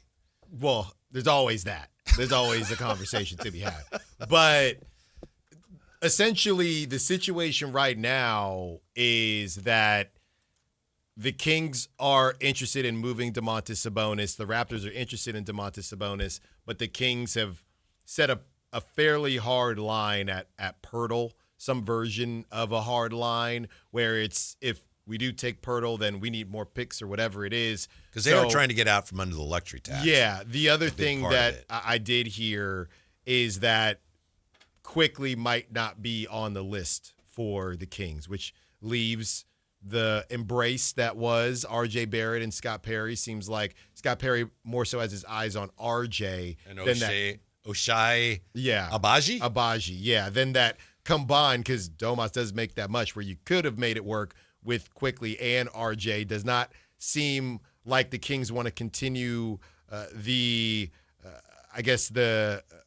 tandem that they've had in the past where they bring in two guys from the same team. By the way, I don't know what your intel is on this, but with Quickly, it sounds to me from what you said and from what I'm reading, Toronto just doesn't really want to trade him. I think it's both. Okay. I think it's the Kings feel like the deal can be done without adding a big contract like that, and the Raptors aren't necessarily begging to move on from him. He may be overpaid, but he still is helping them on the floor. floor. Exactly. And we went back and forth. I mean, Shed is a good player, but, they like Quickly. He's not the craziest. The overpayment is not that ridiculous. So right now feels like the conversation is about a third team getting involved and how that could help move things along. So that's essentially where it's at right now. It's the idea that they really don't want Pirtle. The Raptors might not give up enough or don't want to give up enough to convince them to take Pirtle. So could a third team help? Yeah. If I could get, and we've talked about this and talked about it, if I could get 2 firsts, one way or the other from Toronto, obviously depends, well, whose firsts are they and where are they and what years, I would consider Pirtle. But the thing with Pirtle is he's been hurt with a back, and anybody who plays basketball, and he's only 30, I think, but with a bad back, a big guy's like, you don't know if you're ever going to get anything out of him. No. And it's not enough. I know people were saying, well, the less you play him, the less you have to pay him, but that's still money sitting on the bench, right? It's not cheap enough to where, no, you sit. We're just going to play Maxime and Dylan. It's still a bad look to have that type of money just not doing anything. Right. Unless I can justify it by saying, yeah, that's a lot of money, but that's what it cost me to get these picks. Exactly. If you get the picks and then you move on, or, maybe you are able to flip him for something in a couple years if Maxime and Dylan do kind of take that leap. But, yeah, that's basically what I'm hearing. The conversation is, could a third team get involved? Which isn't surprising because you basically can't do any deals without a third team in C.J. McCollum's NBA. TR the Star points out Chipotle is injury prone and old. So, we're going to keep saying this. We just give him free promo to Chipotle. And then if he gets traded here. He's like, why Chipotle? Oh, your name's funny. Yeah, no, it's the same letters. Yeah. It's the same letters. Don't you get it? Chipotle. Might get that tonight now. Yeah. I hope it happens. I'm still, if I had to bet, I'm betting that it's not going to get across the finish line. Well, you hope it happens if the return, if I just hope it happens so we have something to talk about. If Pirtle is involved and they only get 1 first rounder, I think people might start losing it here. Yeah, and I don't think they do it. That's one of the reasons I don't think it'll happen. Right. I could see Toronto going, that's the most we're going to give, and the Kings would have to walk away from that. Yeah, Toronto's an interesting one of those teams where they had sustained success, as Whitey, you like to call it. Then obviously they capped it off with the championship. That's not my term. Then they capped it off with the championship. So they're not essentially starving for success. They've had success not too long ago. They have to your point, they have a guy who covers them for the Toronto Star. His name is Doug Smith. He's a guy that years ago we had him on the show when there was rumors about the Raptors and Domas. And he said, I haven't heard, this was years ago, okay? He said, I haven't heard anything on that. So we knew that, all right, nothing's happening. Now something may be happening. But I've been reading him to try to, he's going to be on the show tomorrow. Yeah, you just spoke him into existence. Well, thank you, Jay. How about that? I've been reading some of the things he's been writing about all this. And he said, look, fans right now are wondering, what do the Raptors need to do? And he said, if a year ago, if we'd said they were going to be where they are right now, people would be, doing somersaults. They're 30-21. They're 4th in the East. And people are starting to look at, all right, what do they need to do? But they're way ahead of schedule, is my point. Yeah. And I think to that point, I think it also matters being in the East. It's just so much easier to turn things around. They don't have to rush anything. And if you're the Kings, if it's not your price tag, you don't have to rush anything either. Yeah. By the way, I said that was years ago we talked about Domas. It might have been over the summer. But yeah, now we know. Even he, reading what he's writing, everyone agrees, all right, there's conversations going on. That's not debatable. Right. And that's documented. But where it goes, I don't know, Alan. Yeah, I do wonder, based on the return, what that would mean for everyone else. Because it's funny, if you make that trade, RJ, now you would have RJ Barrett, okay? Yes. RJ I know Barrett where you're going. And DeAndre Hunter as well. I mean, Keon, D, and RJ. Well, sure, but at that point, Keon, D, and B. At that point, what in the world do you do with DeMar DeRozan? I mean, Keegan will be back at some point. It might be a, hey, DeMar, if you don't want to get bought out because you don't want to miss out on that money, you're just going to chill. Is there any way that DeMar could end up going north in that deal? We talked about that last week. Yeah, I think they money lose Barrett, who's from Canada, but they could kind of soften that blow, at least in terms of, fan outrage up there by going, yeah, but look who we're bringing back. Well, that money would have to work, so they'd have to find 24 mil somewhere, 20-something mil somewhere else. I don't know. I don't know where the Raptors are. I'm looking here.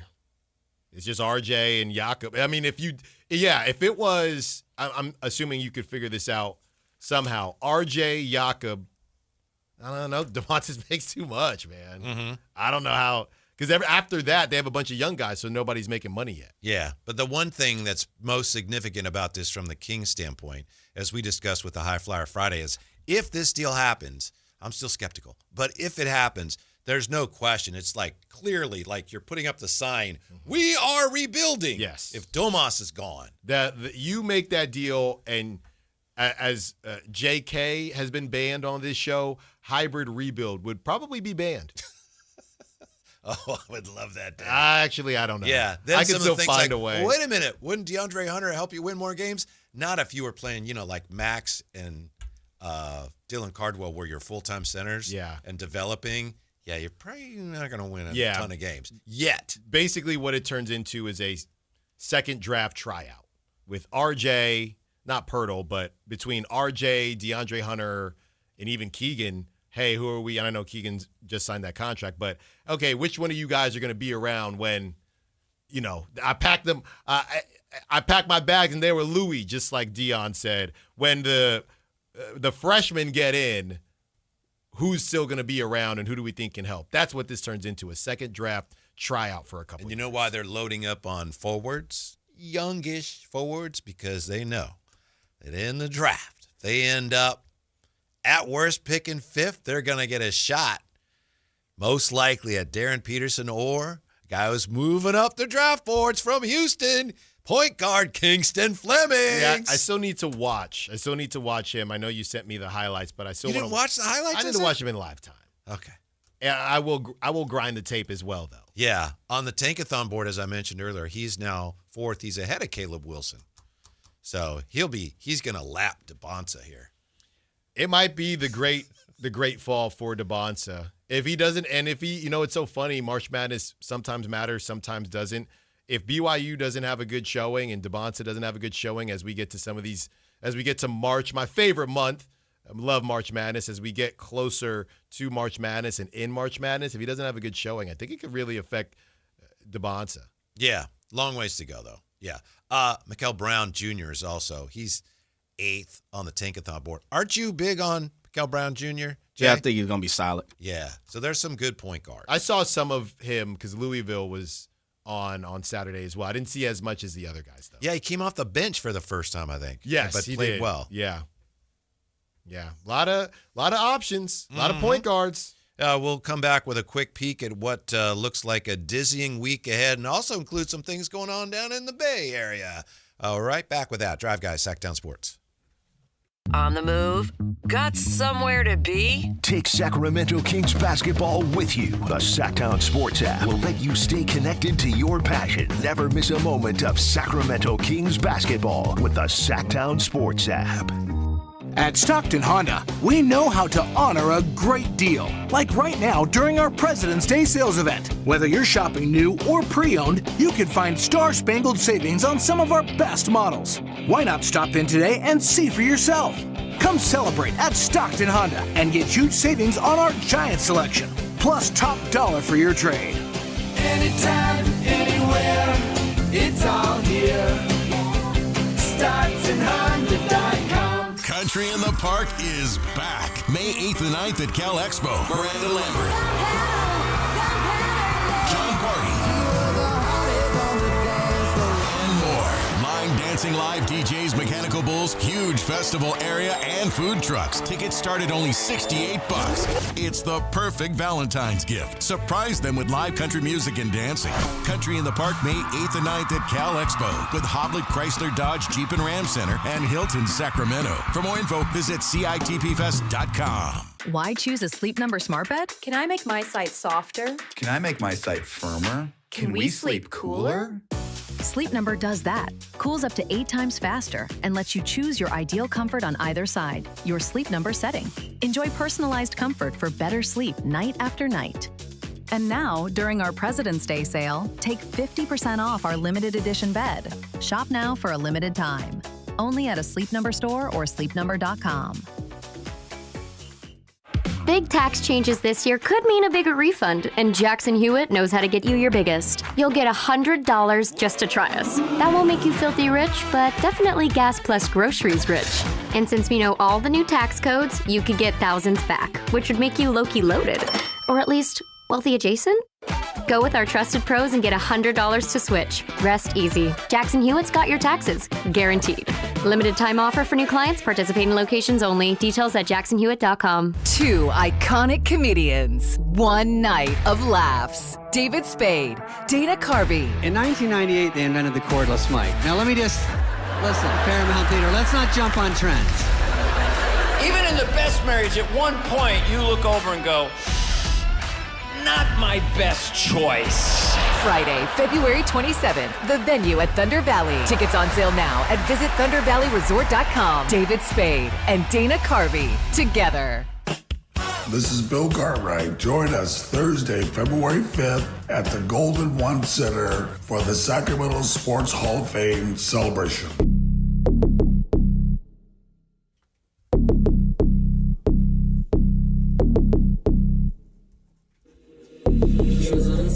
Download the app and listen to The Drive Guys. The Drive Guys with Kevin Gleason and Alan Stiles. On Sactown Sports 1140. Good to hear the great Bill Cartwright. Sacramento Sports Hall of Fame event coming up. You know, Alan, years ago when I played in the Bill Cartwright tournament up there in Elk Grove, I nearly broke his tournament record for field goal percentage, but I was 1 for 5 in the championship game and fell short, woefully short. But I was on pace to break Bill Cartwright's record. If I had, they probably wouldn't have put my name in there. They just said, nah, it's his tournament. We're leaving his name. Palms got a little sweaty. No, we just played, I think it was Lincoln High at San Francisco. They just annihilated us. They destroyed us. Yeah. Yeah, I don't know. I don't have a lot of regrets, but, you know, deciding, and I decided, I was not cut. I decided, you know, to focus on baseball. Well, you made a great decision, right? Yeah. But I do wish that I played basketball in high school. I do. Or at least just played until they cut me. You know, because it's not easy to make that squad over there. No, well, there were so many kids. They had 2 teams because, you know, Dale, Sal, Green, and Silver. There was a green team and a silver team. So I was 6-man on silver. Some would say they were evenly distributed. Some would say silver was maybe a little lesser than. So I was 6-man, and I'm thinking, you know, the shorts barely fit me. You know, You're like I'm a starter. I'm like I'm out of here. The shorts are down to my ankles, not in a cool way, in like this is the smallest size they have way. And I'm thinking, I'm looking at my pops and my mom thinking, I think this one is a wrap. I'm Were there 2 varsity teams? No. Sorry, freshmen. Oh, okay. So then all 30 dudes come back sophomore year, try out for JV. But a lot of people like me just say, if I didn't get enough playing time, I'm not. Plus, you needed to get in the cages and get ready for the season. But I will always say, though, they did ask for me. You know, my buddy told me, he said, hey, JV coach asked where you were. Said, what should I tell him? I said, it's a wrap. It's a wrap. Told him I'm sitting on the bench when you see me last year, champ. It was probably, thank goodness Styles isn't here. But you know the problem? He ain't coming back, is he? Is he far away? These high schools, and this is why I make fun of the Niners calling it a private school offense. They don't let you cook. You know that you got to cut through. Michael Jordan didn't get to cook. You know, you got to cut through and you got to pass and do all this stuff. Right. So when I went in, it's my time, you know, and that's what it was. So you did make the right choice. I'm thinking, what are we doing, man? Right.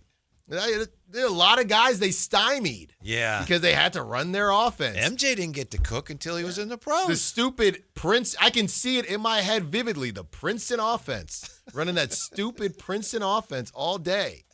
I'm like, I can just cut to the hoop right now. Give me the rock. Give me the rock. Why do I got to pass it? With 3 days to go before the NBA trade deadline, the market for Giannis has started to progress, according to ESPN, as the Bucks have submitted counter-offers to teams aggressively seeking a deal for the two-time MVP. That's what sources told Shams today. The Bucks submitting counter-offers. Yeah. Here we go. Did you see the conversation with Jake Fisher? Giannis Antetokounmpo could be, it says, league sources say that Golden State is aware of recent rumblings that Antetokounmpo can't be assumed to be as eager as he once was perceived to be to relocate to Stephen Curry's town and team. How credible are such rumblings? Presumably, only Giannis knows for sure. Yet I have heard this from Jake Fisher, from sources briefed on the situation, that some in the know, this is crazy, suspect Antetokounmpo could be turned off by the idea of joining an older team and or facing the sort of criticism that Kevin Durant continues to absorb to this day about teaming up with Steph Curry. Is that a long-winded way of saying he doesn't want to go to Golden State? Or it's a long-winded way of Giannis through channels asking the Warriors, can you assure me that they won't be mean to me like they were to Kevin Durant? It would be different, right? Yeah, I think so. By the way, the teams that are among the most active suitors, according to sources in ESPN, Miami Heat, Minnesota Timberwolves, which could have kind of kiboshed a Keon deal there, the Warriors, and the New York Knicks. Yeah, that's essentially what happened. All this stuff, Timberwolves, they were having a conversation, and then I think they just got quiet because there were bigger fish to fry. If you're Adam Silver, where do you want him to go? Not that the league would ever step in and have any influence on it. New York. Start spreading the news. Do you feel like we have, just the collective we, from what you've seen, do you feel like we've handled the Dennis Schroder botch appropriately? Do you think Scott Perry has gotten enough grief over that based on the media? It was a mistake, but what everyone keeps saying, Draper said the same thing. It was a mistake. He corrected the mistake, and we move forward. But the mistake still cost you Keon, right? Yeah, and I think, again, not to be redundant, but it depends on what they end up doing with DeAndre Hunter. You could kind of salvage. Say it. Say the phrase. I don't even remember the phrase. No, you remember. No, I'm not going to say it. Wait and see. But if that works out, it's like, all right, you saved that. But, yeah, I understand it. And like we said at the beginning of the show, I've been more like, hey, I'm not sure it was a big mistake, but I'm definitely in the minority. Yeah. I get that. Yeah. I think it was – I think they made it look like a bigger mistake by adding Westbrook. If they had just said, just don't do it. Just don't do it. That was so odd. Yeah. Don't do it, and maybe Dennis looks better. Look, I love competition, but I told you about when the dude bounced back from Rhode Island, and one of the first times I got bounced from center field. Sure. You get a little palm sweaty. I'm not saying that's what happened to Schroeder, but they just finished the press conference saying, this is our guy, 3-year contract. Schroeder had these big eyes thinking, y'all giving me 3 years? This is incredible. A week later, they signed Westbrook. Sorry, we said 3 years. We gave you a week, and we're not impressed. And Westbrook has got to be the last person that you would ever – look, these guys are all alpha athletes. I get that. But he is the last person that I'm trying to do battle with for a starting spot. Have you seen an update yet on when he's back? Because I saw somewhere they don't know how long he's going to be out or when he's going to return, and that made me wonder if they're having a conversation with him like, Russ, this is what we're doing now. Do you want to still be here? Yeah. I don't think it'll be the only conversation they have. Right. And they might be saying, hey, we're not even really tripping. It's a minimum contract. Whatever you got to do. If another team is interested, maybe they're waiting to find out if anybody else is. So the Kings have the Grizzlies on Wednesday. The deadline is noon Thursday. The Clippers Friday. And then the Cavs with Keon and Schroder come in on Saturday. Woo-hoo! And then on Sunday, we got just down the road, we got the Super Bowl. Yeah, and I can't wait to have some Super Bowl conversations later in the week.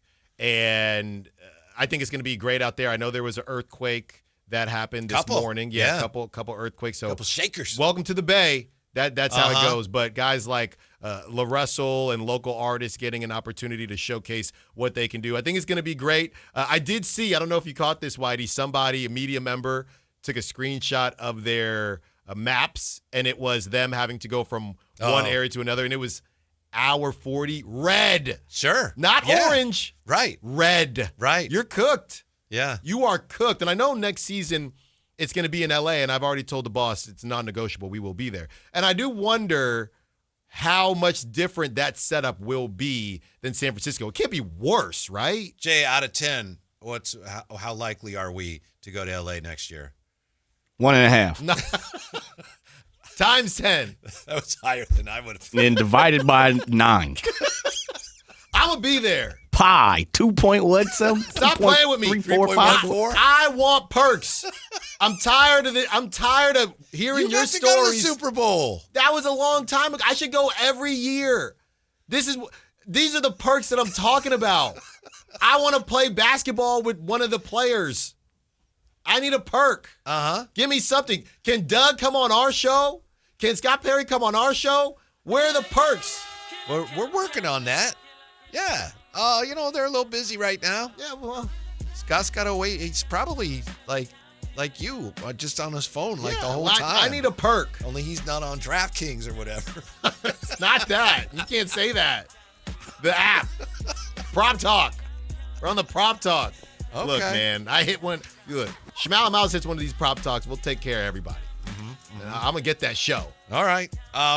Tomorrow we've got a lot of people who are following closely all this trade stuff, right? Yeah, it's going to be a fully loaded show from all angles. So really, really excited about Tuesday. And I hate Tuesdays. So for me to be excited about Tuesday, it's going to be a good one.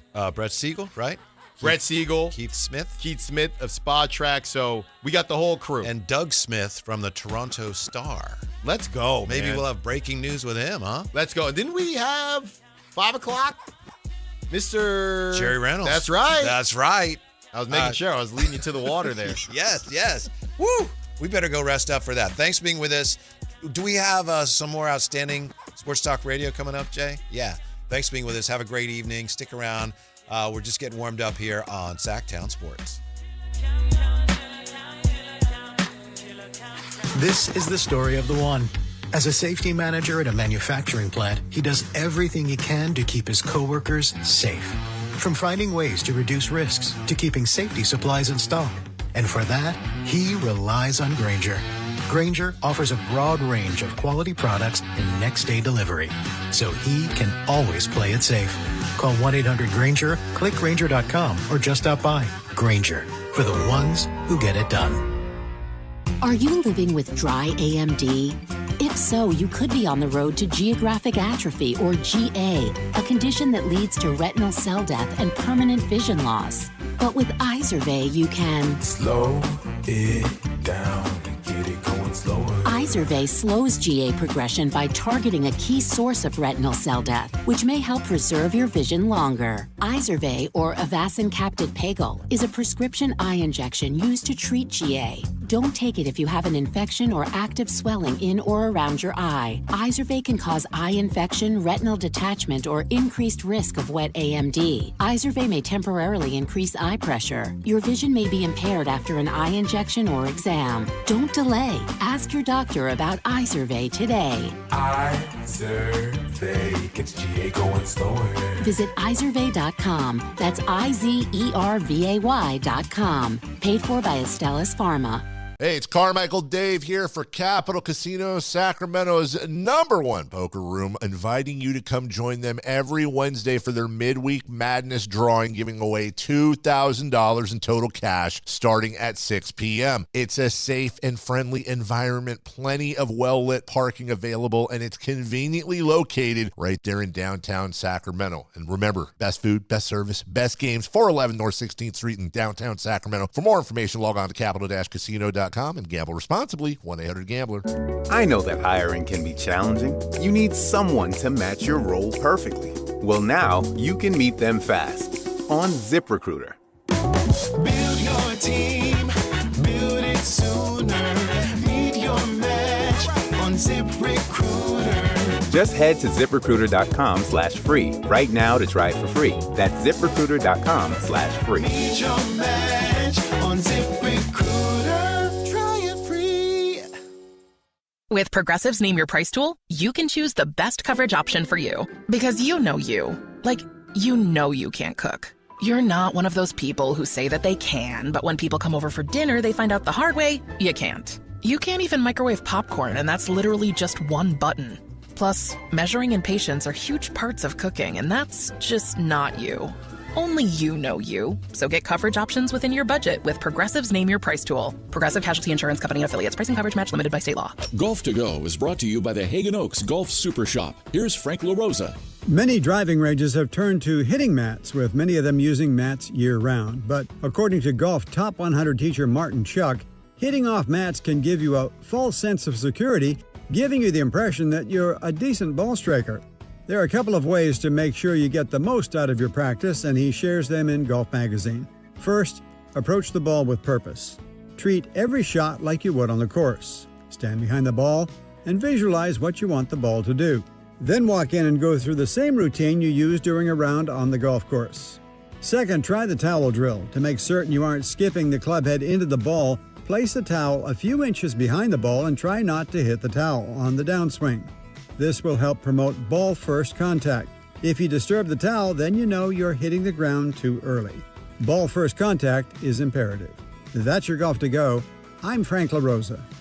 Guys, did you know your testosterone level impacts your energy, libido, sleep, weight, hair loss, mood, and even ED? And right now, Revive Men's Health Sacramento will check your testosterone for free. They've helped thousands of men since 2011 feel and perform better. They're so confident they can help you, they even guarantee it. Schedule your free testosterone test, exam, and consultation today. Call 916-277-8599. That's 916-277-8599. Or visit ReviveMen'sHealth.com. Hi, this is Greg Papa. Disasters hit every day. If your home, business, or building has suffered from any disaster, SunPoint Public Adjusters can help. SunPoint prepares, presents, and negotiates your claim with the insurance company, working only for you, making sure you get everything you're entitled to and letting your focus be on what's most important, your family or your business. Call SunPoint today at 888-247-7865 or contact us at sunpoint.us. SunPoint Public Adjusters, the gold standard in public adjusting. License number 2N14884. KHD-KHD1 Sacramento, KYMX-HD3 Sacramento. From the Power Business Technology Toshiba Studios. This is Sactown Sports 1140. This is BetMGM Tonight with Brad Evans and Pat Boyle on Westwood One Sports. Hey, welcome on back to BetMGM Tonight here on Westwood One Sports. We bid adieu to Brad Evans' solo hour. I'm Pat Boyle, and we are brought to you by BetMGM. Make it legendary. Download the app today. Please gamble responsibly. You can watch the show live on YouTube. Search BetMGM Tonight. Hit that subscribe button. You can watch the show live on Twitter at BetMGM Tonight. And you can listen to the show on the Westwood One Sports app, the Odyssey app, SiriusXM Channel 375, and hundreds of local affiliates throughout North America. Time to go to the guest line and talk to one of the most versatile broadcasters in the industry nowadays. He's been calling the NFL on CBS for over a decade. He calls the March Madness, the NCAA tournament every single year. And now, as of the last couple of years, he is a fixture of CBS's coverage of the Masters, Augusta National, just over 2 months away. That is Andrew Catalon. He joins us right now on BetMGM Tonight. Andrew, how you doing, man? Pat, I like your golf voice. Thank you. I appreciate that. You just basically have to take it from like, a level to like 4 out of 10. You just do a nice, serene, very flowing conversational style. Like you got a picture of Arnold Palmer in your hand, and there you go. I actually do have a picture of Arnold. No, I'm kidding. But no, very good, very smooth. I like it. It's good to be with you. Thanks, man. Appreciate it. Let's hit the Super Bowl first. We're 6 days away from Super Bowl 60 in Santa Clara. It's been an amazing season in the NFL, to say the least. And for fans dying of parity this season after years of Chiefs dominance and a Patriots dynasty before that, we've got parity indeed. Seahawks and Patriots, two of the longer shots to be in the big game this year. And yet a lot of my friends, so-called diehard football fans, they're complaining about a lack of buzz or storylines leading up to this game. You've called a ton of incredible matchups this year on CBS. How would you rate the excitement level for this year's Super Bowl? I'm pumped up. I think it's a great matchup. I mean, I think we saw in the regular season that there wasn't a dominant team, and you kind of thought whoever got hot in January was going to be, the two teams that made it there, not necessarily the Chiefs like you mentioned in the past, or the 49ers in the NFC, whatever the case may be. So I thought it was an interesting regular season to that end, just jockeying for playoff position, who would get the home field. Seattle obviously winning that crazy Thursday night game proved to be a big one in the end, as they ended up hosting throughout in the NFC. And I still think that this Super Bowl is interesting for many reasons, but I love the head coaching matchup. I think Mike Vrabel's done a tremendous job rebuilding that culture, rebuilding that locker room in New England. And I've seen Mike McDonald up close and had him last year and then again this year. And just the adjustments that he made going from a first-year head coach to now in his second year, some of the things he told us he tinkered with, just the way they operate up there in Seattle is very impressive. And I think it's going to be a really good game. Let's hit on New England side of things first here, to get a little deeper on it. Drake May's had an exceptional season. Hell, I mean, he could be the MVP. I think it'll be Stafford, but it's arguably a coin flip in some ways to see who's going to win the award. His rise here in year 2 of his career has been amazing, and yet were our expectations maybe a bit too high for him in his first ever postseason? He struggled so far through the 3 games he's played. 5 turnovers and a completion percentage of just 56%. Then again, he's played 3 of the top defenses in the NFL in the playoffs. But it's pretty obvious to me he has to raise his game if New England wants to win the Super Bowl. Do you think he will, Andrew? Yeah, I don't disagree in the sense that he has to play better. I also would say when you throw out the stats of the playoffs, I'd kind of toss out that second half of the AFC Championship game with the weather, and nobody was moving the ball in those conditions. But when I think about Drake May, I think about I had the Patriots week 2 when they played Miami, and all the talk after week 1 when amazingly they lost to Las Vegas at home, which is hard to think about right now, was is there too much on the plate of Drake May? And that was all the talk in Boston on talk radio. Do they have to scale it back for Drake May? I think that the marriage between May and McDaniels has been so amazing as this season has gone on. And I think that Josh McDaniels will put him in good positions on Sunday. I think that even though he hasn't been lights out in the playoffs, to your point, Pat, some really good defenses that he faced. So I would expect him to be the Drake May of the regular season. Now, that's going to be a tough ask against this Seattle defense, which I think is very legit and will cause a lot of problems for Drake May and the Patriots. But I expect Drake May to play a good game, and I think a lot of that is because of the position Josh McDaniels will put him in on Sunday. Talking with Andrew Catalon here, does the NFL, calls games for the NFL on CBS, of course, calls March Madness games, NCAA tournament just over a month away, and in over 2 months from now, he'll be doing the Masters on CBS. He joins me, Pat Boyle, right here on BetMGM Tonight, Westwood One Sports. Let's take a look at Seattle's side of things. What's been the most impressive thing about this team, in your opinion? Is it Sam Darnold's continued rejuvenation and turnaround of his career from Jets bust to elite QB? You mentioned Mike McDonald. Is it the coach instantly becoming one of the best head coaches in the NFL? Is it the defense, which gets so much love despite not having a lot of, casual star power names? or is it Jackson Smith and Jigba being the best receiver in the NFL this season? What's your favorite part, Andrew, about this Seahawks team this year? Can I give you one that you didn't mention?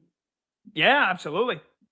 How about the GM, John Schneider? I mean, I think that he has done as good a job as any GM in the NFL this year. And I specifically look at the trade for Rashid Shaheed that he made right at the deadline and the impact that he has had on that team since he arrived in Seattle. There are a number of teams that flirted with Shaheed and a number of teams that could have used Rashid Shaheed down the stretch of the season and into the playoffs.